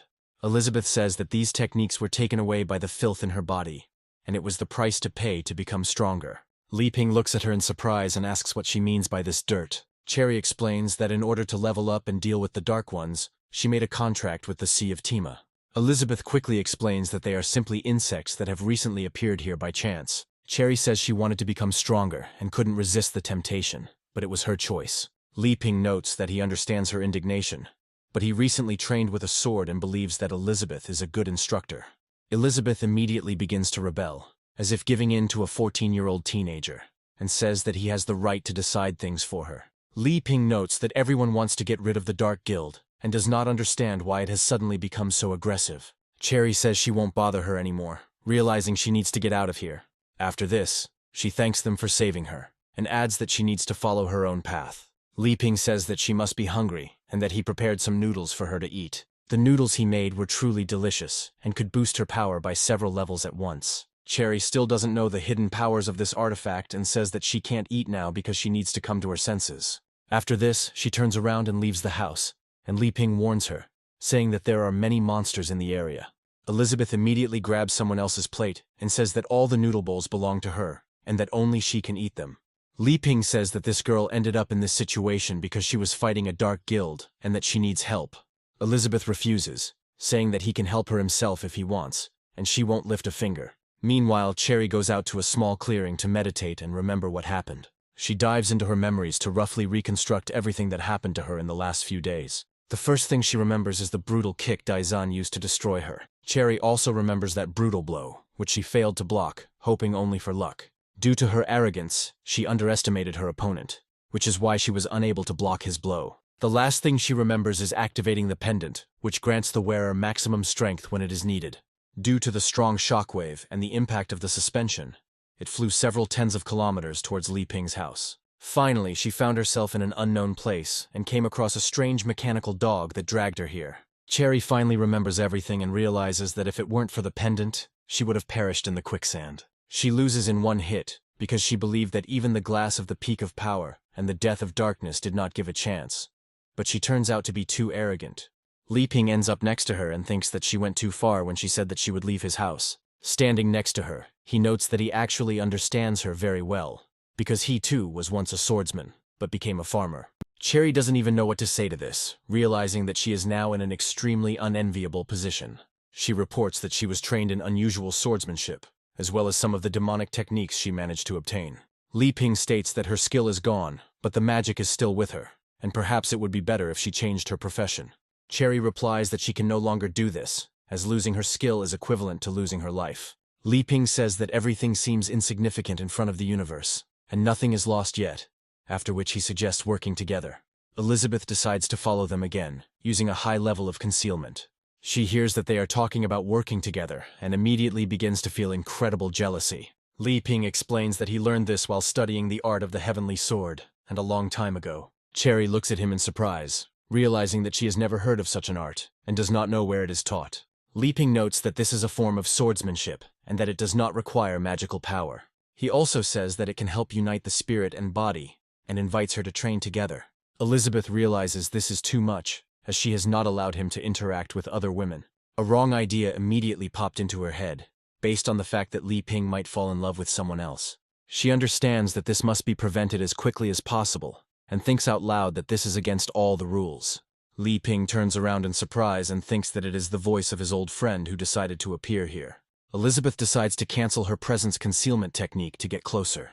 Li Ping asks if her appearance means she is finally ready to help.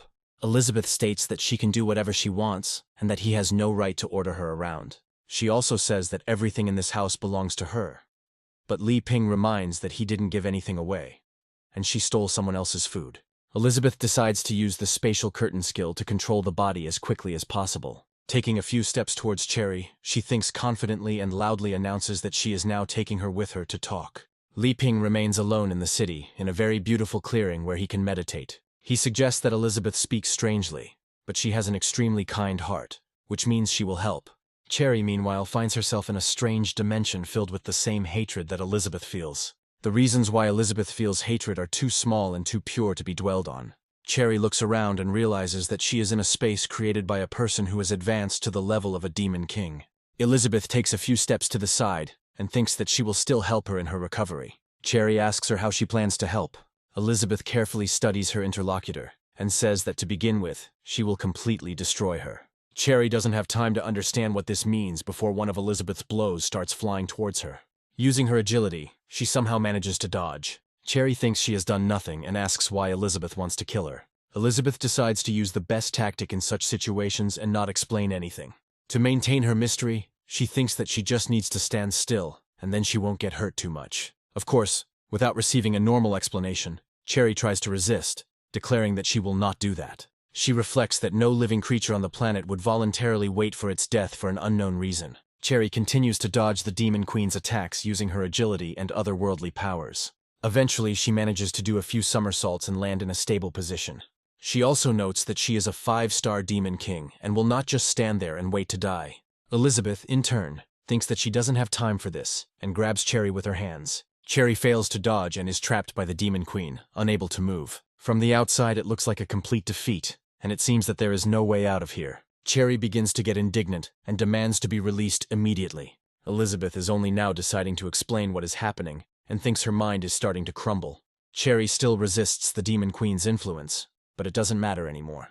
With a swift movement, it penetrates the Swordmaster's body in the most natural way possible. Immediately after this, she begins to search his body in search of the foreign body that has settled there. Just seconds later, she discovers a giant insect that has been feeding on Cherry's powers all this time. This procedure cannot be called even in the slightest degree pleasant, but she understands that it is a necessary evil in order to heal. After a few moments, Elizabeth finally extracts the malicious insect created by the Dark Guild. After this, she releases Cherry, who needs at least a couple more minutes to recover from these procedures. Elizabeth studies her opponent closely and asks him how he ended up in this space. She also asks what connects this insect with the Dark Guild and why it works for them. An unknown creature that came from the Sea of Darkness reports that if it were not for her, his plan would have been fully realized. Elizabeth quickly destroys this idiot, noting that she doesn't care at all where he came from. A moment later, Cherry begins to move strangely and pronounce the terms of the ancient contract in a voice that is not her own. According to this contract, every time she shows weakness, he can take something from her. The main condition is that if the insect's true body is destroyed, it will use Cherry's body. Suddenly, the creature that has taken control of Cherry addresses Elizabeth by name and accuses her of knowing the terms of the contract. Elizabeth looks at her opponent with some confusion and wonders if something like this has happened before. To find out the nature of the enmity between these two creatures, we go back 500 years, before Elizabeth conquered the world. She is in the Demon Queen's cultivation dungeon to break through to another new level of strength. She understands perfectly well that in order to fight the legendary hero, she needs to become as strong as possible. Suddenly she hears strange voices that offer her help in becoming much stronger. Elizabeth haughtily asks this strange creature who he is and how he got into her cultivation dungeon. The voice introduces itself as the Lord of the Sea of Darkness and says that the only thing that matters is that he can help her become stronger. Elizabeth is very intrigued by this proposal and asks him how he can help her. The Lord of the Sea of Darkness explains that as long as she accepts his powers and allows them to inhabit her body, he makes her more powerful. Elizabeth realizes the offer is tempting, but reminds herself that no one ever offers a free lunch. Yet the idea of such power briefly glimmers in her eyes, causing her to reach out towards the demon. However, as soon as her hand gets close to the head of the Lord of the Sea of Darkness, she immediately squeezes it with force. Elizabeth states that the Dark King made a mistake in assuming that she feared the legendary hero. A representative of an entity from another dimension claims that he can help her in the fight against this hero. Elizabeth reveals his true intentions, noting that he wants to wait for the legendary hero to meet her so he can devour her. The sinister entity says that she has already touched his power, which means the contract is already concluded. From his point of view, if she rejected him now, it would not end well, so it was too late to back out. Elizabeth replies that she has already absorbed a portion of this power, and realize that she is incredibly insignificant, like his entire world. After this, she throws him away so that he goes into the sea of hot lava and finally perishes there. The representative from another dimension once again reminds that the contract has been concluded, and now unpleasant consequences will follow. Elizabeth replies that she will simply seal him here and then use her own power to defeat the hero. It is then that this creature loses, but harbors an incredible grudge against the Demon Queen. The Dark Sea Lord says that because of her, his true form still cannot manifest, and he must rely on carriers. Elizabeth thinks back to this briefly, noting that she had almost forgotten about the creature. The Master explains that without the hosts he would not be able to display his true power, so she managed to deceive him. However, from his point of view, everything has now changed, and he can afford to use the full power of chaos. Elizabeth doesn't take him seriously anyway, and even gives him some time to carry out the transformation. This transformation looks quite creepy, considering that it occurs in the body of an innocent woman. The Dark Sea Lord takes on his final form of chaos, which looks very menacing. However, what is really interesting is whether this Dark Sea has anything to do with recent events. Taking control of Cherry, he reveals that the sword skills of the hosts he captured would be a perfect complement. After this, he creates a destructive arrow of chaos and sends it towards Elizabeth, wanting to destroy her as quickly as possible. However, once the arrow reaches Elizabeth, it creates an insurmountable edge skill that cannot be broken. When faced with an insurmountable obstacle, the arrow instantly disperses without causing damage. The Dark Sea Lord wonders why his most powerful swordsmanship has proven useless. Elizabeth reveals that the swordsmanship Cherry teaches is something she developed herself, meaning it is harmless to her. After this, he sadly notes that the title of the strongest swordsman is already a thing of the past. The Dark Sea Lord says that he cannot hope to do much more. Elizabeth states that the Dark Sea Lord acts like a frog in a well, using everything he has. The Dark Sea Lord takes this personally and decides to give it his all. Jumping from side to side, he claims that he will prove to her that she was wrong about him and underestimated him too much. Nevertheless, he decides to escape from here right now in order to remove the seal from his body and recover. Elizabeth, of course, doesn't let that happen and simply grabs him with her quick hands. For reasons completely unclear to the audience, the clothes on Cherry's body begin to tear, but the Lord of the Dark Sea still resists. Elizabeth pulls him towards her with her hands, which have incredible speed. Only now does the ruler of the Dark Sea realize that she controls this space, which means he cannot escape. It is also noted that no magic can dispel it unless it wants to destroy it along with the owner of this body. In response, she throws the special noodle soup that Li Ping prepared in his face. Elizabeth admits that she could kill both of them, but she does not want to lose to the one waiting for her outside. The Lord of Darkness says that a powerful being and some pathetic woman do not dare to humiliate him. However, after a moment, he realizes that the energy emanating from this soup is penetrating his cells and depriving him of the power of chaos. This procedure turns out to be incredibly painful for him. Elizabeth realizes that she had to use Li Ping's help to solve her problems one way or another. She starts to get angry and assumes that this was all part of Li Ping's plan to manipulate her. Li Ping continues to wait, while simultaneously observing the stunning starry sky, which is especially beautiful today. Turning around, he sees a portal forming and quickly rushes forward, asking if they are okay. Elizabeth holds a naked Cherry in her arms and asks him why he is interested in this, if he already knows that she is fine. Li Ping immediately closes her eyes and wonders why she is in such a sorry state. Meanwhile, Dai Zan, who has taken control of the protagonist's sword, is still flying forward, hoping to meet her target. The next day, she almost reaches her goal and can already see the village where the legendary hero lives. However, a few moments later, she again sees an incredible opponent who makes her heart flutter. This enemy is Van Kai, who is simply patrolling his surroundings. He also detects some fast-flying object, but does not see anything suspicious about it. He attributes this to malfunctions that arose after Elizabeth hit him again. After the repair procedure, he realizes that he needs to speed up the modification of the cloud consciousness. Otherwise, one day it will destroy his memory chip. Meanwhile, the sword continues its journey through similar landscapes. Angered, Daizan looks around and wonders why she can't find another way around. The thing is that she sees Van Kai in front of her again, and assumes that he simply won't let her pass by. Having remembered where he is, she decides to move on a slightly different course to avoid meeting him. However, after a few moments, she still bumps into him, despite the fact that he was just on the other side. It takes a whole hour before she figures out where she needs to go to get there from the right direction. However, even this time she runs into the guard of these territories, which begins to irritate her. Having transformed into the physical body of the host, she assumes that she needs to destroy this dog in order to meet her target. She picks up the pace considerably, hoping that this time she will definitely be able to defeat Vankai without disgracing herself. Vankai detects movement in his direction and carefully scans the approaching entity. Daizan is already preparing to launch another powerful attack that won't actually cause any damage. In addition, after scanning, the Vankai database assigns the approaching object the lowest danger level. However, Alpha's appearance is on the whitelist, so he is allowed to proceed further. As a greeting, he suddenly raises a small banner to delight the guest. Daizan, being there, cannot believe that she is being greeted in such a pompous manner and invited further. Cliché barks happily, then points him to the entrance to the village where Li Ping lives.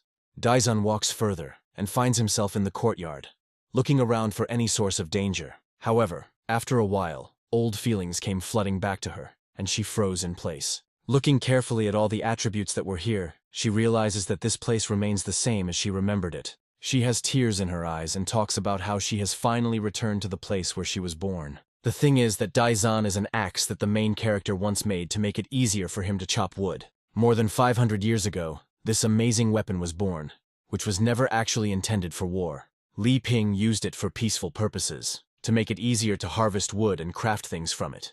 Daizan gradually grew with the passage of time, and it was always interesting to watch what her master did. However, one day he goes to chop some firewood and gets caught in a real rain or downpour. While loading firewood into the cart, he accidentally forgets to take the axe with him, not suspecting that it has its own soul. Daizan is very upset about this, but she can't do anything because she doesn't have a physical body. Thus, she is left completely alone in the rain, but even then she hopes that she can return to her owner.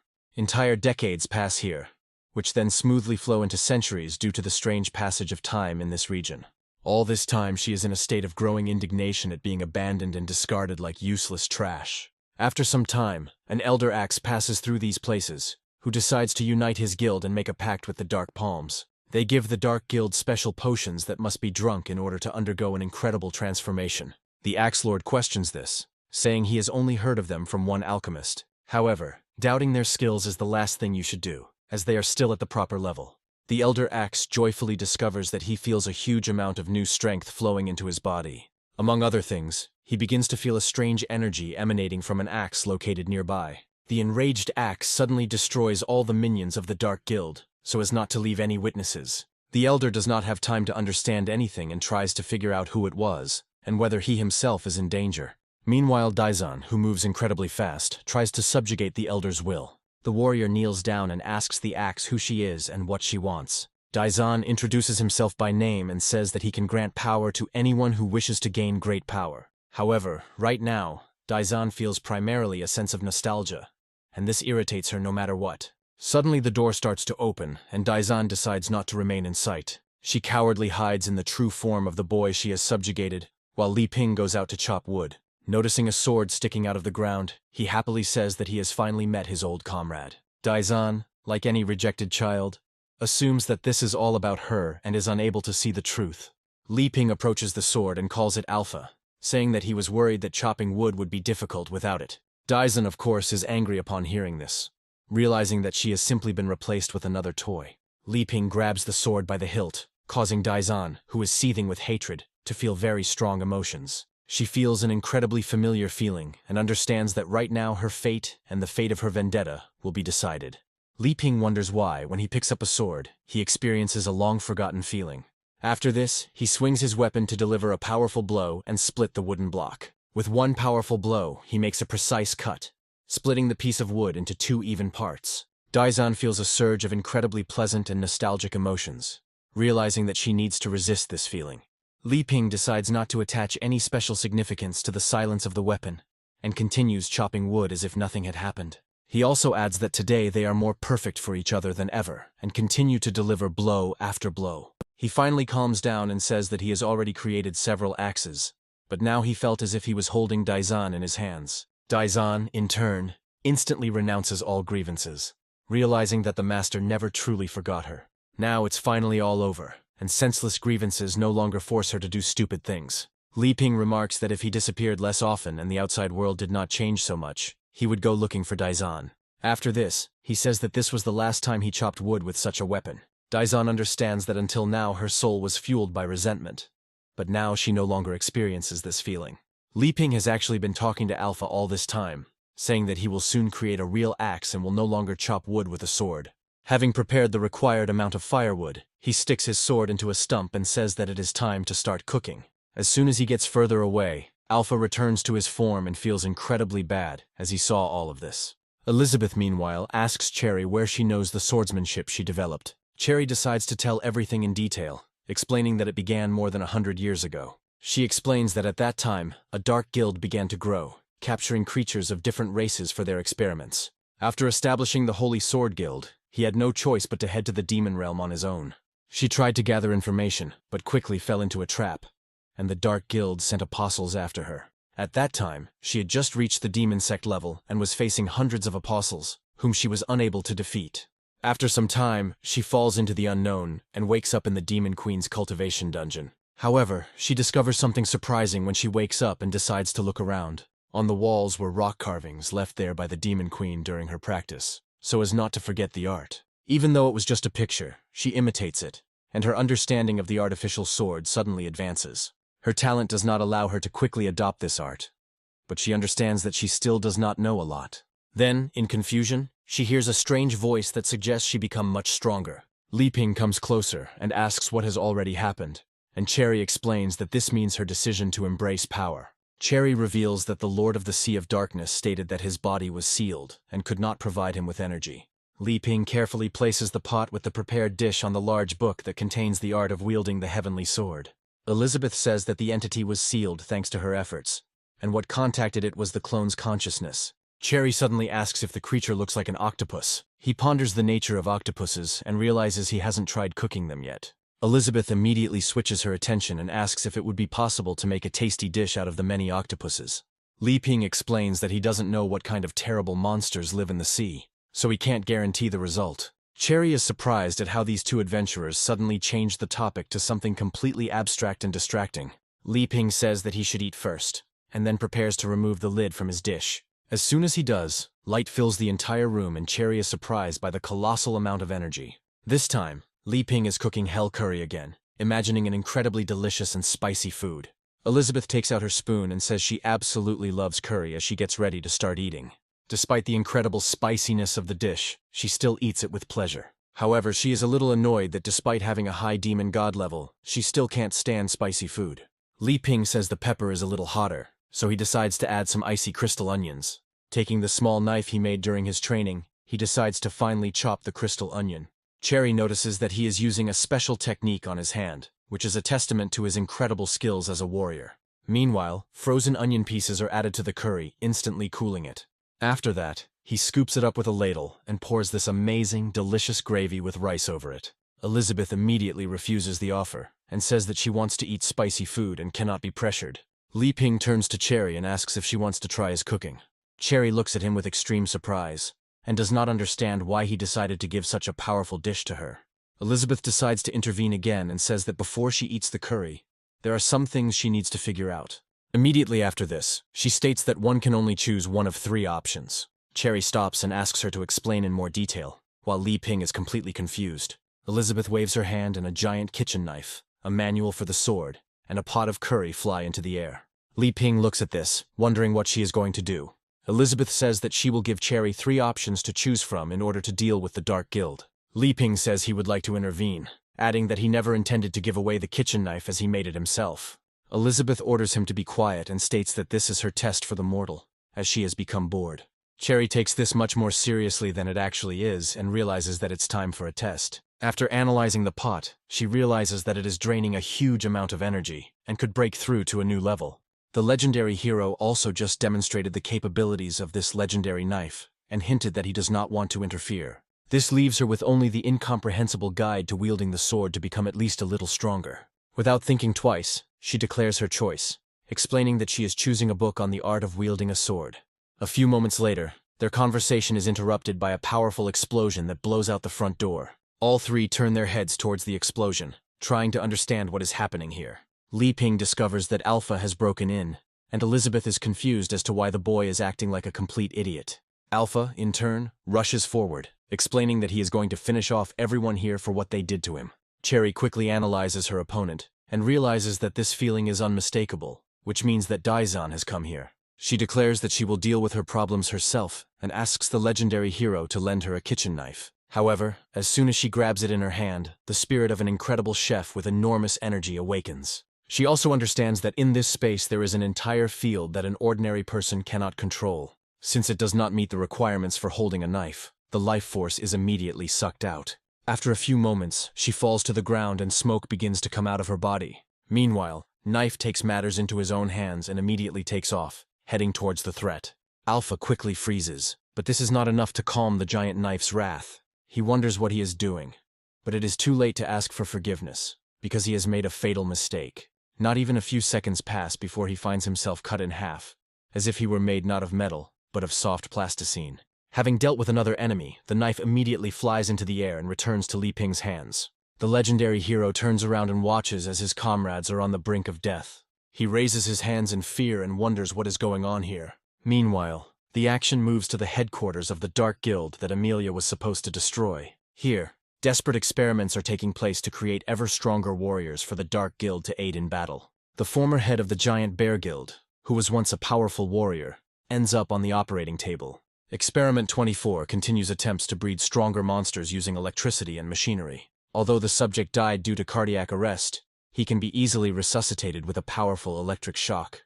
The former guild leader returns to life again, this time with dark mechanisms integrated much better. He immediately rises to his feet and declares that he is ready to continue fighting the Golden Dragon Queen. However, after a few moments, his consciousness is subdued by an air kiss. Rugbaiter reassures him, explaining that the fight is over and he doesn't have to worry. Experiment number 24 thanks her for her abilities, which came in very handy. Rugbaiter is one of the few who survived Amelia's invasion, thanks to not interfering in the battle again. The result of this battle is the complete defeat of Amelia, who finds herself locked in her shell in order to save herself. This, Malfoy explains with a smile that he didn't expect Amelia's people to have such rescue skills. However, this changes little for the Golden Dragon Queen, as she will now be consumed.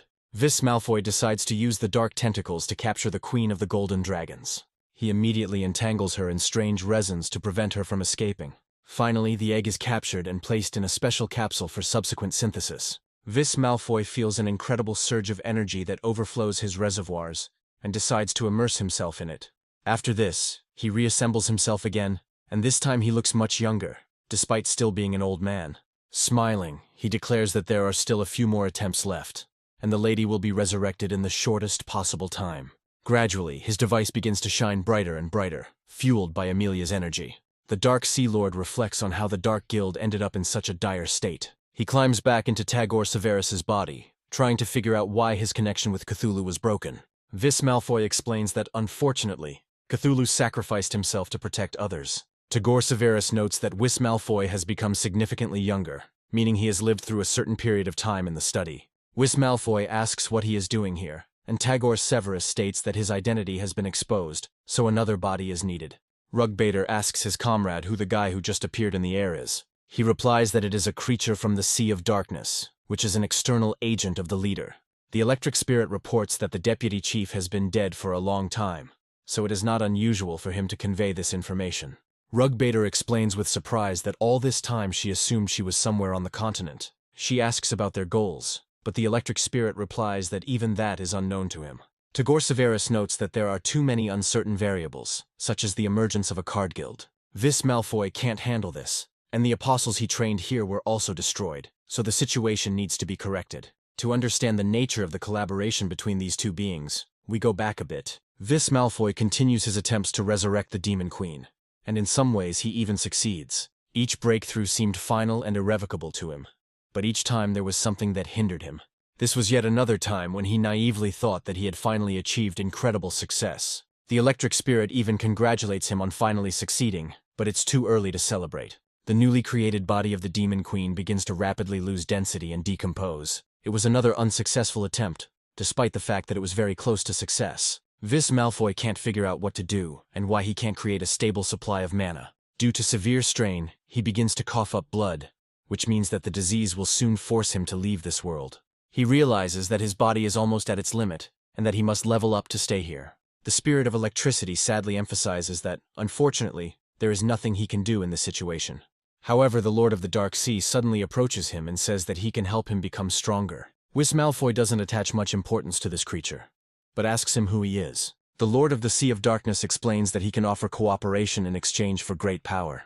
After some time, they decide to unite, and the results of the experiments become much more stable. The emergence of dark mechanisms finally allows the state of objects to be stabilized, but this is still not enough. Nevertheless, the beginning of a fruitful cooperation has been laid, and this foreshadows great achievements. Vis Malfoy happily realizes that as long as he creates dark robes, the problem of magic supply will be solved. The Dark Sea Lord states that they are well suited for each other, and his power of chaos is absolutely limitless. However, the chimeras they created looked quite menacing, but it was not suitable for creating anything more. Much time passes, and gradually Vis Malfoy's condition begins to deteriorate, which is why he makes radical changes. His body changes, but he still does not want to accept the power of chaos and submit to the Sea of Darkness.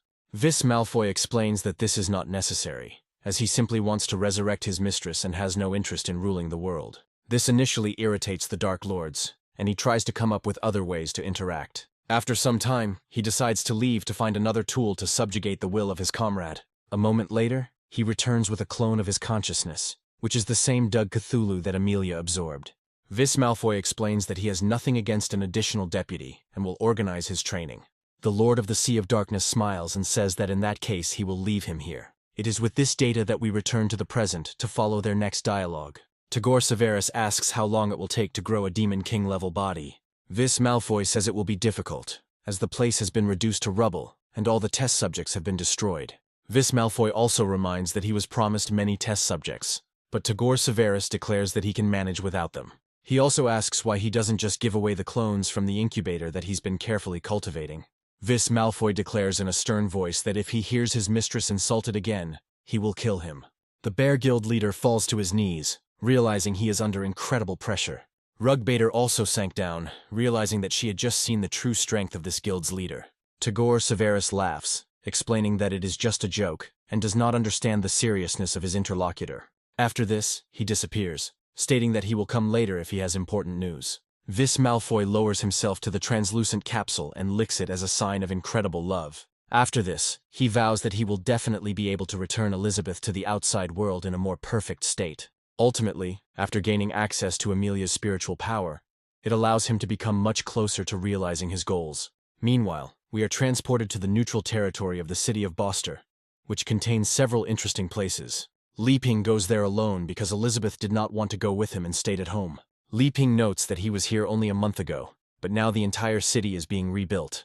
After some time, he comes to a giant church where Anna worked some time ago. He reflects on the fact that he hasn't checked Anna's psychological state for a long time, and decides to visit her. The church has acquired a truly stunning appearance. It no longer looks so dilapidated and abandoned. He knocks on the door carefully and opens it slowly, as no one is in a hurry to greet him. The first thing he notices is a strange-looking pig doing something very strange when viewed from behind. Li Ping realizes that something terrible has happened, and wonders what they are doing here. After this, he kicks down the door and demands that all the indecencies happening here be stopped immediately. The pig quickly turns towards him and asks what he is doing here again. Li Ping demands an immediate explanation about what happened to Anna, and a feeling of rage fills him. The giant explains that dear Anna is resting comfortably, after which he rises to his feet and slowly walks towards him. Li Ping glares at him and asks if he really just said that he was messing around and doing a poor job. Smiling, the pig says that if Li Ping is so good at giving advice, he can join the cause since he is tired. Suddenly, a now grown-up Anna enters the room and asks why Li Ping is here. Li Ping and the big pig immediately turn to look at her, and they both clearly didn't expect to see her now. The pig immediately throws Li Ping aside and suggests that Anna rest in his room, adding that he will sort it out himself. Afterwards, he takes her aside to show her how well he cleaned up and asks her to rate his work. Elizabeth praises him, explaining that the church is simply sparkling and thanks him for his hard work. The same goes for his gang, who took jobs as cleaners to help the church look its best. Li Ping looks at them carefully and says that he had some really bad thoughts in his head when he came here. After a while, he decides to drink some tea and notes that Anna has grown up a lot since he last saw her. Anna smiles and explains that since she regained her magical power, her level has increased, and she has become stronger. Li Ping notes that the Beast Gang members used to collect protection money from her, but now they suddenly started helping her. Anna says that all this happened last week, because something happened to them that also caused damage to the city. Li Ping asks if this is related to the affairs of the Dark Guild that has not yet been destroyed. Anna agrees, and decides to tell him the story of what happened. Some time ago, a giant monster, altered by dark mechanisms, attacked the city. The civilians ran in different directions to save themselves, realizing that the leader of the gang of beasts had become an apostle. The same evil pig who had threatened Li Ping earlier looked at his brother, hoping that he would regain consciousness. He tried to reason with him, but all these attempts ended in complete failure. Tagore Severus watches the destruction of the city, realizing that it is easier for orcs to gain power on the level of demonic pillars than for humans and elves.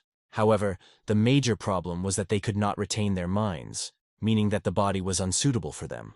Meanwhile, the giant pig raged with incredible force, intending to destroy everything that stood in its path. He didn't even spare his brother, as only pitiful fragments of his consciousness remained. The bandit was already ready to accept his fate, but suddenly it turned out that there is still justice and goodness in this world. Anna decided to rush to his aid and summoned an enchanted doll to block the attack. The giant creature, transformed into a dark apostle, goes into a rage, preparing to attack Anna again. The brave girl declares that this time she will not run away and will protect the city so that this does not happen. She then summons a team of enchanted dolls, each possessing incredible powers. Together they unite and charge into the giant apostle to break his will to fight. The battle turns out to be quite brutal and destroys a huge number of buildings in the city. Such was the price. Eventually they defeat and immobilize the giant apostle by breaking his horns. Each creature bites into his body to extract the dark mechanisms, thereby depriving him of his power. As the number of dark mechanisms extracted increases, the dark apostle becomes less dangerous and formidable. As soon as the last mechanism is removed, the giant carcass falls to the ground and begins to rapidly decompose. Anna apologizes to the bandit, explaining that she cannot cleanse the strange magic in his body. Tagore Severus is surprised to see the girl using red eyes, assuming that the Jimji line has long since died out. He decides to take a closer look at Anna, figuring she might make an excellent target. Anna looks back towards the Dark Sea Lord, using her forced gaze to destroy another clone. This happens completely unconsciously, so she doesn't even understand who was just there and what it all means. Li Ping listens carefully to the story, and realizes that this is further confirmation that a dark guild is behind all of this. Anna explains that before the mysterious man disappeared, she felt the magic contained in his eyes. Li Ping says that she doesn't need to worry about it, because her memories will definitely return. He also notes that he visited her to find out how her recovery is going, and hopes that she is okay. Anna confidently says that after his guidance, she has freed herself from the past, and now wants to restore peace throughout the world. Li Ping notes that this is wonderful news, and he knows very well that trusting her in this matter was an excellent choice. He also sadly says that, unfortunately, Elizabeth is now indifferent to her duties. Li Ping explains that if he had to act, he could ruin everything with his wrong decisions. However, for some unknown reason, Anna perceives his words in a completely different light. From her point of view, Li Ping had just said that this world was too weak compared to him. She also fantasizes that he said that mortals can't even deal with a dark guild. That is why, in her sick imagination, Li Ping imagines that he will have to completely rebuild this world if he wants to. She understands that perestroika obviously means that everyone else will be destroyed. Anna immediately locks herself in captivity with painful fantasies that all her loved ones will die. She knows she'll have to try her best, but Li Ping reminds her that Elizabeth praised her for her talent. Anna swears that she will not disappoint him, and again misinterprets the words she heard. She assumes he meant that the power he gave her was already more than enough to destroy the Dark Guild. Anna immediately begins to reproach herself for not being strong enough, while Li Ping remembers something very important. He reminds her of his promise, and gives her a whole bag of fruits that will increase her strength. Anna is no longer surprised by such incredible generosity, realizing that she will now become even stronger. She thanks him, explaining that she will never betray his trust and will protect the city at any cost. Li Ping gets up from the table with a smile and says that he can now go out for a walk with peace of mind. He sadly notes that he needs to fulfill the agreement reached to rule the world. Anna listens to him attentively, and the part of the story about him needing to rule the world piques her interest. She immediately says that it would be great if the legendary hero started acting on his own. Li Ping tries to calm her down, explaining that it is not at all what she thought. He explains that his ultimate goal is to achieve peace, but to do so, he will have to establish his dominance. After this, he states that unlike Elizabeth, he still wants to achieve this in a more subtle way. Anna understands the importance of the question, and asks how he wants to establish his dominance. Li Ping states that this is why he is here today, to ask her for some advice. In response to her surprised looks, he explains that she has read so many books that she must know a lot about the state of affairs.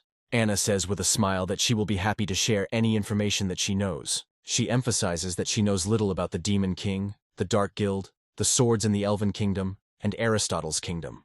Anna, although relatively young, became the most powerful, and many cities sought her patronage. Li Ping suggests that, with the exception of this place, the other states are acting in a disorganized manner, which plays into the hands of the Dark Guild. Anna confirms his suspicions and asks how he plans to achieve peace on the continent. Li Ping explains that true peace cannot be achieved by simply destroying the Dark Guild. From the legendary hero's point of view, the best solution would be to form an alliance through diplomatic negotiations. He adds that this is the only way he has come up with to avoid resorting to violence. Anna listens to him attentively and says that now the truth of these intentions has finally been revealed to her. Of course, this truth is wrong, and it suggests that it is all a game between the two of them. However, there is a small amount of sense in her semi-delusional reasoning, despite the fact that the original premise was incorrect. 500 years ago, Elizabeth achieved power through simple and brutal means, but as soon as she disappears, the world plunges into chaos again. From another point of view, Li Ping wants mortals to take the initiative to achieve peace, and thus come to it on their own. From her point of view, this was why he decided to visit the continent, to protect it from attack and see who was worthy of his help, just like last time. Anna assumes that they want to train her so that she can become a pawn in his grand plan. She also understands that increasing her power could cause people to forget their intentions, meaning she will be destroyed. However, her mind finds the idea of being a pawn in Li Ping's hands very attractive, especially if it's Li Ping's hands. She understands that she must improve and do everything possible to be able to use Raphael as soon as possible. Meanwhile, Li Ping continues to ask questions, hoping to gain more information about the continent. Looking at her carefully, he asks what kind of kingdom Aristotle is, which is famous for its technology. Anna explains that she has never been there, but the books say that they can control giants. Li Ping remembers that Sword has some connections with this kingdom, which means they need to investigate them more closely. Anna says that it would be better for him to visit the elf tribe first, since Aristotle's kingdom is still closed. She also adds that the new guild that announced its existence has come under the patronage of the elves. We are talking, of course, about Bercy and Elif, who were able to use the power of the cards to make a great journey. Finally, they reach their starting point, happy to have arrived. Burrs says that in order to enter the territory of the elven tribe, one must first go through many natural trials. Burrs asks his daughter if she is confident in herself, and she replies that nothing can break her determination. As they move further, they realize that this was only a small outer area, and that further on, everything will be much more complicated. As they get closer to their target, a strange creature begins to watch them closely. However, after a few moments they see in front of them a giant tree, which personifies the power of the elves. Elif asks why they are placing so many guard plants, and Burr states that it is a precautionary measure. Before he can finish his sentence, the ground begins to shake, and a giant plant prepares to test their strength. A pea of the 5 elements bursts out of the ground, which is a powerful long-range weapon capable of destroying everything. Burrs explains that such a plant is the best possible guard weapon. Elif asks how he knows this, as the giant plant opens fire. Burrs says that 30 years ago he was in the Holy Sword Guild, and learned that the entrance to the elven tribe was located here. Elif decides to use her card-cutting skills to destroy the projectiles flying towards them. She also flanks the giant plant to deal some powerful blows. Burrs suggests that she use combo skills, and she agrees with his combat advice. Only a few seconds pass and she attacks the giant plant with a cross-splitting skill. Elif makes the mistake of celebrating prematurely, thinking that the plant is not that strong. Burrs immediately advises her not to relax, since they are facing the peas of the 5 elements. His advice proves effective, as the plant begins to regenerate at an incredible rate. Moreover, it adapts to the enemy and becomes even stronger than before. Burrs understands where this is all leading and asks his daughter to quickly stand up and put up a powerful shield. The next second, the air is filled with a huge amount of magical peas, each projectile of which is comparable to a rocket. Moreover, the peas are loaded with cluster munitions to increase the area of destruction. This strategy allows you to cover a huge area and destroy all enemies. Elif is still holding the position with incredible efforts to stand against the enemy. Some projectiles ricochet back off the giant plants, but they don't do any damage to her. After some time, the pea shooter takes time to reload, and Burrs and Elif get the opportunity to treat their wounds. Burrs asks his daughter not to rush, saying that the shells of this plant are clearly poisoned, so it is better to use magic. He uses the Hearts card's healing skill to cure his daughter. Burrs also advises his daughter to move to a safe place and leave the rest to him. Elif says she's still ready to fight, and he replies that she must be careful, as the plant is becoming dangerous. The pea shooter begins to rapidly mutate, acquiring increasingly deadly properties. Burrs warns his daughter against hasty actions, explaining that the plant is returning to its original form. Elif watches the plant's metamorphosis and understands that this creature was not given the rank of Demon King for nothing. Burrs says that by possessing a combination of the 5 elements, he can release various types of magic. He also recalls seeing the Swordmaster dispatch him in an instant, and notes that after 30 years, the plant has become stronger. He tells her that the longer the fight goes on, the better he can aim, so it's better to use the treasure deck. He also suggests that it would be appropriate to summon a combination of creatures in order to summon the Holy Little Mage. However, a few moments later, a swift arrow flies past them, which obviously belongs to the elven people. After the hit, a very beautiful sprout remains, which is somewhat reminiscent of an unblown flower. As this flower begins to bloom, the behavior of the peas and arrows immediately changes. As if receiving some unknown signal, he stops behaving aggressively and begins to go underground. Burrs and Elif don't even have time to understand what's going on here, when suddenly the giant plant leaves their field of vision.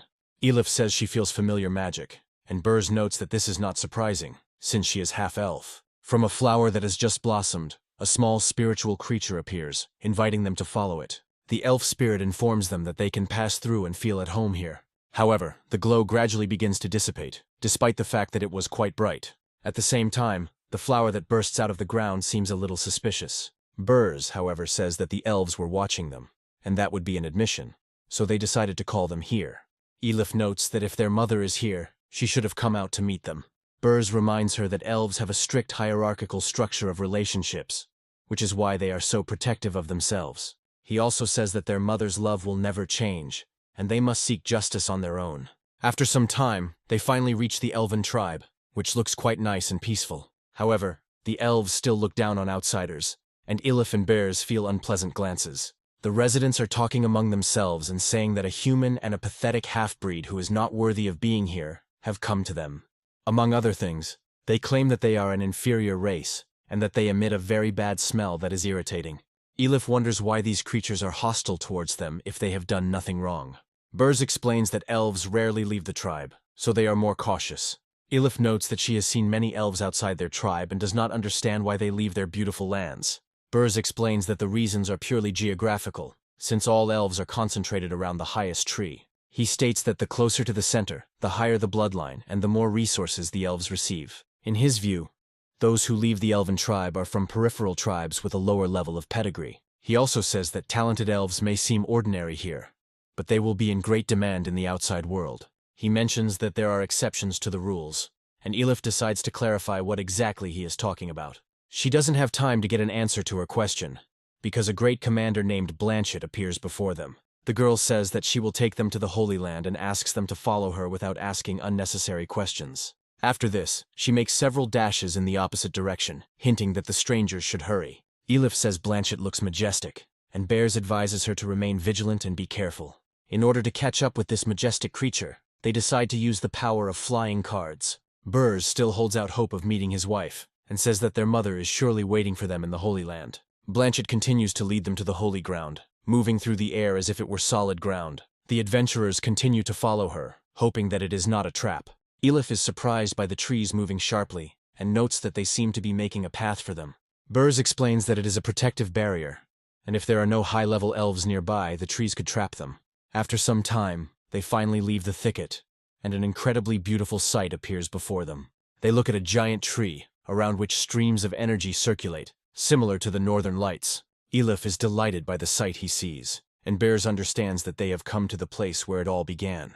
Within moments, he is plunged into memories that took place 30 years ago, when he was only 19. Then he finds himself in a tribe of elves, at which point ordinary troubles are happening there. A woman screams that she cannot control the beast, and Burrs feels an earthquake. The thing is, the elven girl was trapped by a spirit deer, who clearly didn't want to be in captivity. Burrs takes the initiative and jumps into the saddle of this deer to help calm him down. He takes a lesson from an elven girl who tells him that he needs to act more relaxed, and then everything will be fine. The girl thanks the brave knight who says that he is always ready to help. He also explains that if she's thinking about paying him for the service, she can just let him ride the reindeer. Together they tame the untamed nature of this strange creature, and set off on a short journey. At first, the girl experiences difficulties, as she has only learned to ride on flat surfaces, but soon the deer is lifted into the air. Burrs, being a natural rider, quickly makes the deer obey his commands and takes off into the air to end up next to the tree. Burs finds himself at unknown heights and notes that this is quite good for the inner circle of the elven tribe. He also notices the incredible shyness on the part of the high-ranking elven girl and asks her why she is so shy. The girl explains that her father and sisters told her the same thing, but she was simply too scared and couldn't learn to ride. Burs points to the side and says that it is her father who is looking for her, and the girl immediately begins to get nervous. She explains that outsiders are not allowed to ride the sacred beast, and if she is seen, it will be a real nightmare. Burs chuckles and notes that he simply lied to play a prank on her. She asks how he can behave like this, and Burs adds that he did it so that she would finally open her eyes. The girl says that this is an incredibly beautiful sight, and no one has ever brought her here before. Burs grins and remarks that in that case they can play more exciting games. She asks what games they are talking about, and he suggests going even higher. At first, the girl is frightened by this idea, but quickly gets used to the new state of affairs. Thus, some kind of connection begins to develop between them, and the two young beings begin to feel attracted to each other. Over time, this attraction develops into true love, and they decide to enjoy the moment. After this, they find a cozy place on one of the leaves of the world tree, which has incredible strength. Burs addresses a girl named Nicta, saying that the elven elders will not appear here for several more days. Nicta says that she envies him, because the pure scent emanating from him brings pure happiness without a trace of anxiety. Burs notes that it's not that difficult, adding that he only just joined the Holy Sword Guild, but has already become an outstanding swordsman. He also claims that he can show her many beautiful places, which greatly intrigues the young girl. Burs says that this is not a problem, because she is a high-ranking elf and she has more opportunities. Nicta notes that the so-called life of high-ranking officials is more like a cage. He adds that the elections for the Patriarch will take place soon, and her father has decided to marry her off to one of them in order to improve his position. Burs says he knows nothing about the relationships between elves, but understands that anyone would be uncomfortable being caged. He tells her that tomorrow he will take her with him via teleportation, which means that they will have to live in seclusion for the rest of their days. Nicta says that an ordinary life is all she dreams of, so she immediately agrees. Thus, an incredible and sincere union between them was concluded on the leaves of the world tree. However, much time has passed since then, and all that remains is for them to follow Burs's old heart. Elif is very surprised by the magical portals, saying that she did not expect such magic from the elves. Burs also notes that he didn't know about this before, and says that it is probably a hidden barrier that needs to be overcome. After a few moments, they pass through the barrier, leaving behind only a small energy ripple in space. All this time, someone suspicious continues to follow them, but who it is remains unknown. After passing through the energy barrier, they find themselves in a new place that is completely different from their usual surroundings. Blanchett finds a suitable landing spot near several elves. After this, she kneels before the other elves, saying that she has finally completed her mission. Elif asks Burs who these elves are, and Burs explains that they are the elders of the tribe, with whom one must be careful. Elif comes closer, but suddenly feels a strange sensation, as if she is about to vomit. One of the elven elders thanks Blanchett and informs her that she now needs to step aside. The patriarch of the elven tribe steps forward and carefully examines the new guests. Another tribal elder has been here so long that he still remembers Burs. Burs comes closer and notes that they really haven't seen each other for a long time. With a quick bow, Burs expresses his joy at meeting the chief elves present here. He carefully tries to read the emotions on the patriarch's face, but he continues to behave very distantly. The red-haired elf says that the last time she saw him, he was still quite young. Her colleague assumes that he came here on behalf of the Holy Sword Guild to ask to join them. Burs states that, to be precise, his card guild and the Holy Sword Guild have entered into an agreement to form an alliance. The elves chuckle and point out that they know he created this guild, but that hasn't improved the Holy Sword's plight. They remind him that the Swordmaster disappeared 3 months ago, and Burs replies that this is why he came to the elves to find her. He adds that the Swordmaster was one step away from reaching the level of a Demon King, and he doesn't know how to avoid losing. The Patriarch continues to listen attentively to the great swordsman, but does not utter a single word. One of the elves states that activating all the plants outside the tribe would be a very expensive pleasure. Elif notes that now is not the time to worry about personal losses and failures, as too much is at stake. She adds that everything should be based on equality between the parties, and she must prove that she is worthy. After this, she gives a special command to summon a giant plant that appears even more powerful. She states that the 5-element peas were at a low level of power, and if they could withstand the attack, then they could talk. Even though the plant doesn't look like a predator, its aura is still overwhelming and harsh. Elif feels a little scared and turns to her father for advice on what to do in this situation. Burrs asks her not to worry and says that he can handle it perfectly well himself. Taking aim, the plant decides to use its light gun skill to attack its enemies. The patriarch continues to watch what is happening, without changing his stony expression. Once the flash dissipates, it becomes clear that Burrs and Elif were not damaged by using the cards. Burrs states that they temporarily lost an important combat unit like the Swordmaster. But that doesn't mean they are weak. He adds that they are confident that they can defeat the Dark Guild even if the elves do not join. The plant receives a command to return to the ground and immediately falls, beginning to rot at an incredible speed. The elf smiles and notes that he has become much stronger since he can withstand such magic. Elif asks what kind of magic it is and why they attacked them.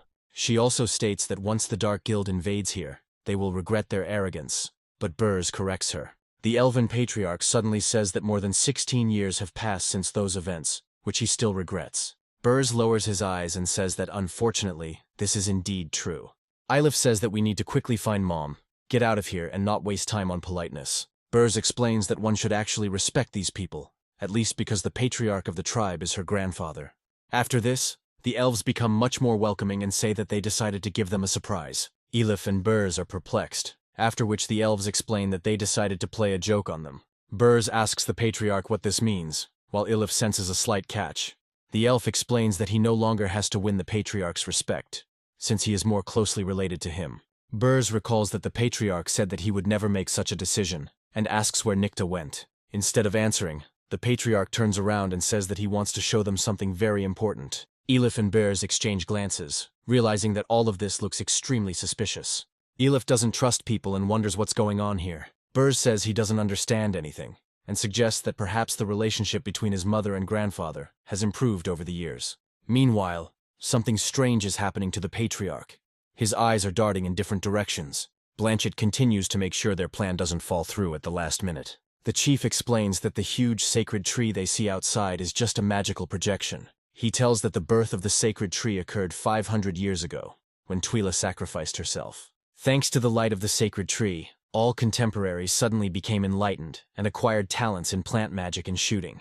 For many years, the elven tribe has relied on the protection of the sacred tree, but it has begun to wither. As the world became a little calmer, some of the nephews began to enter into relationships with other tribes. This is why marriages between representatives of noble families and representatives of other tribes are strictly prohibited. Burrs explains that this is the only reason why there were restrictions in his daughter's relationship.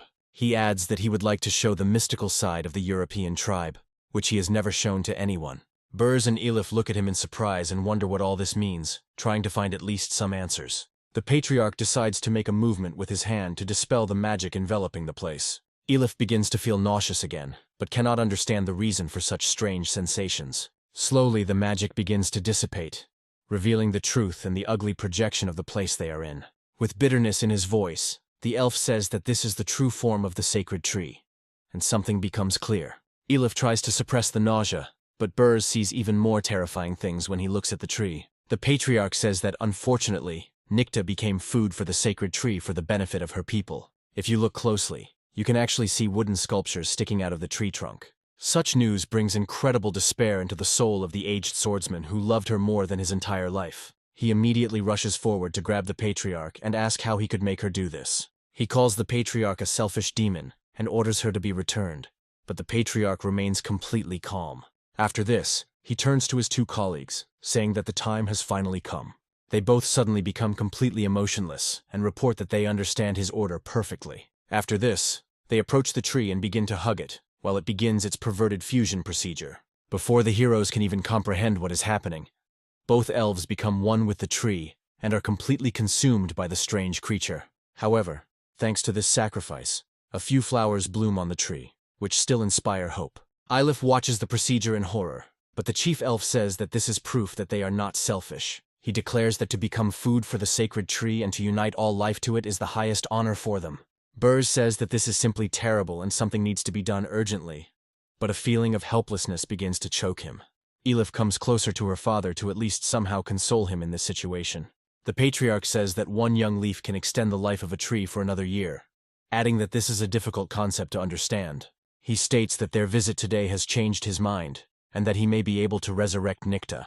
Burrs quickly absorbs the information and wonders if life can be restored. The patriarch explains that this is indeed possible if he is willing to pay a certain price for it, and points towards Ilif. Burrs immediately begins to protest, saying that if he wants to have his daughter, he should not blame her for the consequences. The patriarch explains that he was misunderstood, adding that he is interested in the cards that are on her belt. Burrs understands that all this time the patriarch wanted to get his hands on the cards made by Mr. Li Ping. Ilif reminds us where these maps came from and who made them, hinting that it would be better not to do this. The patriarch says he felt a powerful divine force from this deck, and that perhaps the tree can be completely revived. He adds that everything that happens to the sacred tree can be resurrected, which means that all the elves can be brought back to life. He says this confidently, hoping that the desperate Burrs will agree to it. Burrs takes the offer seriously, considering whether to sacrifice these cards. Ilif reminds him that the cards were meant for something completely different, and that in life, you can't return everything. A strange creature switches the control panel to alter the patriarch's emotional state. The patriarch immediately throws his head back, and rapid and unpleasant changes occur in his brain. He says that he understands their concerns. He himself is not sure that it will work, but there is only one chance to defeat the Dark Guild. Burrs falls under manipulation and comes up with an excuse for himself, claiming that he is acting to save the continent. Ilif continues to be the voice of reason, warning that if anything goes wrong, the blame will fall on them. Unfortunately, Burrs is prone to emotions and declares that he will take responsibility. After this, he collects a deck of cards, saying that each of them controls half of the deck. The patriarch states that in this case he should hand over the cards to him. After he casts a spell, everything will become better. Ilif asks her father if he really thought carefully before throwing away such artifacts. Burrs, unable to think clearly, says that he would do anything to get his mother back. A few moments later, the deck finally falls into the hands of the patriarch. Smiling, he says that Burrs is indeed a good son-in-law who has helped him a lot. A few moments later, vines begin to sprout up near them, intending to entangle them. Ilif doesn't have time to dodge and falls into a trap she had long suspected. Burrs also doesn't have time to do anything and asks the patriarch what all this means. The patriarch goes crazy and says that he did not expect that he would be so easily deceived, even the most naive idiot. After this, he opens his clothes, explaining that the elves have long been on the side of the Dark Guild. Burrs and Ilif watch the horrific spectacle in amazement and realize how easily they have just been deceived. The patriarch states that, to put it simply, he is no longer himself. After a few moments, a huge flower begins to grow from the ground, showing off its gigantic bud to everyone. The bud gradually opens, and a strange man is visible inside. A man dressed as a jester reveals that the heads of the elven tribe were turned into puppets 10 years ago. Smiling, he explains that as long as he doesn't interfere, they can still act independently, but he can easily control them. Having received a small deck, he claims that he is now the head of the elven tribe. Burrs turns to his daughter, and she says that she understands perfectly well what they need to do. They decide to turn to magic to escape the trap and fight this villain. However, their enemy turns out to be far from an ordinary villain, and quickly understands what he needs to do. The patriarch, under the control of his patron, turns to the side and uses plant magic. Almost instantly they are affected by the parasitism ability, which quickly neutralizes them. Their mana reserves are depleted and they can no longer cast spells. The jester smiles as the patriarch thanks him for using him at that moment. He declares that he will reward the patriarch later, but for now he can rest, and presses a special button. As soon as the shutdown button is activated, the patriarch immediately falls to his knees and stops showing signs of life. The jester reports that he has observed all their battles and discovered that the cards can summon spirits from other worlds. Taking the card into his hand, he immediately discovers that the price for summoning the spirit is a portion of his life force. Burrs is glad that the villain does not yet know the secrets of using these cards, and understands that he will definitely die. However, as always happens, premature celebration only leads to bitter disappointments of fate. The jester smiles, showing the cards, and says that there is nothing difficult about this, because he has great resources. Tossing the cards into the air, he says that the time has come for the elves to sacrifice their powers. A real hurricane is gathering in the air, which does not bring anything good, and the elves are experiencing an earthquake. The frightened creatures grab their weapons, but quickly begin to feel incredibly ill. All the life force they had begins to be sucked out of them and evaporate into thin air. The tree acts as a powerful magnet, attracting the souls of dead elves. The same thing happens with all spirit animals, whose life force is an incredibly valuable resource. Burrs realizes that he has been deceived, and realizes that he has just single-handedly doomed this world to a dark fate. The fool enjoys triumph, holding the cards and imbuing them with powerful spiritual powers. He smiles as he watches the cards absorb the power of everyone who sacrificed them and become even stronger. Burrs watches this and understands that now everything is over, and the evil side has finally won. With a wicked smile, the jester commands all the cards that have been feeding on energy to reveal their true essence. Dark figures appear before him, each representing an incredibly powerful warrior. Among them appears a card in the form of a pair of jokers, which was compared to Elizabeth last time. Elizabeth informs him that he has not been home for 2 days, so he should think about the dishes for her. During this time, a strange entity, reminiscent of a political alien from another planet, matures in the court. She carefully slides down, choosing as her target Li Ping, who wanted to discuss something with Elizabeth. The entity carefully analyzes its next target and hopes that it will be easy prey. After waiting for a moment, she rushes forward, while Li Ping is still trying to get a normal dialogue from Elizabeth. However, he doesn't manage to reach the legendary hero's body in time, as it is discovered by a robot vacuum cleaner. The robot almost instantly suppresses it and sucks it into the depths of the trash bag, warning the others that cleaning is in progress. Li Ping apologizes to the robot vacuum cleaner he created and steps aside to avoid disturbing it as it completes its tasks. Sitting down on the sofa, he says that he would like Elizabeth to go with him to the elf tribe. Elizabeth looks at him in surprise and wonders if he has decided to conquer even more territories. Li Ping explains that he does not plan to conquer anyone, but only wants to convince them to become allies. He reminds Elizabeth that she knows the heads of the elven tribe, so she will surely be able to negotiate through communication. Elizabeth agrees with his idea, pointing out that it will require a lot of fruit jelly from him. Li Ping explains that there won't be any problem, and she can eat as much as she wants. After this, she asks him what he is going to do with the people he brought into the yard. We are, of course, talking about Anna and Cherry, who, in the company of Alpha, were gathered by Vankai to talk. They exchange questions about how strong they are in order to find out who is the most worthy candidate. Cherry reveals that they were given a sword manual, and once she learns it, she will become the strongest of Li Ping's servants. Anna states that she has a ragdoll made by Li Ping, and that it will become much stronger over time. Alpha immediately starts to get cocky, saying that they make him laugh by being losers. He also explains that he has been close to him for 500 years, and what he gave them is just discarded trash. Alpha turns up his nose and says that he only has one younger brother, and that's him, so they should get out of here. Anna immediately becomes disheartened, but Cherry states that she has seen many blades, and that Alpha lacks Li Ping's energy. Alpha confirms that it is true. The blade was forged by another person, but now it has become a true holy sword after being reforged. Anna turns to the elder Vankai and asks if this is all really true. Vankai understands that the situation is complicated, and explains that Alpha is partially telling the truth, except for a few nuances. He says that at the moment the blade split in half, someone was already trying to fix it. Otherwise, Li Ping would have had nothing to chop wood with. Simple methods of restoring the blade did not work, as it was too brittle and broke instantly. Thus, superglue was used, which is a temporary measure to make the blade whole again. Since it was the superglue Li Ping had prepared, its effectiveness was much higher, and Alpha managed to bring the blade back to life. Vankai explains that the owner used a powerful invention for resurrection, and dug up what was left from the trash bin. Alpha continues to be proud of being glued back together, stating that it is a result of Li Ping's reforging. Cherry argues that this pressure is pointless, as they can only leave one person to serve the legendary Li Ping. Anna embraces the spirit of competition, explaining that she is fulfilling the duties assigned to her. Alpha is once again offended by the fact that he is not being taken seriously and prepares to rush into battle with his blades. Cherry and Anna put their signature skills to the test to see who is the strongest. Vankai intervenes, ordering an immediate stop before it is too late. He explains that he did not hold the meeting so that they could decide who would be the strongest here. Anna reminds him that there are a lot of people here, and this is interfering with Li Ping's life, which means he needs to choose only one.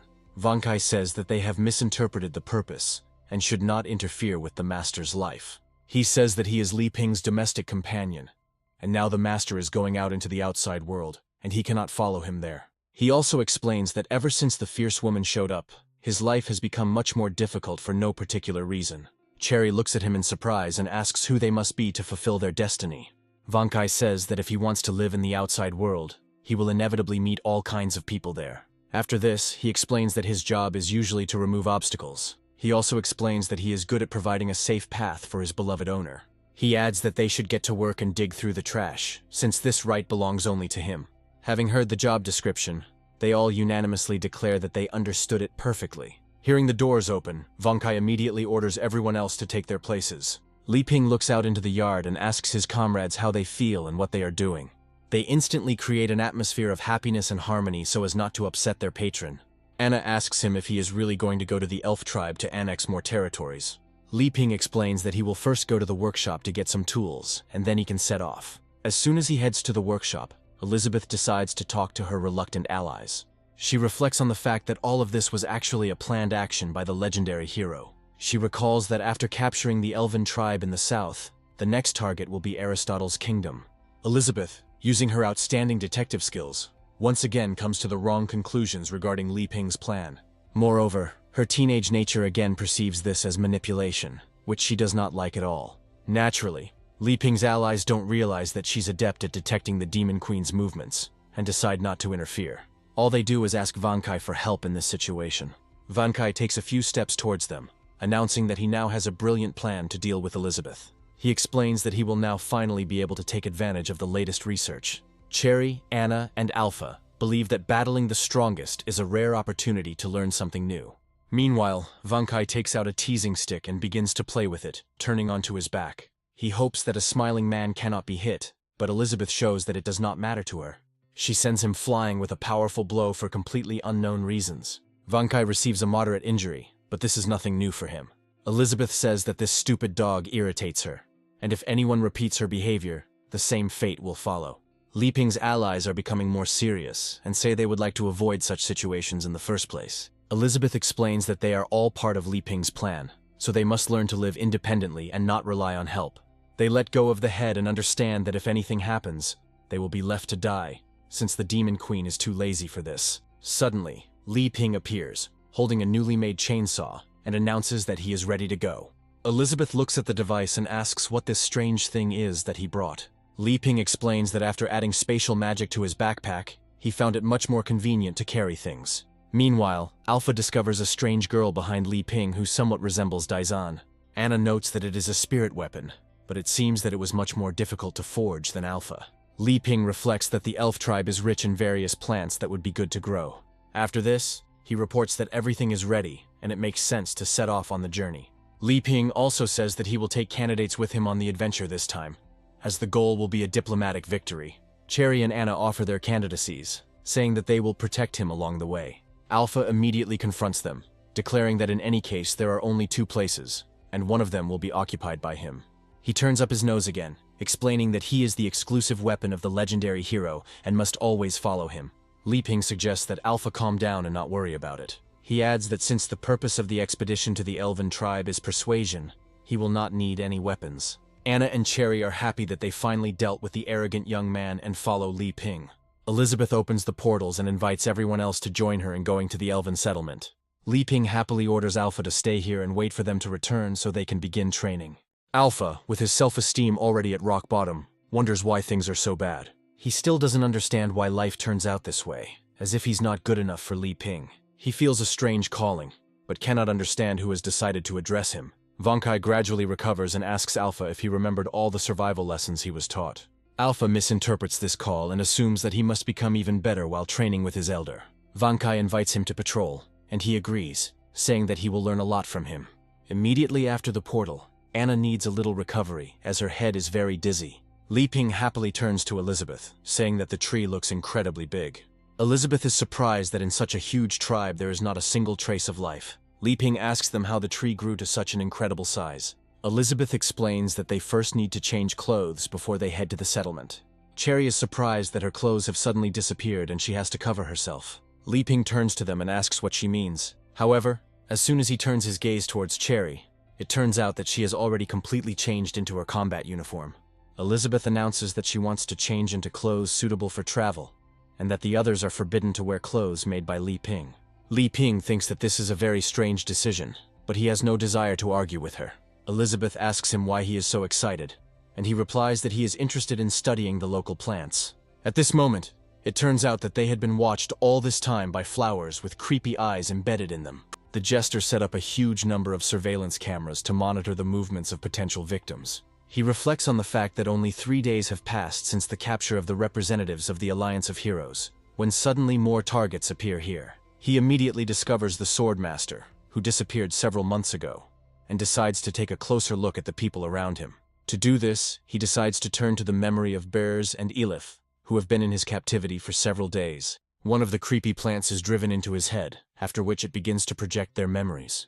The jester carefully studies everything he can to find out who he is dealing with and how to win. However, after some time, he discovers that the red-haired woman next to them is behaving very suspiciously. After a few seconds, he finally realizes that the person in front of him is none other than Elizabeth. He frowns, thinking that he didn't expect her to appear here after 500 years. After this, he orders one of his servants to go ahead and separate them by any means necessary. Blanchett, who has been serving the jester all this time, says that she will do it this very second. Meanwhile, our heroes find themselves in an arena where a huge number of destroyed plants are still located. Cherry notes that, according to her past experience, this is where you need to win the fight, but the 5 elements have not yet appeared. Anna understands that Cherry's knowledge makes her a serious competitor that she cannot lose to. Li Ping asks her what guild she created, noting that she knows a lot about the elf tribe. Cherry looks at him with genuine surprise, explaining that she is actually from the Holy Sword Guild.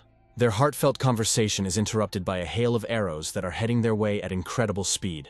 Cherry makes a quick movement with just a single wooden branch and immediately knocks down all the projectiles with incredible ease. Anna discovers the man who shot them and notes that he is using concealment magic. Cherry states that it is a trick and that they shouldn't worry, after which she decides to make the first move and stance. This movement creates a powerful signal that instantly finds the real Blanchett, hidden in the darkness. The elven archer is surprised that a mere human could use a sword to dispel concealment magic. However, she is already in a suitable position and shoots forward with the seed arrow skill. Anna summons a giant teddy bear to act as a shield from projectiles and protect the team. However, in reality, these arrows pose a much greater danger than they seem at first glance. In the places where the arrows hit, a gigantic number of the most powerful pea shooters sprout, and their number increases even more. Li Ping asks the Demon Queen if she remembers how they first went on an adventure a few months ago. At this moment, his allies rush forward to chop the plants into small pieces. Li Ping reflects that if he had been in that situation back then, he might have gone crazy. But now he's used to it. Elizabeth notes that there is nothing to brag about here, reflecting on the fact that the legendary hero is trying to manipulate again. At this point, Cherry continues to fight against constantly appearing enemies using her newly introduced skills. Anna is also trying to keep up to get to Blanchett, who manages these plants. Li Ping explains that he is not bragging and is simply glad he met her, expressing hope that they will stay together forever. After a few moments, one of the projectiles attacks him and is quickly swallowed. Li Ping lets out a muffled cry, but almost no one comes to his aid in time. Cherry and Anna are surprised that the legendary hero was swallowed by a huge creature and digested in its stomach. Meanwhile, Elizabeth is only thinking about the fact that, from her point of view, she has just been confessed his love, despite the fact that this is not true. Cherry and Anna understand that their leader's life is at stake and immediately rush to the attack, destroying the shells first. However, it turns out to be too late. They do not understand where their leader has disappeared to, and decide to urgently find him. Blanchett, meanwhile, is on a mission to capture that very man alive, and decides to self-destruct the rest of the plants. Thus, a gigantic number of pea shooters, located almost point-blank to our heroes, detonate. The explosion is comparable in strength to several dozen very heavy bombs, and few things can survive in such conditions.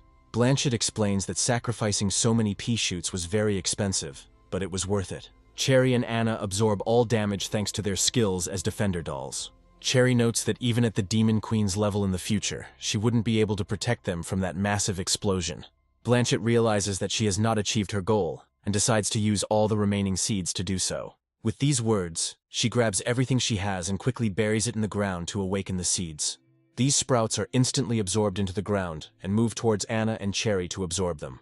Numerous pea shooters quickly emerge and immediately activate their six-fold self-destruct skill. However, at the last moment, the dolls jump out of the area of effect, and Cherry decides to protect them with a shield.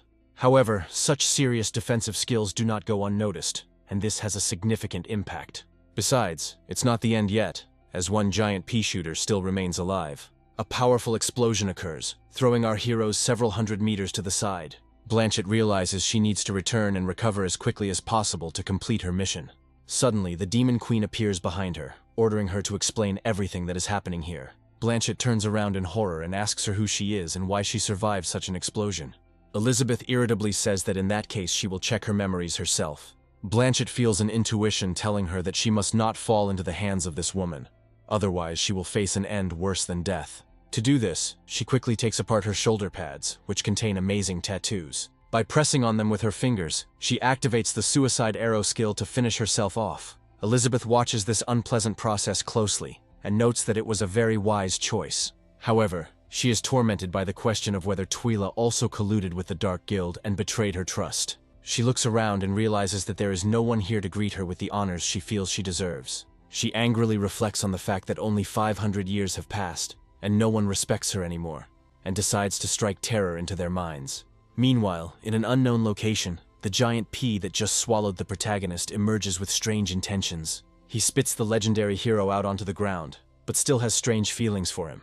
Li Ping is confused as he doesn't understand why the plant is acting so strangely. Raising his head, he discovers that saliva is beginning to drip from the plant's makeshift mouth. Li Ping moves away in fear and asks that they not approach him, as he is very scared. Unable to resist such a gigantic creature, he falls to the ground, hoping that Elizabeth will save him. However, after a few moments, the giant pea falls to the ground next to him, as if searching for something intensely. Li Ping takes a closer look and discovers that the giant plant is infected with strange pollen. He understands that something has been constantly falling out of there all this time, and this has obviously affected the plant. Taking a closer look, he realizes that it is organic fertilizer that he brought here as a gift. He turns to the big pea and asks if he really wants to get even more treats. Having received the answers, he declares that he is ready to share all the fertilizers in exchange for not being eaten. P only nods a few times in gratitude for such a treat. After he has eaten everything available, he falls to the ground to digest it. Li Ping hopes his digestion is fine, then tries to figure out where to go next. The thing is that there are a huge number of plants around it, and it is very easy to get lost here if you don't know where to go. The patriarch reports that the man teleported, but his plant monster suddenly stopped halfway. The jester orders that the location of this person be determined using the surveillance system. He grins and notes that it's not that simple, and that he needs to look through more memories to find out who he is. Meanwhile, elephant bears are already on their last legs due to the fact that their memories are constantly being drained from them. The jester realizes that he is facing the main character, and decides to defeat him using the same cards to prove to Elizabeth that he is no worse. Meanwhile, the battle becomes increasingly nightmarish and terrifying due to the increasing level of the opponents. The ragdolls brought to life by Anna are seriously damaged and require temporary restoration. Nevertheless, they manage to soften the falls for our heroines, who fortunately escape with only a fright. Cherry quickly jumps to the ground to check if her ally is okay. However, after a moment, she begins to experience the unpleasant sensation of a magical clash when she combines techniques. Anna asks her if everything is okay, and she replies that she needs to rest a little to continue the fight. Anna notes that they don't have time for this now, as a powerful magical force is approaching. The ragdolls once again rise to the defense of their mistress and take on all the blows aimed at them. However, this time the impact is so strong that they fly apart. Anna wonders if they were attacked by the 5-element peas, but Cherry tells her it's something more sinister. A magician nicknamed Troika appears before them, who is a manifestation of the card. Cherry and Anna immediately discover that this creature has the aura of a legendary hero. But there is another evil force present. A large amount of energy begins to accumulate in the Troika's staff in order to fire another volley. Cherry rushes forward to strike with her second move, hoping for a quick victory. However, upon closer inspection, she realizes that her blow missed its target and only damaged her weapon. The thing is that the little Troika had a protective club spell cast on it, which prevented the damage. Cherry tries to figure out how this is possible, while simultaneously expecting the next attack to come her way. The trio decides to use the power push skill to put some distance between themselves and their hated opponent. However, this time a rag owl comes to her aid, intercepts her and softens her fall. Anna realizes that she has used the demon's red eyes too often, and now she needs to regain her powers. However, unfortunately, the 3 did not come alone, and it was joined by the 5, which focused on protective functions. Cherry, meanwhile, quickly lands on the ground and thanks her ally for her help. However, magical forces collide again in their bodies, and this happens at the most inopportune moment. Anna turns to the Swordmaster and asks if she is still able to fight or if she should retreat. The trio decides it's time to end the fight and begins to combine several elements at once. Anna understands that this is a very dangerous opponent, and even with the red eyes activated, it will be difficult to fight him. The Troika does not show hostile intentions and tries to act neutrally. Anna gathers all her spiritual strength to continue the battle, realizing that she should not rely on anyone. She also notes that she cannot let her leader down and must prove that they were not mistaken. Meanwhile, the 3 begin the final stages of their preparations, creating something astonishing and destructive. The energy ball is capable of destroying all living things in its path, and dodging it will be an extremely difficult task. The ball is directed towards the heroes, creating a giant explosion, but everything does not go so well. As the smoke clears, it becomes clear that the giant snake is moving forward to swallow the projectile. Quite quickly, the projectile ends up in the snake's stomach and gradually dissipates, losing its destructive power. Anna, through incredible effort and strength of spirit, awakens her abilities and enters a state of maximum concentration. Cherry realizes that Anna was not chosen by chance, as her power level instantly increased by several levels. Anna gives the order to her animals to rush into another attack. This time, the main active force object will be the newly arrived snake, and a plush owl will assist her. Five faces the battle rather stoically and decides to use the defense club skill. However, the plush snake easily dodges all the projectiles, rushing forward towards its target. Anna understands that magic cubes have an extremely high level of protection, and it's better not to joke with them. However, her red eyes allow her to see the trajectory of the fall in advance in order to direct the snake correctly. She also calls on a stuffed owl to act as a distraction. The giant creature decides to use its assault strike skill to help its fellow creatures. The five realize that they won't be able to escape the danger in time and use the protective club on themselves. This also protects them from the massive amount of wind blades that would otherwise tear them apart. 3 and 5 make strange noises while in the protective club, while the stuffed snake still tries to swallow them. Such a protective matrix does not allow them to move freely, and one can only hope for the best. Cherry notes that she cannot penetrate this cube even with the legendary hero's swordsmanship. She also understands that she cannot fall behind, lest she lose her privileged position among Li Ping's assistants. Anna decides to resort to a strategy of gradual destruction to destroy these magical enemies. She notices that the magical power that the snake absorbs and disintegrates will be transferred to her body. After this, she gives the command to the plush snake to begin the process of slow destruction. But this is not easy. Anna feels that the awakening of the bloodline will soon invade her consciousness, and she must hold out until success. However, their plan fails when someone suddenly cuts the snake into pieces. The blow is so powerful that Anna's mental abilities fail and she loses consciousness.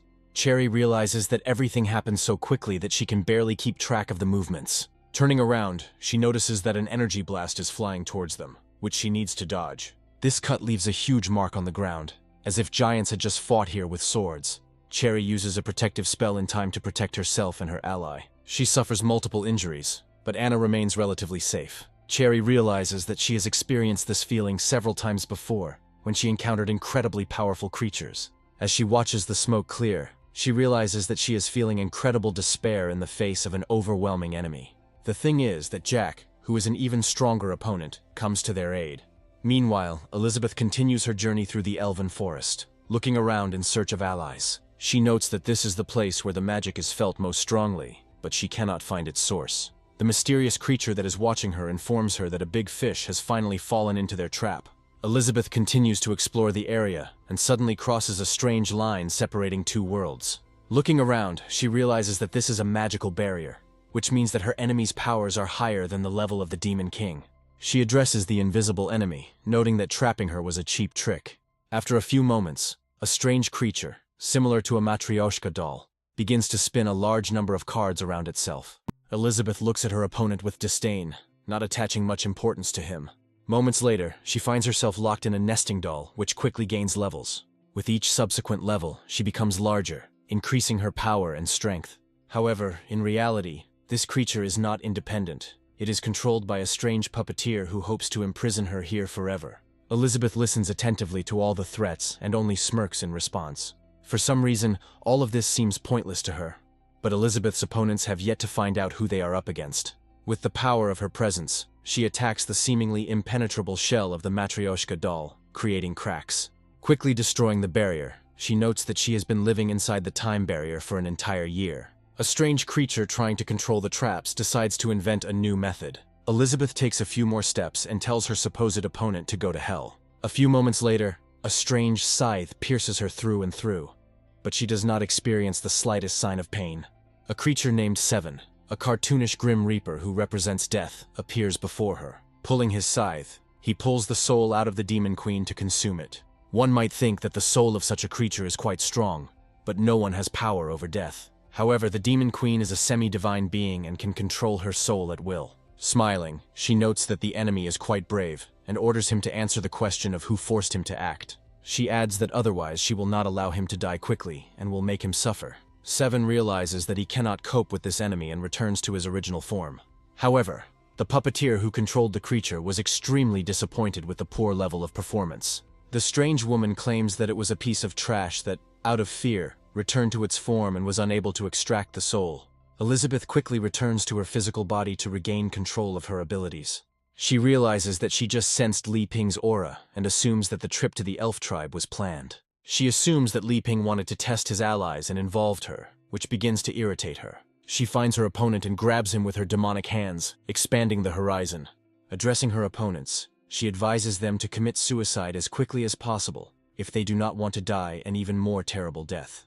However, the creatures watching her only chuckle, noting that she is too loud, but too weak. Elizabeth goes further and finds herself in a cartoonish maze that represents an inverted infinity sign. She immediately understands why she couldn't get out, because the things Li Ping created have special effects.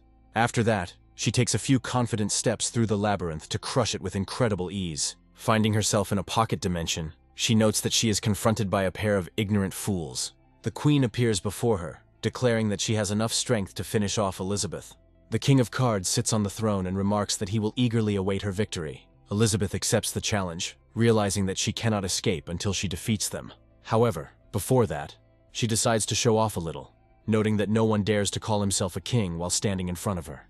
She insults the King of Cards, declaring that he is unworthy of the title and should crawl on his knees before her. Naturally, he does not appreciate such appeals and orders the Queen to destroy the impudent Elizabeth. The Queen of Cards fuses with all the aces to reach the maximum level of the Demon King. Elizabeth doesn't pay much attention to this and orders her opponent to go to hell, hoping to kill him without any problems. However, things are not so simple here, since Elizabeth, like most people, suffers from too much self-confidence. The Queen uses her very fast wing skill to return from an attack and find a better angle. Rushing forward, she decides to use her decapitation skill to bring Elizabeth down to the ground. Elizabeth tries to block the blow and calmly deflects it with her fingers. She also notices that she has broken more fingers, and considers this a good indicator of the opponent's strength. The Queen of Cards continues her attacks in the hope that one of them will bring a more significant result. Elizabeth decides to deal with this as quickly as possible and sends forward another demonic wave. The Queen of Cards reads her opponent's move in time and decides to perform a bow maneuver. She is attacked from all sides, but she manages to parry all the blows. Elizabeth tries to figure out her opponent and directs an attack from behind, not giving him time to react. However, even this turns out to be not enough, since the Queen of Cards is much faster than it seems at first glance. All the demonic spawns that Elizabeth summons are quickly cut to pieces. However, they only become more numerous, as each enemy killed is split into 2 copies. The Queen of Cards realizes that we are talking about magic bullets and decides to change tactics. She enters maximum defense mode to deflect projectiles flying towards her. However, the number of magic bullets does not decrease, but on the contrary, only increases, increasing the speed requirements. Over time, the Card Queen's limbs begin to tire and are subject to multiple hits. Elizabeth decides to use her critical strike skill and instantly destroys all the limbs. This way she remains completely protected from the next onslaught of magic bullets. The Queen only looks up, wondering why everything came back this way. The magic bullets continue to divide, ensuring that the next attack is sure to be fatal. Elizabeth proudly notes that magic bullets will be more than enough to deal with someone like her. After this, she gives the command to her servants, and they rush forward, tearing the enemy apart. The Queen of Cards really remains just a pitiful fragment, which in the meantime is transformed into other cards. Suddenly, several other cards appear out of nowhere and immediately prepare to enter the battle. Elizabeth wonders how many magic tricks Li Ping has up his sleeve, noting that they are quite powerful.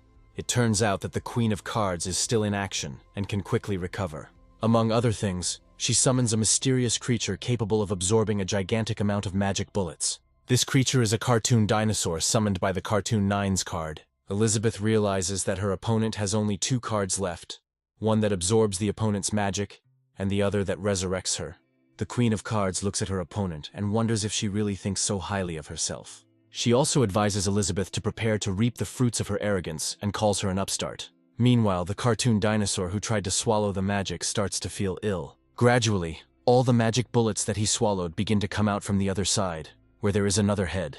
The Queen of Cards smiles and notes that it's time to use the double payoff skill. The cartoon dinosaur is capable of returning absorbed magical skills in double volume, so Elizabeth will have to proceed with caution. However, she decides to use the skill Irresistible Edge to block all incoming damage. The cartoon dinosaur is greatly surprised to realize that one of his most powerful attacks turned out to be a mere puff. Even the magical Card Queen, who had expected much more serious damage, is surprised by this. Elizabeth notes with a smile that even if her skills were enhanced 100-fold, they would not be able to cause harm. After this, she begins to use spatial magic to suppress the resistance of the enemies. Elizabeth admits that she was inspired to create this skill by the foolish Vankai, and notes its effectiveness. However, the Dinosaur 9 was destroyed, but this does not mean that Elizabeth was safe. Elizabeth looks closely at the map she managed to obtain, and realizes that the Queen is still somewhere nearby. The Queen of Cards suddenly appears behind her and makes a swift, decisive attack with her daggers. Elizabeth quickly dodges the lightning-fast strikes, which are a veritable deadly barrage. The Queen of Cards suddenly wonders where her target is when she is suddenly cut in half. Elizabeth decides to go into a more combative form to deal with this enemy. With arrogance in her voice, she notes that she will now take the matter seriously in order to deal with the enemy. The mysterious decanter, which contains the petal immersed in water, is reactivated and begins to create the unimaginable. Before Elizabeth's eyes, the enemy's dismembered body is put back together, despite her efforts. Elizabeth realizes that once the main body is destroyed, the resurrection magic will activate automatically. The Queen of Cards prepares to rush into battle again, noting that she cannot be destroyed. However, Elizabeth realizes that there is a possibility of total destruction and decides to use the absolute confinement skill. Thus, the enemy finds himself in a dungeon from which it is impossible to escape under any circumstances. Elizabeth states that she will first limit the resurrection area with this skill, and then slowly play with her victim. After this, she decides to use the dissolution skill to melt the victim with acid. The cleansing vase is activated once again to resurrect its keeper and bring him back to life. The Queen of Cards notes that this is useless, as all she needs to resurrect is a drop of dew and a cleansing vase. She also states that the magical space inside the vase is connected to the world ocean, and the water in it is exhaustible. Elizabeth takes this information into account and then decides to move on to poisoning skills. The Queen of Cards immediately begins to feel the incredibly scorching air, altered by the most powerful poisons. Once the poison enters her body, she experiences such a searing pain that even a magical creature cannot cope with it. Elizabeth continues her torture using drowning, 1,000 needles, lacerating, and lightning strikes. She also notes that she will accumulate various damage that can be received in order to exhaust the enemy. Gradually, the vase begins to lose its strength for reasons that are still unknown. After a long time, Elizabeth defeats her opponent. She concludes that when endless resurrection is exceeded by endless pain, the opponent's body will naturally wither away. The King of Cards has been watching the battle all this time, as joining in would seem too wrong. Smiling, he notes that now is the time to take personal action and jump off his throne. He also summons a massive amount of blades to himself, which are actually much more deadly than they appear. He decides to use the fusion skill to give the blades a more conscious form. Together, these blades form something astonishing, merging into a weapon capable of rivaling even the gods. This weapon is at the level of a 2-star demon god, which is a truly powerful artifact. The Cartoon King, in turn, uses the skill of breaking boundaries to significantly improve his physical form. Smiling, he notes that there is only room on the throne for one ruler who must rule this world. Elizabeth only laughs loudly in response, causing surprise to the King of Cards. She notes that the Demon King was once the highest being in this world, and now understands how he watched over her. The king doesn't fall for the provocation, noting that she simply doesn't understand the difference in power levels. After this, he rushes forward using a world destruction combat technique. Elizabeth responds with similar spells, hoping that her skill will be at a higher level. She continues her attack using the Invincible King skill and breaks through her opponent's defense. Thus, he surprises Elizabeth and causes her serious damage by dashing through her. He notes that she is incredibly brave to allow herself to relax in battle, and is not a weak opponent. Smiling, he declares that he is the king, and therefore the strongest being in this world. He starts laughing loudly, gradually turning into a card, not realizing that he has actually already lost. These cards end up in the hands of Elizabeth, who begins to use them with incredible aggression. She assumes that all this time she was playing by Li Ping's rules, who wanted to remind her that pride leads to a fall. She vows that the strength of her skills will match Li Ping's and show that she is much better than expected. She is also surprised that she destroyed all the cards, but the space is still not destroyed. Looking closer, she realizes that there is one more card left, which is a strange-looking throne. The throne turns towards Elizabeth, and it becomes clear that she will be fighting against Deuce, who is a cartoon duck. Elizabeth orders the creature to stop wasting time on nonsense, and decides to destroy it with a simple blow. The demonic hand rushes forward to crush the unfortunate animal and free the Demon Queen from captivity. However, suddenly a powerful counterattack comes from the seemingly ridiculous duck, which blocks this skill. Elizabeth realizes that the creature used copying to defeat its opponent. The duck is gradually taking on all of Elizabeth's external features, and one can only hope that she will be so strong. The only difference is that the altered version of Elizabeth still has a duck's nose and eyes and continues to quack. The Demon Queen takes this as a personal insult and calls her opponent an arrogant creature. Meanwhile, Li Ping collects a variety of fruits, noting that this is exactly why he came here. Having tasted them, he notes that the fruits here are rather mediocre. However, if they are cultivated, a new variety can be developed. Elven zombies appear behind him and approach the protagonist with a creepy look. The patriarch connects to the mass consciousness of the slain elves and reports that one of the strops has discovered Li Ping's location. The jester asks him what he is waiting for, ordering him to act as decisively and quickly as possible. He adds that the man must continue to be kept alive and brought here for further interrogation. Li Ping, meanwhile, is completely oblivious to what is happening behind him and continues to harvest. At a certain point, he decides to move to another bush, which perfectly coincides with the moment when the zombie tries to attack him. The rotten corpse falls to the ground with a dull thud, achieving no results, while Li Ping walks away whistling.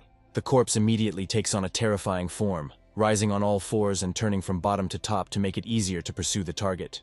With incredible speed, he begins to tear apart the ground above him to get closer to Li Ping.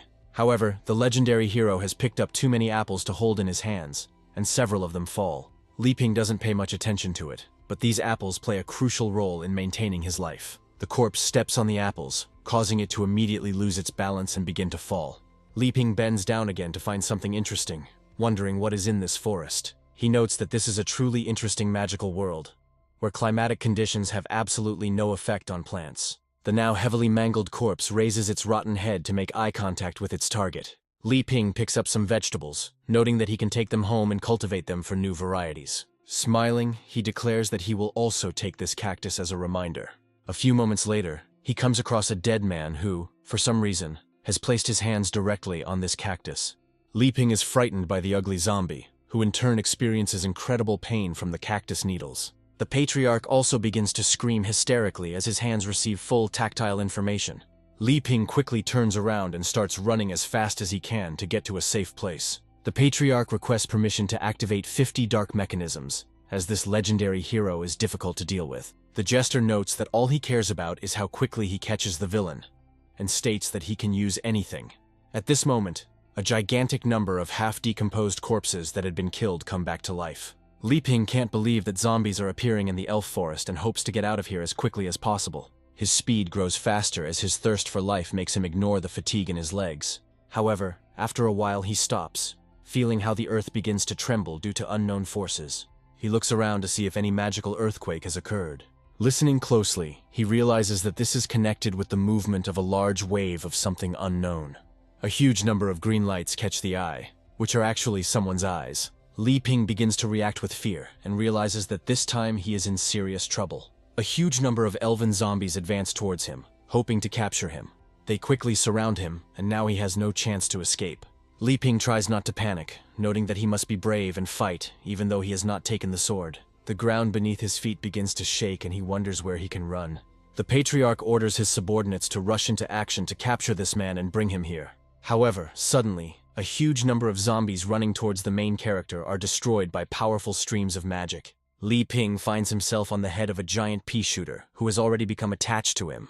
Li Ping looks at him in surprise and notes that he is glad to see his new comrade. Pea shooter can't speak, so he can only nod quickly to emphasize his good intentions. The patriarch realizes that this explains why the plant magic suddenly stopped working, since the 5-element peas have been tamed. At this moment, the good-natured giant bush begins to shoot all the zombies that approach them. Li Ping grabs his comrade's head to avoid being thrown off by the incredible momentum. Pea shooter continues to effectively hold his own against zombies, as if that's what he was originally designed for. However, after a few moments, some elves decide to use plant magic to take control of it. Li Ping looks at his comrade in surprise and asks why he suddenly stopped. The answer lies in the zombie elves, who still have brain activity and can use magic. The patriarch is pleased that this wave includes several generations of elders, which means the rebels can be neutralized. They also decide to use plant magic skill to slow down the growth of their subordinates. Thus, the giant pea shooter, who had just been a threat to all living things, is immediately reduced to something insignificant. Li Ping looks at his comrade in surprise, who is now so small that he can fit in his hand.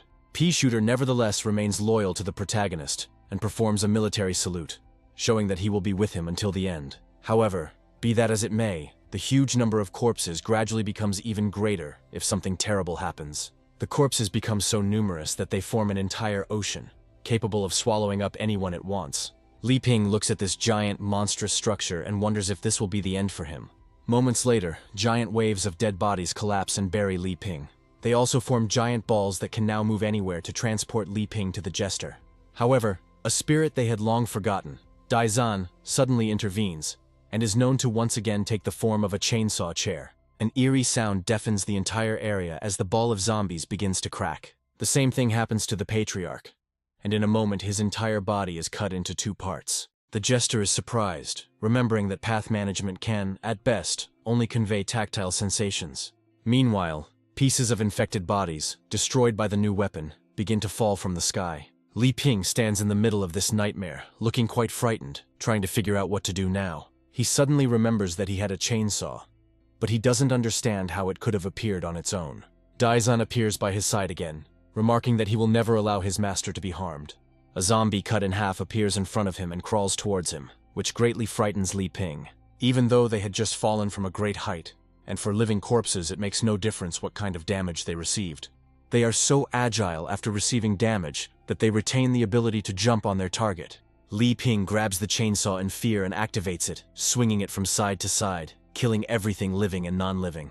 The jester also takes minor damage, realizing that he is facing a truly powerful opponent. To minimize damage, he decides to resort to the help of resurrected archers. He has quite a lot of such creatures at his disposal, so he uses the skill swarm of magic arrows. Li Ping closes his eyes in fear and simply starts swinging the chainsaw from side to side to avoid being captured. Without realizing it, he is the owner of clothing that reflects 100% of damage back to the wearer. All the arrows flying in his direction immediately hit the shooters, knocking off their heads. The jester takes much more damage, causing his arm to become a pathetic sieve. However, he regenerates quickly, noting that even the damage reflected by the passive skill was somehow transferred to him.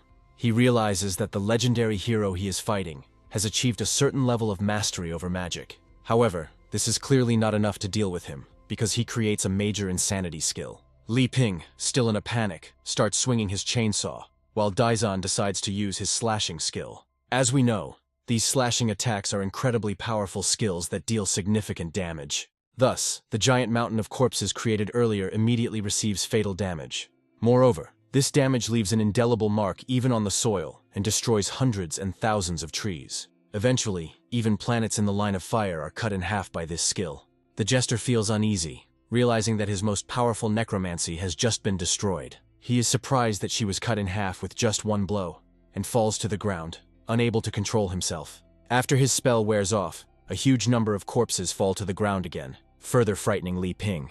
After a while, the zombies that were not involved in the initial attack look around in surprise at the strange sounds. They notice a madman approaching them, waving a fantastic artifact.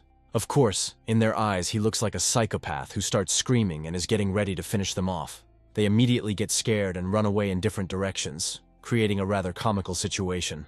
Elizabeth, meanwhile, is clearly not in the mood for laughing, as she fights an opponent who dared to insult her. The duck looks at her opponent in surprise, trying to understand what they are using against her this time. Elizabeth uses the Earth Rework skill to create 2 huge chunks of solid demonic energy. Elizabeth remains angry and notes that for such an insult she will crush her rival into dust. Having trapped her opponent in a special trap, she gradually squeezes it to destroy the duck. Elizabeth's pride was hurt so much that she decided not to waste time and give it her all. To do this, she decides to create a prison from which no one in this world will be able to escape. She also states that since this creature was created by Li Ping, it is better to be twice as careful before testing the enemy. With these words, she activates her ultimate demonic form and resorts to a world-destroying combat technique. Rushing forward, she uses the duality of all things skill to cut her opponent in half. It would seem that this blow should be enough, since no living creature except perhaps Li Ping has ever survived this attack. However, to her surprise, the duck also transforms into a higher demonic form and uses the skill of insurmountable edge. Elizabeth can't believe her most famous skill was used to hold back her own attack. She immediately recalls Li Ping's words, according to which the level of magical power does not decide everything, and sometimes even the weak can defeat the strong. Elizabeth again suggests that this is all just part of Li Ping's cunning plan to make her even stronger. In response to these thoughts, the duck lets out a confident and powerful quack, which carries an incredibly deep meaning. Elizabeth decides to use this corpse to determine the outcome of the test. The duck uses the perfect copy skill to imitate any of Elizabeth's movements. Thus, they both direct a demonic fighting style called open palm at each other. Li Ping, meanwhile, continues to run from side to side in fear, waving his chainsaw. At a certain point, he reaches the space they are in, and the chainsaw begins to cut through the trap. The further he moves, the more the fabric of reality begins to interact with the pocket dimension. With his actions, he destroys barriers with incredible ease, causing the battle to dramatically transform. Elizabeth and her near-exact duplicate are pulled from a pocket dimension into reality, thanks to the actions of a legendary hero. Elizabeth makes every effort to stay grounded and remain combat-ready. However, her gaze turns towards Li Ping, and she asks him what he is doing. Li Ping hears Elizabeth's familiar voice and immediately stumbles upon a rock, which instantly disrupts his fighting gait. Because of this, he goes into free flight and lands in the most fortunate place possible. Daizan watches what is happening with sadness and hopes that her creators will not abandon her here again. She wonders what she should do in this situation, but her options are very limited. She still directs the movement of her physical embodiment to move towards the backpack. She finally succeeds in achieving what she wants, and she sees the place where her creator's head landed. Li Ping quickly comes to his senses and notes that the situation was very dangerous, and he almost died. Elizabeth looks at him in surprise, trying to understand what he means, unaware that he was running from a zombie. However, after some time, her deduction returns again, suggesting that Li Ping had predicted the outcome of the fight. He understands that the mirror application of this technique would lead to the destruction of all existence, which means that it was stopped intentionally. Li Ping apologizes to her, and Elizabeth takes it completely the wrong way, as always. From her point of view, he explains that her faulty reasoning put her in a dangerous situation, and that it will not happen again. In fact, Li Ping is apologizing to her for once again not being strong and independent enough. Elizabeth asks him what he means, adding that she does not need his pity and can stand up for herself.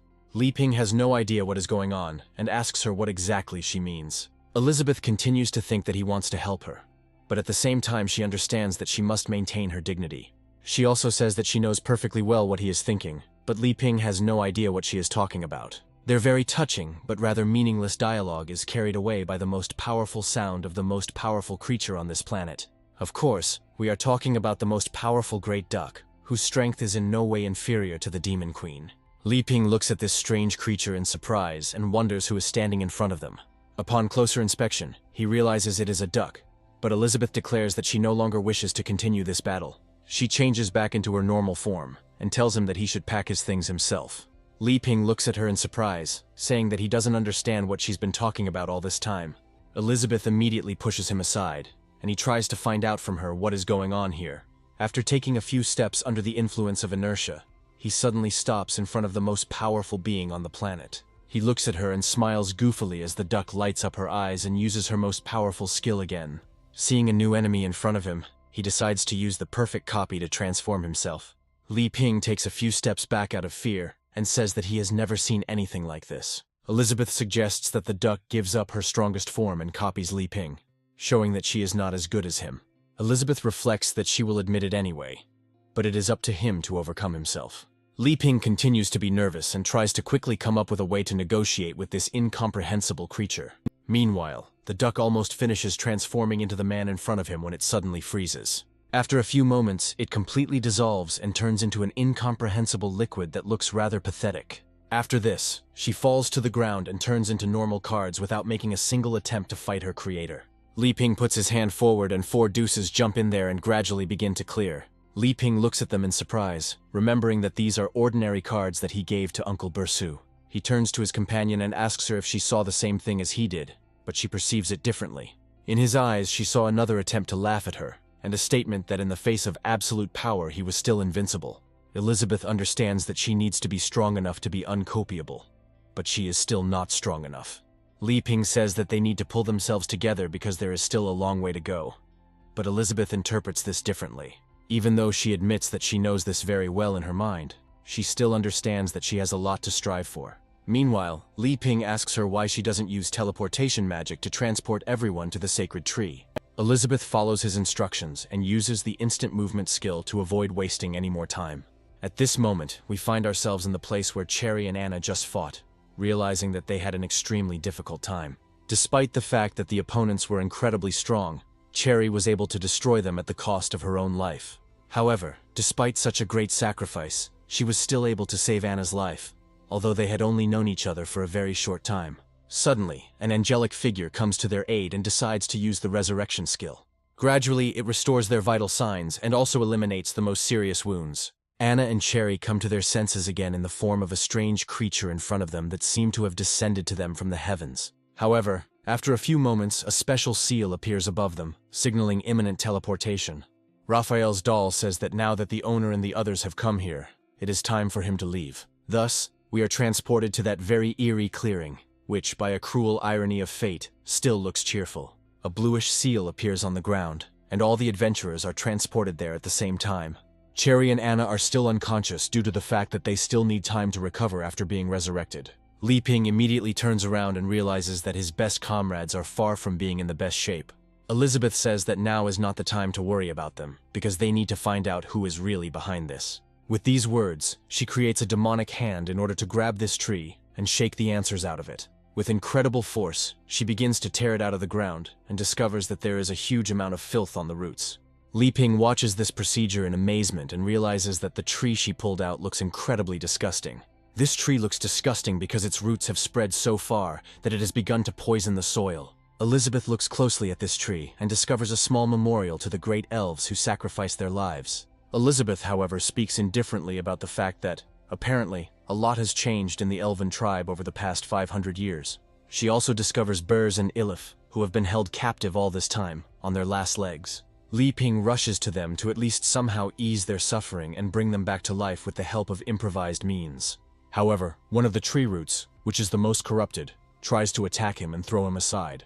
Li Ping tries to dodge, but those roots are much faster than expected. Li Ping is not a very agile fighter and understands that this time he will not be able to dodge. All he can do is close his eyes, but suddenly a root flies right past his face. His true target turns out to be Elizabeth, who is nevertheless unprepared for this attack. She looks at the root in surprise, and this is enough to destroy it. After this, she sends a counterattack and destroys most of the roots of this rotten tree. The jester gradually recovers, noting that they destroyed all the elves' protective plants and completely blocked his necromancy. He claims that they ruined all his plans and he is ashamed of himself, but at least they finally met. He also notes that it is extremely surprising for him to accept the fact that the first one to find Elizabeth will be the one who hates her the most. He looks at the Demon Queen in anger and calls her by her name, which adds even more seriousness to the situation. Li Ping immediately hides behind her back and wonders if these two really know each other and harbor grudges against each other. Elizabeth, however, says that she has never seen this man, and most likely no longer remembers him. The jester notes that this is not surprising, since he wore the suit specifically to hide his existence. After this, he takes off his mask, and it turns out that this jester was a young Wis Malfoy. To understand what happened, we will go back in time about 10 years ago to the residence of the Dark Guild. The electric spirit returns to its master, who notes that all the conditions for the experiment have finally been met.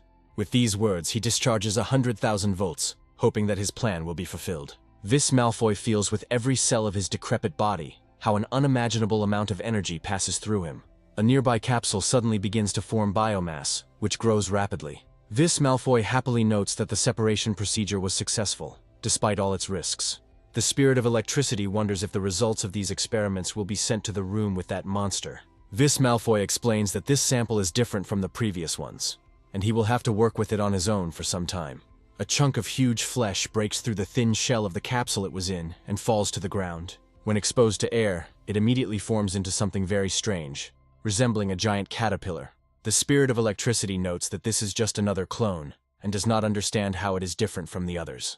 Wis Malfoy notes that this time he separated part of his personality and gave it to a clone, which is, to some extent, Wis Malfoy. The clone listens to these speeches in surprise, trying to understand the meaning of his existence. At first, everything seems clear to him, and he guesses that he is a younger version of his creator. After some time, the moment comes to find out which clone is the strongest of all. In front of him stands something ugly, but vaguely reminiscent of a young version of Wis Malfoy. The spirit of electricity announces that battles will begin, and whoever wins will be able to leave this place and gain freedom. A larger version of the creator lunges forward, using its telescopic neck as an element of surprise. However, the younger and more traditionally built Wis Malfoy also remains a formidable opponent. The younger version of the creator rushes forward to use skills and improve his physical performance. He rushes into the air to cut off his opponent's head. A tougher, uglier version claps its hands to break its opponent in half. The Spirit of Electricity notes that he was confident of this clone's victory, as he had already won 10 battles in a row. However, it suddenly turns out that victory could go to someone else, because something goes completely wrong. The giant monster reports that it cannot move because the enemy has seized control of its corpse forts. The young clone of Whis Malfoy launches a powerful counterattack using the Corpse Wave skill. In just a few moments, he destroys the enemy, tearing him to pieces. Whis Malfoy observes the results, noting that the clone has fully mastered an important aspect of magic. This way they get a new champion, who should be the strongest and highest quality clone. Cloned Whis Malfoy returns his arm to normal to demonstrate his superiority. After this, he approaches his owner to receive the praise he deserves. Whis Malfoy tells the clone that he will now teach him how to use devices and control dark mechanisms. He also states that when the time comes, he will have to infiltrate the Elven tribe and hide there. The Spirit of Electricity wonders why not create more perfect clones to invade other places. Whis Malfoy says the only downside to this clone is that it requires some personality to be infused into it. He also adds that the submissiveness he passed on to the clone is the only part he would like to get rid of. Smiling, he notes that now he has no doubts left, and he no longer feels unworthy of Mrs. Elizabeth. The clone of Whis Malfoy looks closely at the giant capsule, in which the image of the Demon Queen still hovers. Just one look at her gives him impulses of aggression, and he wants to destroy her. The Spirit of Electricity immediately warns the creator about what is happening, noting that urgent measures must be taken. The cloned Whis Malfoy rushes forward in hopes of destroying the capsule with his Corpse Wave skill. However, his creator immediately becomes more serious and advises him to realize his pathetic place. Before he even reaches his target, he falls to the ground, feeling as if something has broken his psyche. Whis Malfoy notes that love that cannot be found gives birth to hatred. But he must remember the purpose of his existence. The clone asks him what the purpose of his true existence is and why he was created. Whis Malfoy explains that he is merely a tool that helps a real person achieve what he wants. The thought that he is just a tool takes hold in the clone's body and sows bitter resentment in him. However, now Shoot notes that after a decade of being in the shadows, he finally realized that he is no longer a tool. Li Ping asks Elizabeth if she did something to hurt him in the past, but Elizabeth states that she doesn't even remember him. Li Ping knows that this does make sense, as she must have made a lot of enemies when she ruled this world. Elizabeth also says that the elf tribe has turned into something terrible, which means he is unlikely to be able to plant his seeds. Li Ping notes that now is not the time to think about such trifles, as they have more important things to do. He also adds that it would be much better if Elizabeth dealt with the problem now, since, after all, she is the jester's target. Elizabeth asks him if he really wanted her to clean up the mess herself from the start, suggesting it was all manipulation. A small argument ensues between them, during which they completely stop paying attention to the jester. The jester can't stand the tension, and reveals that his name is actually Whis Malfoy, and now she must remember him. Elizabeth looks at him with some distrust and wonders why he is not in the Dark Guild. Li Ping carefully follows the dialogue between the two, realizing that since the conversation turned to the Dark Guild, it was very important. Whis Malfoy explains that none of this matters, as he still has the powers of the Elven tribe and the Dark Engines. With these words, he takes control of the sacred tree again and decides to use the whip skill. Elizabeth says that if he really is the man she is looking for, then she must take action immediately. At that very moment, she grabs him with her magical limbs to interrogate him thoroughly. Li Ping asks her to be careful not to harm the other hostages who might get hurt. Elizabeth assures him that she will not cause harm, noting that he has no intention of harming his pawns. Cloned Whis Malfoy realizes that he is in deep trouble and has underestimated his powers.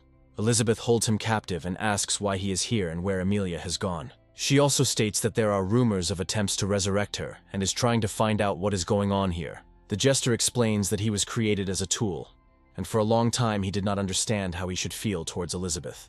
Elizabeth is not satisfied with this answer and decides to press even harder to get him to spill the beans. The cloned Whis Malfoy begins to scream loudly, feeling his bones breaking one by one.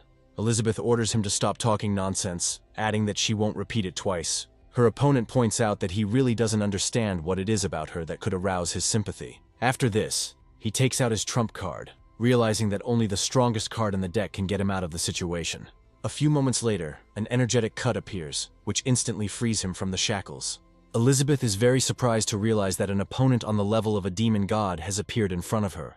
The whole point is that the jester decided to play the card of two jokers, which is a very strong combination. Our old acquaintance suddenly appears from an unknown space and looks around in search of victims. Smiling, he announces that he will torment the soul of the one who summoned him hundreds of years ago, but at the same time he will fulfill his wish. The jester agrees to this and orders the destruction of everyone who stands before him. With a creepy grin, Joker notes that it will be easy as pie and prepares to rush forward. Elizabeth says that the Joker is the king of his world, but is forced to obey the orders of a being below him.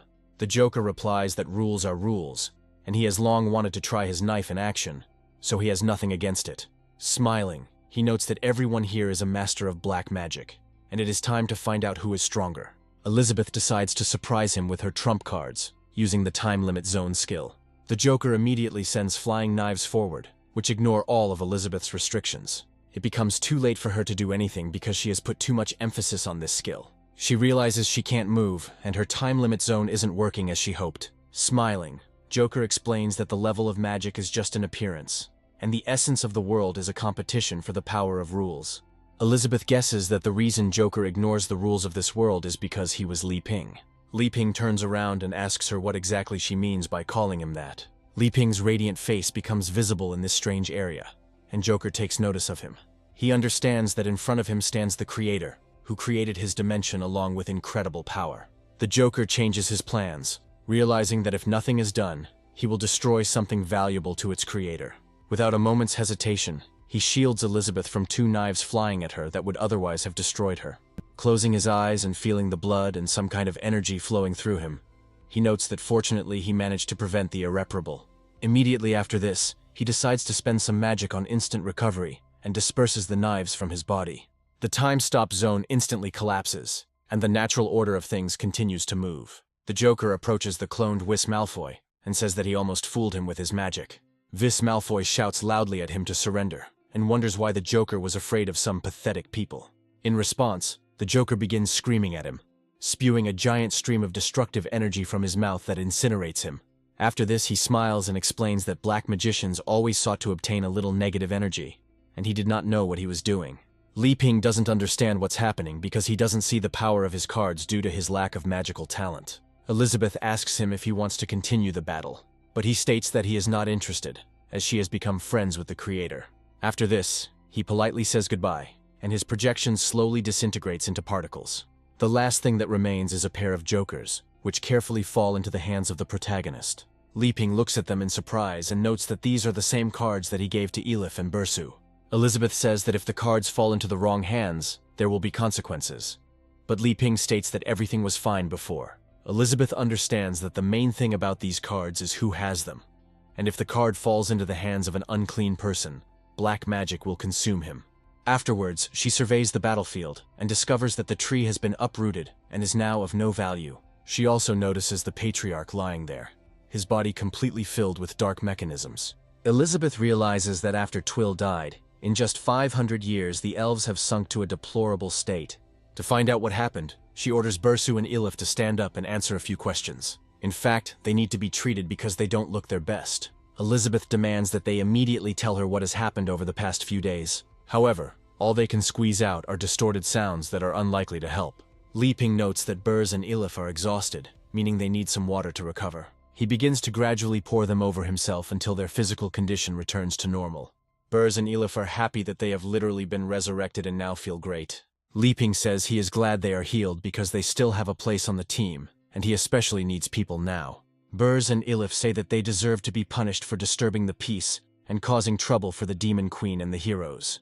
Burz adds that if they want to punish someone, it is better to punish the person responsible for what happened. Li Ping asks them to stop bowing, stating that they are more interested in finding out what happened here. Burz reveals that the elf tribe was authorized by the Dark Guild, and the enemy deceived them by using Li Ping's maps to their advantage. Elif says that they were captured, stripped of their magic, and now she remembers almost nothing due to the effect of the plants. Burz adds that the pendant sacrificed many lives for the stolen deck, and then he too lost his mind. Elizabeth notes that the elves' current state is likely due to their memories being stolen. Li Ping asks what needs to be done, and Elizabeth concludes that they need to be stolen again. After that, she decides to use the forced memory extraction skill to extract them again. Li Ping asks Elizabeth why she did this, and adds that now they need to be brought back to life again. Meanwhile, Elizabeth digs into the hero's memories and notes that she now understands much more.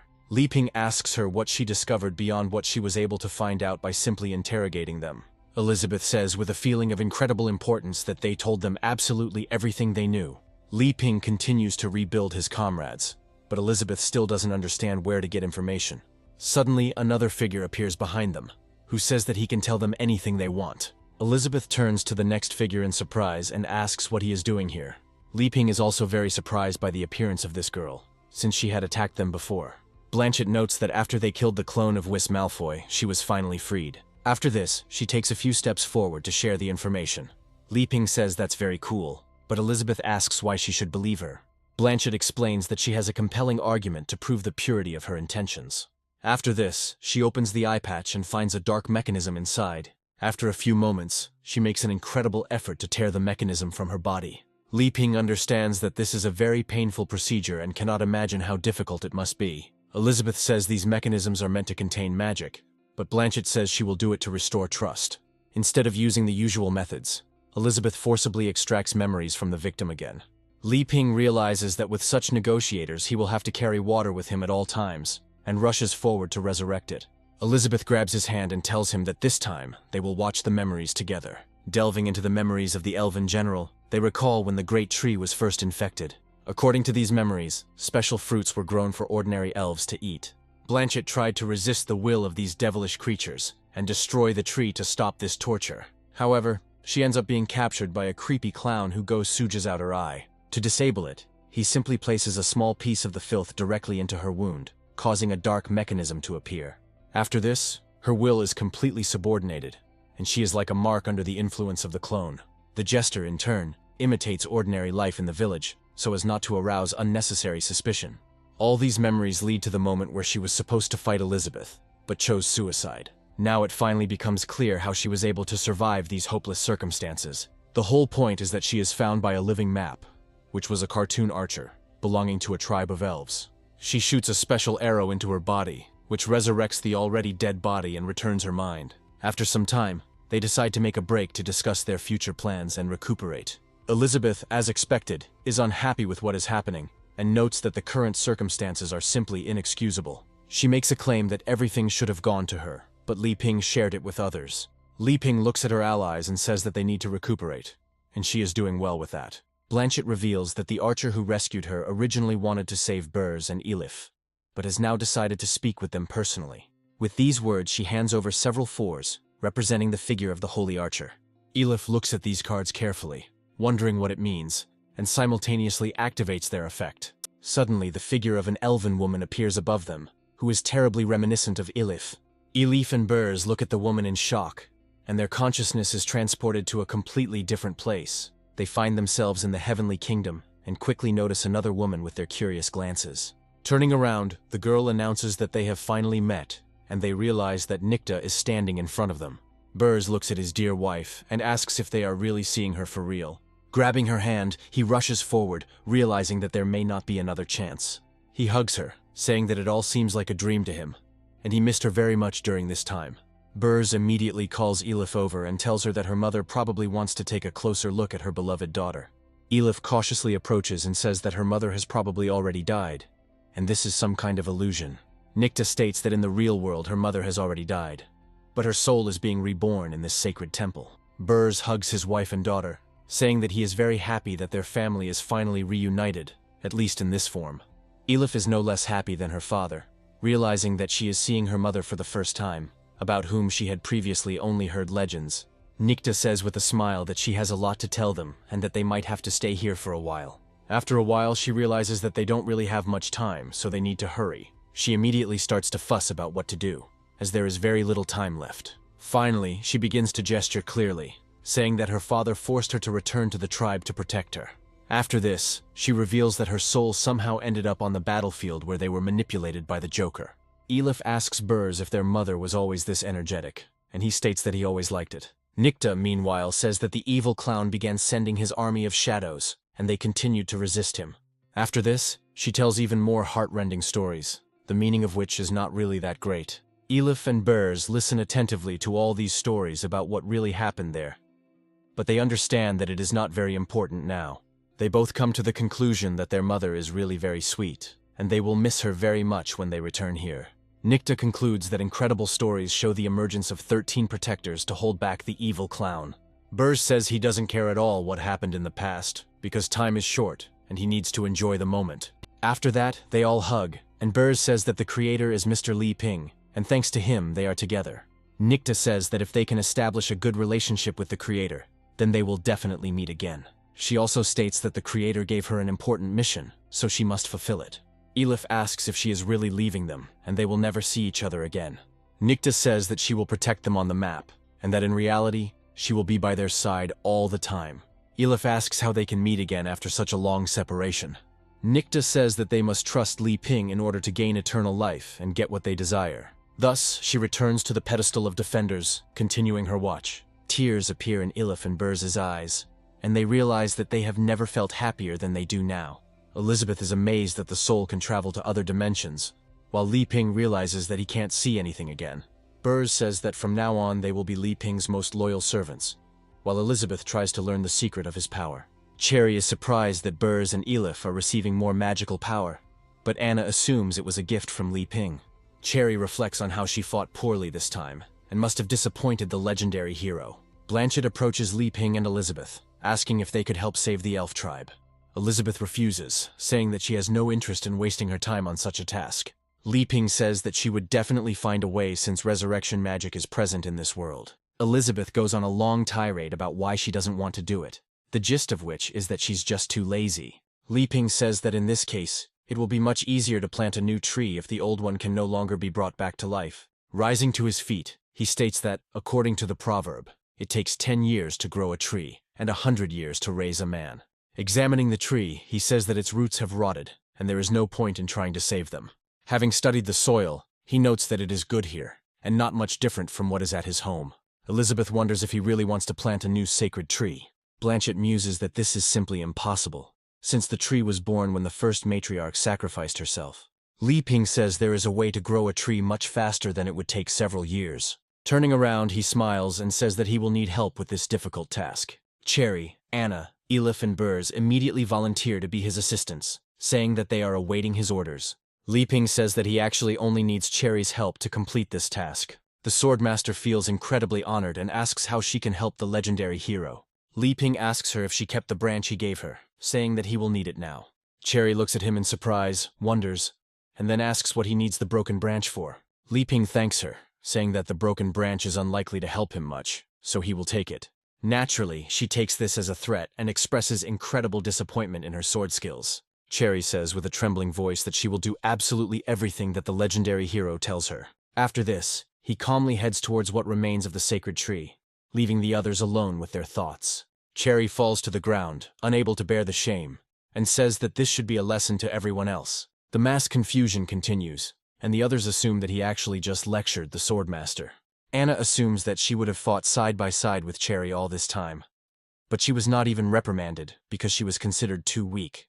Cherry says that she doesn't deserve the title of Swordmaster anymore, and asks everyone to stop calling her that. Elizabeth also joins in these events and suggests that he punished one as a lesson to others. Smiling, she says that she will watch with interest how he will plant a tree, since it is impossible to carry out a large-scale resurrection.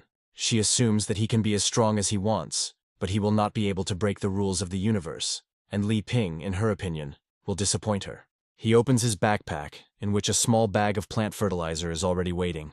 Having planted the cutting, he says that a tree can be grown from a seedling, and if this method is used, its growth rate will increase. After this, he begins to water the soil around the sprout, noting that this will be enough for the first shoots. He then reads the instructions, which tell him to add some fertilizer and water to help the plant. Within seconds, the tree produces a huge number of roots, each of which is incredibly strong. After some time, a full-fledged earthquake begins, and everyone tries to press themselves to the ground. The roots pierce the ground to grab all the innocently killed creatures in a huge area. The roots also destroy fragments of the tree that have already been corrupted to absorb its power. The earthquake gradually gains strength, and our heroes realize that something truly amazing is approaching. A large number of zombies are trying to escape the life-giving force, but their fate is already sealed. Li Ping had just created the birth of a true sacred tree, with just a few moments and a couple of ingredients. Looking around, he realizes that the barrier of the Holy Land is rapidly beginning to disappear due to the birth of a new entity. Turning to the Demon Queen, he asks if she knows what is happening. Meanwhile, large buds of beautiful flowers begin to bloom on the roots of the trees. But they are not just for beauty. Soon, a huge number of elves begin to emerge from them. And this spectacle really looks very exciting. Li Ping had just single-handedly saved the fate of an entire race that had no hope of resurrection. The air is also filled with a large number of different petals, giving the event an even more magical touch. Even magical deer and unicorns that were destroyed by dark magic are brought back to life within minutes. Blanchett looks around in surprise, saying that a huge amount of magic fills every corner of the elven land.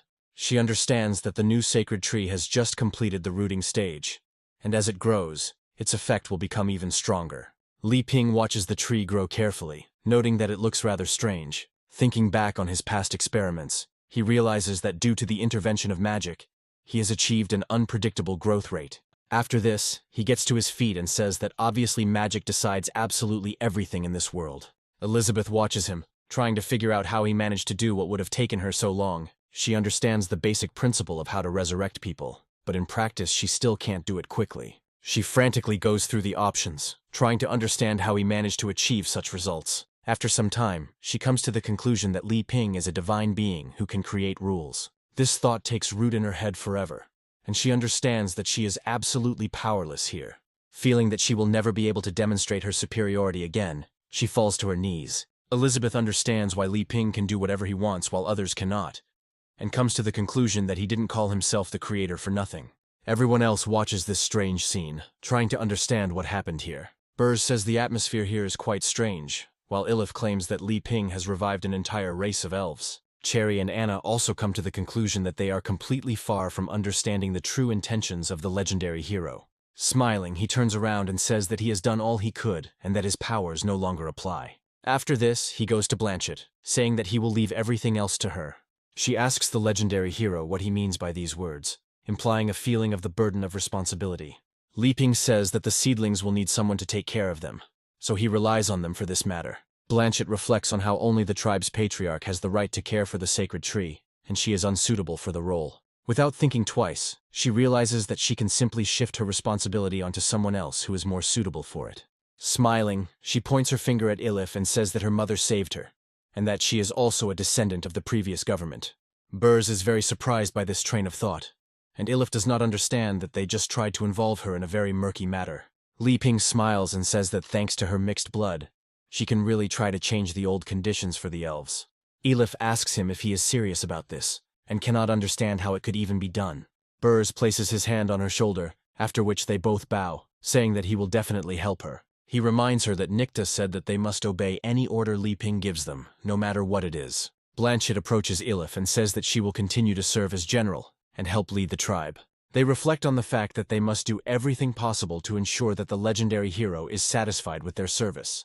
Anna says that a redistribution of power has just occurred, and that from now on the Card Guild and the elves will guard this part of the continent. Cherry still feels inadequate, having just been publicly scolded and had her gun taken away. Meanwhile, Li Ping approaches the Demon Queen, saying that it is time to return home. Taking a closer look at her, he finds that she is clearly in a bad mood due to the fact that she was just scolded by Li Ping yet again. Li Ping can't read other people's minds, so he honestly doesn't know the reason for such strange behavior. Cherry comes closer to him and says that she would like to ask him something. Li Ping looks at her carefully and asks what exactly she wants to know. Cherry says she would like to ask him what the true meaning of the Heavenly Sword's teachings is. She asks him to tell her where she went wrong, and Li Ping assumes that she wants him to comment on her swordsmanship. He smiles and says that in that case he will be completely honest, but Cherry takes it completely differently. Smiling, the protagonist says that, to tell the truth, he has completely forgotten about it and no longer remembers anything. Cherry asks what exactly he forgot, and Li Ping suggests that she return to the Holy Sword Guild to exchange experiences. Everyone freezes, realizing how serious a blow this is to the reputation of Li Ping's lackey. Cherry asks in a trembling voice if he really means to say that her fencing skills were that terrible. Li Ping claims that she misunderstood him, adding that the only thing that impressed him was the swordless style. He tries to remember that one of her students used something similar at a competition. He tries to replicate it, saying it should look something like this, then points his hand towards Cherry. Due to his incredible potential, he is able to knock the soul out of a swordmaster with one move. However, this soul immediately rushes off to somewhere unknown, and then ends up where no one hears. A giant mountain appears in front of her, which turns out to be a flying island on which there is a giant temple. Cherry lands on a giant flying heavenly sword, which guides her to the right place. Looking around, she realizes that these places are an incredibly valuable source of multifaceted knowledge. Cherry finds herself in a small training area where young students are training. She immediately receives a small sword and carefully watches what exactly these students are training right now. Everyone here looks like incredibly young kids, but appearances are deceiving. There is also a master sitting here, holding a small, strange brush in his hands, which serves an unknown purpose. Upon seeing a new student, he makes a small wave to give a command to his subordinates. Before she can even process anything, she is quickly attacked by these seemingly harmless children. Despite this, he manages to easily disarm her, thus showing that she still has a lot to learn. After some time, she decides to study with them and becomes a student of this unknown master. Every day she gets up at the same time to repeat the same movements, bringing them to automaticity. She meditates under icy waterfalls to strengthen her body and develop her spirit. After some time, she comes again to fight in a duel and show what she has learned during this time.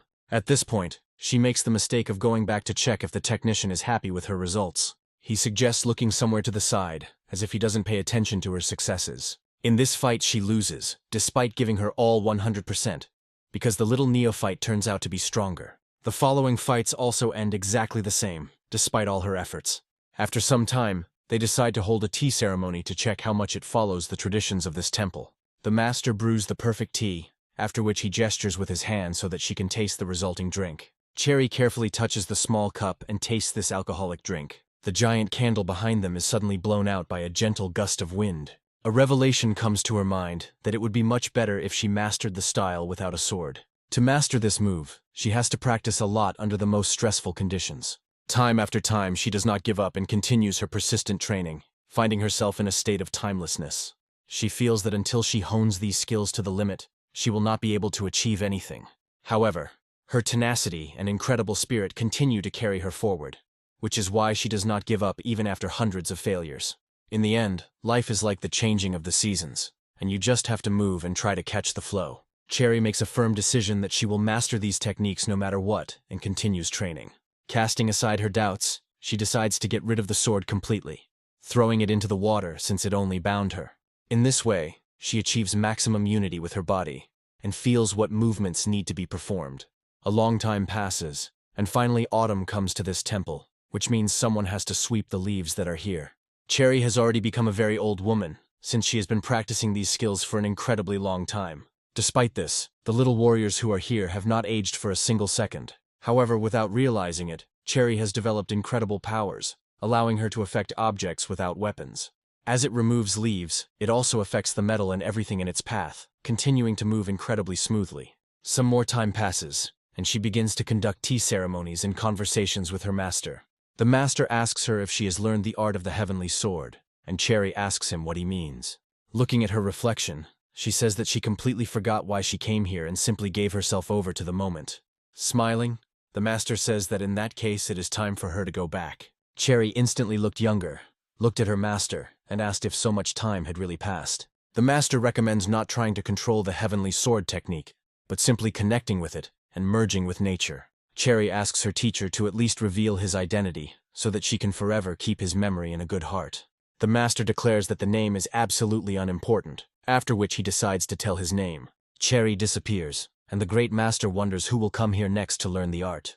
Li Ping looks ahead and wonders what just happened, as only a second has passed in the real world. Cherry takes to the air to enter a deep state of meditation and go through all the trials. She increases her level many times and enters the stage of a 4-star demon lord's power. Anna watches this and realizes that their leader has just helped her older sister level up 3 times.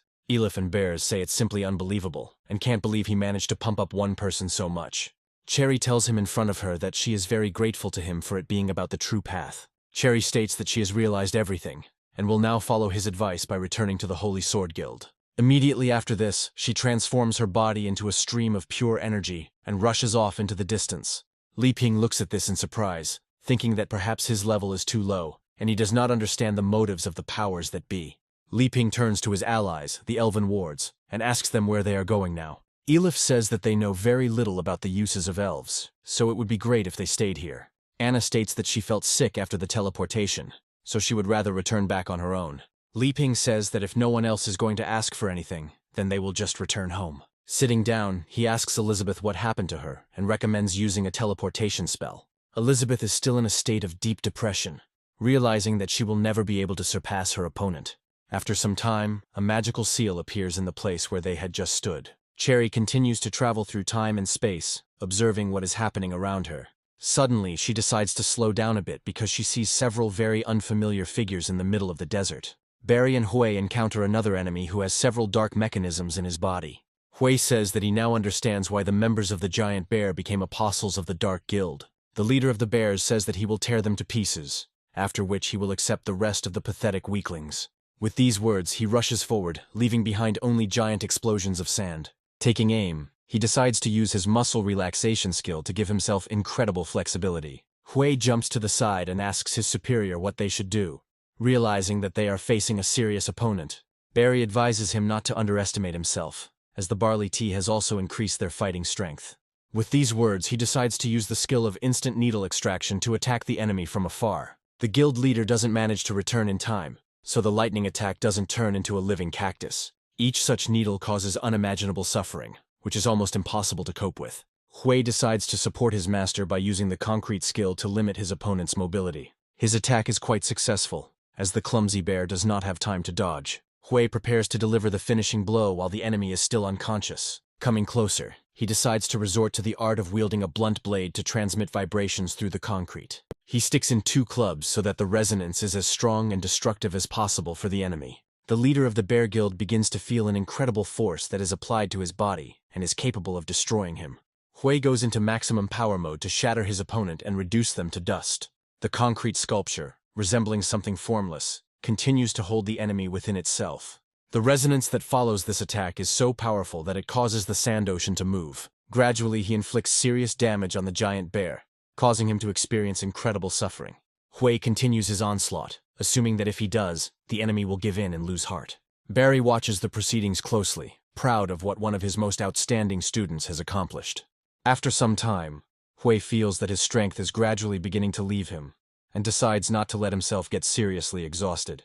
Pulling his clubs out of the concrete sculpture, he says the vibration process is complete. Barry praises him, saying that at this rate he will soon move to the next level. Hui thanks the compliments, saying he never thought about surpassing anyone. He states that his goal is only to become his best self, when suddenly the concrete sculptures begin to move. Creates a powerful explosion that simultaneously forms a small smoke screen that hides the enemy. Hui asks if he feels the eerie aura that suddenly appeared here.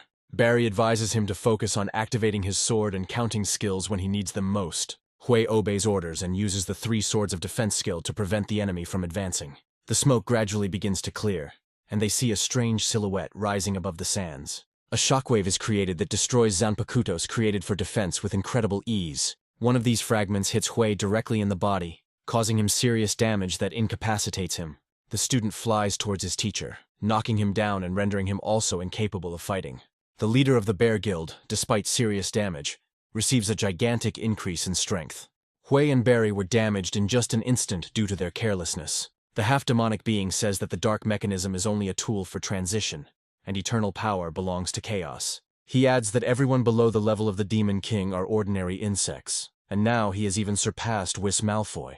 Cherry quickly descends to the ground in one motion, destroying the enemy and leaving them no chance. Barry looks at her in surprise and asks how she ended up here. Cherry is also surprised to see these places, saying that she asked to guard the Holy Sword Guild base. Barry says they came here to find a country that holds the secrets to destroying the Dark Guild. Cherry says that it doesn't matter at all now, adding that she will return them back to the guild. Meanwhile, they are transported to the Demon Kingdom, to the Goblin Cave, where a small group of adventurers sets off. They tell each other that some of these goblins are primitive barbarians. The barbarians around them say they don't want to be here, but they have bills to pay. The sorceresses who are with them say that they are a little scared after hearing the news about the barbarians. Miner says that if there hadn't been competitions recently, he wouldn't have taken part in these missions. The sorceress suddenly turns her attention to her stone and says that many living creatures are approaching them. A knight holding a bizarre cactus sword says that it appears their presence has been detected. A large number of goblins appear in front of them and immediately cast their gaze on the woman among them. The knight grips the hilt of his weapon tighter and says that it is time to prepare for battle. The goblins immediately rush to attack, and everyone else understands that they need to protect each other at any cost. After some time, The group of adventurers finds itself completely helpless and is quickly destroyed. The elf wonders how this is even possible, since goblins don't even have magic.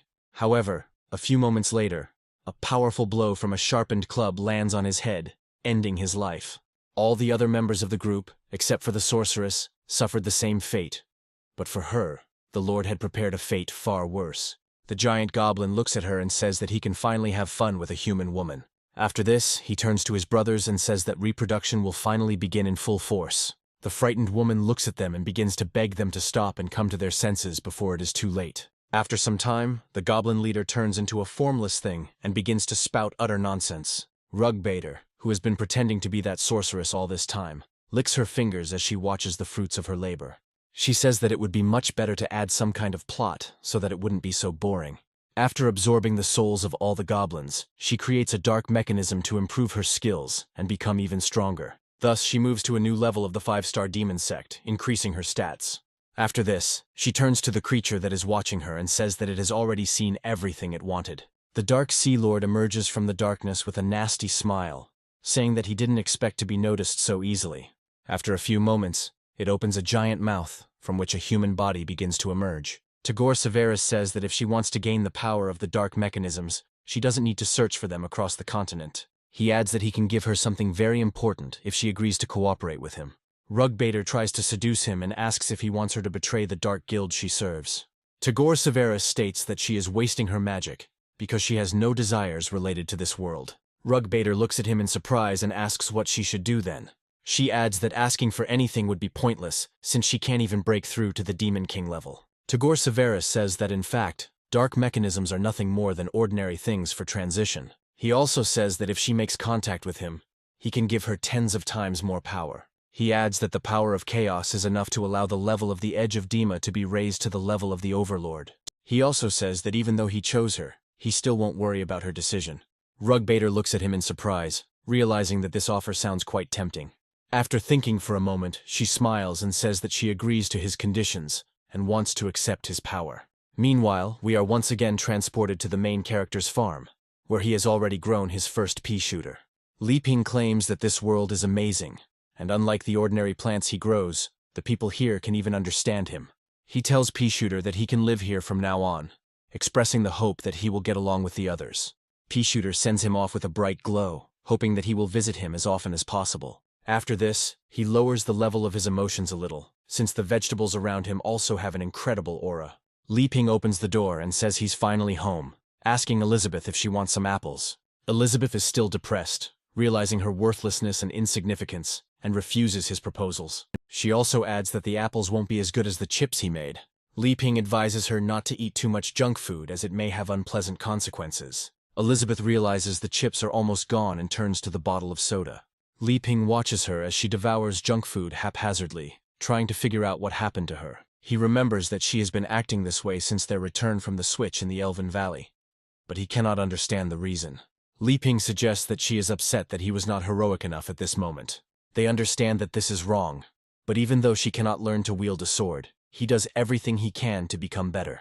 This question makes Elizabeth wonder how Li Ping can be above the rules and what is the point of becoming stronger. She decides to give up completely, since in any case, she will only be a stepping stone on Li Ping's path to glory. She remembers that the rules of the world were in effect when the Demon Queen was there, but now they are gone, and she just needs to enjoy life.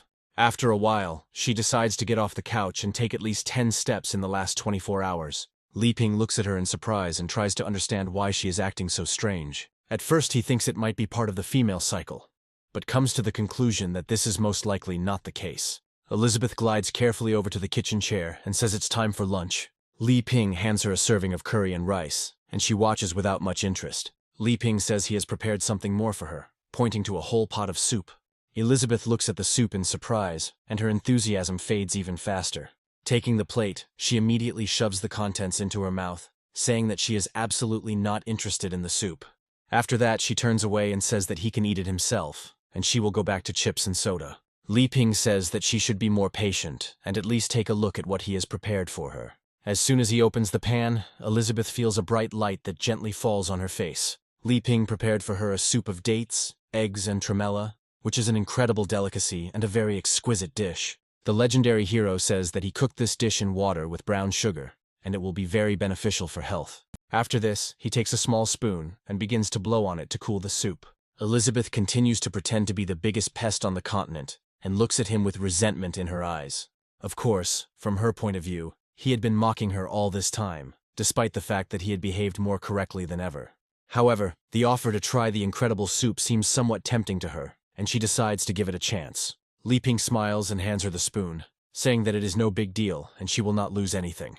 Deciding to trust the legendary hero, she leans forward and takes a spoonful of the soup, which immediately takes effect. She feels as if she is entering an illusory world when she finds herself at the hot springs. After a while, a strange voice says that she has come to a hot spring made of brown sugar. Looking around, she sees 3 strange creatures who explain that this source improves blood circulation and restores strength. Auntie Egg, Grandma Date, and Lady Tremella appear before her and offer her a unique service. Elizabeth looks at them in surprise and responds by asking what service they can offer her. The funny creatures say they offer her a spa treatment called a full-body massage, which nourishes and improves the skin. With these words, they immediately pull her out of the water and wrap her in several layers of towels. Elizabeth lies down on a specially prepared place and asks the creatures what they are going to do with her. They take her hands and explain that she doesn't need to worry because they will give her a hand massage and she should just enjoy it. They also say that massage can help calm the body and make it forget about pointless resistance. Auntie Egg adds that a back massage will help make your skin incredibly smooth like hers. Through this procedure, the Demon Queen finally rises to the next level, becoming an 8-star demon god. Li Ping watches her closely the whole time, hoping that his partner will like the dish. Elizabeth gradually comes to her senses, and he asks how she feels. He wondered if she thought the difference in taste was too much to handle. Elizabeth takes this as words that the gap between them is extremely large, but she will still raise her level. In this state, she realizes that she is still nothing more than a toy in his hands. This plunges her into a state of deep demoralization again, and she realizes that there is no point in resisting.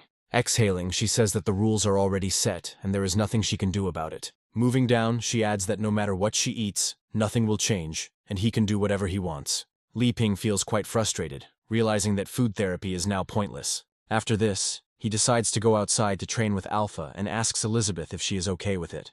Elizabeth continues to lounge on the couch and says that he can do whatever he wants. Li Ping understands that it is better not to disturb her in this state, and calmly goes out into the yard, looking around. However, where Alpha usually is, there is now only an empty space, and he wonders where his sword went. Li Ping recalls that Alpha has been constantly around Wonkai lately, and he probably just went for a walk. Meanwhile, Alpha feels very uncomfortable due to the fact that there is a lot of extraneous noise in his ears. Looking around, he notices that this sound appears more and more often. Wonkai notes that he doesn't hear anything at all, and assumes that his comrade is simply trying to find an excuse to be lazy. Alpha reports that he has been experiencing a real buzzing in his ears lately, and has been unable to sleep properly because of it. Wonkai notes that he heard a suspicious sound 3 kilometers away, and suggests going on alert. Rugbaiter, surrounded by strange giant goblins, runs towards Li Ping, hoping for help. She mentally admits that she didn't expect to receive explosive information, and now everything must go according to her plan. Looking around, she sees the dwellings of the legendary hero and the Demon Queen hiding there. She recalls the many secrets she learned after meeting Tagore Severus. Smiling, she realizes that her charm can drive away tigers, devour wolves, and defeat the strongest, meaning that everything is going better than she expected. Her thoughts are interrupted by the sound of a powerful cruise missile, which destroys everyone pursuing her. Rugbaiter turns around in fear to see what is happening, but the sight before her is a sad one. Where the 2 giant goblins had just been, a giant crater and several bloodstains formed. Rugbaiter understands that the forces of these goblins were significant, and they should have helped, but someone smeared them, leaving such traces. Suddenly a silhouette appears, being fired upon by large-caliber weapons. A gigantic amount of firearms is aimed in her direction. Wonkai watches the supposed target closely and asks her about the purpose of her visit. Rugbaiter understands that she must not make any sudden movements or say anything careless, otherwise she will be destroyed on the spot. Alpha notes that Wonkai is overly sensitive and scared the young lady who was attacked by monsters, and then explains who he is. Wonkai advises Alpha to remain silent and not talk too much, as he needs to analyze the situation first. Rugbaiter looks at the mechanical hand in horror, trying to understand who is in front of her and what she should do. She feels like they are trying to scan her, and understands that if the secret is revealed, an unpleasant future awaits her. Deciding not to waste time, she realizes she needs to strike first and resorts to the skill of seduction. Vankai and Alpha are instantly caught in the skill's range, but each experiences different effects. Alpha, being a rather weak creature, instantly falls into the realm of illusions. In his ideal world, Li Ping is truly a legendary hero, who is treated like a younger brother. Together they destroy countless cruel creatures and save the world countless times. In addition, interesting creatures appear before them, battles with which bring pleasure. Finally, at the end of their adventures, they reach a creepy castle where the final boss of this world lives. The final boss is the Demon Queen Elizabeth, who must be destroyed to save the universe. After a tense battle, they finally deal with this evil creature, which was long overdue for an end. Li Ping thanks Alpha, but he, becoming arrogant, says that he will always be by his side, since they are the best partners. Even though Vankai is a robot, he also begins to have amazing days spent with his owner. The future dog is not interested in anything except playing various games with its owner. He hopes that one day Li Ping will stand up for him and forbid Elizabeth from harming him. Rugbaiter smiles, noting that as long as they have the desire, it is impossible to resist her charm. Vankai detects viruses in the system and understands that the software needs to be updated.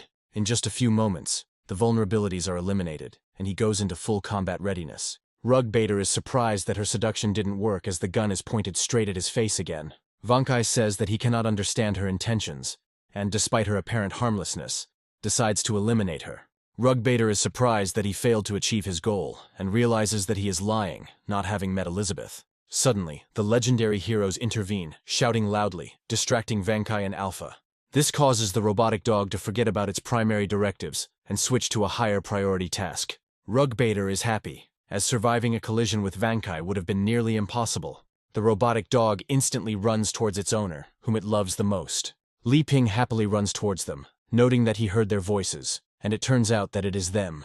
Rugbaiter looks at the legendary hero and realizes that he is an ordinary person who will be easier to deal with. The plots of heroes who save beauties never fail, so it satisfies the fantasy of any man. Li Ping completely ignores the fact that there is a girl nearby and approaches Alpha, who is still under the spell. Li Ping asks Alpha what's going on with him, but Alpha continues to laugh, feeling incredibly important. Li Ping gives him a light slap and asks if he is okay, wanting to understand the strangeness in his behavior. Alpha immediately comes to his senses and looks at his comrade in surprise, not understanding how he ended up here so suddenly. Li Ping explains that he became scared when he saw his strange behavior, assuming that Alpha was working too much. Li Ping tries to encourage him, telling him not to put too much pressure on himself and recommending that he return to chopping wood. Rugbaiter turns out to be very unhappy that she was completely ignored. She raises herself up on her elbows and wonders if anyone can help her as she is in trouble. Li Ping turns around in surprise and tries to understand what happened and who is calling for help. Meanwhile, Elizabeth continues to spend her weekends idly, doing absolutely nothing and eating chips. Suddenly she hears approaching footsteps and doesn't realize that this time Li Ping has not returned home alone. Alpha happily opens the door and greets the Demon Queen, noting that they are finally back from their walk. Following them, Li Ping comes in, holding Rugbaiter, who is in a semi-conscious state, in his arms. Elizabeth immediately becomes furious, trying to figure out why the hell another woman has invaded their house again. Li Ping politely addresses the new guest and asks if everything is okay with her. Rugbaiter continues to play to the crowd, saying that she is feeling dizzy and just needs to rest for a bit. Li Ping gradually leads her to the sofa so she can lie down and recover. Elizabeth looks at this with a face full of incomprehension, trying to understand where this man came from and what he is doing in her house. Li Ping recommends that she sit on the sofa and rest, adding that he will bring her some tea to help her recover.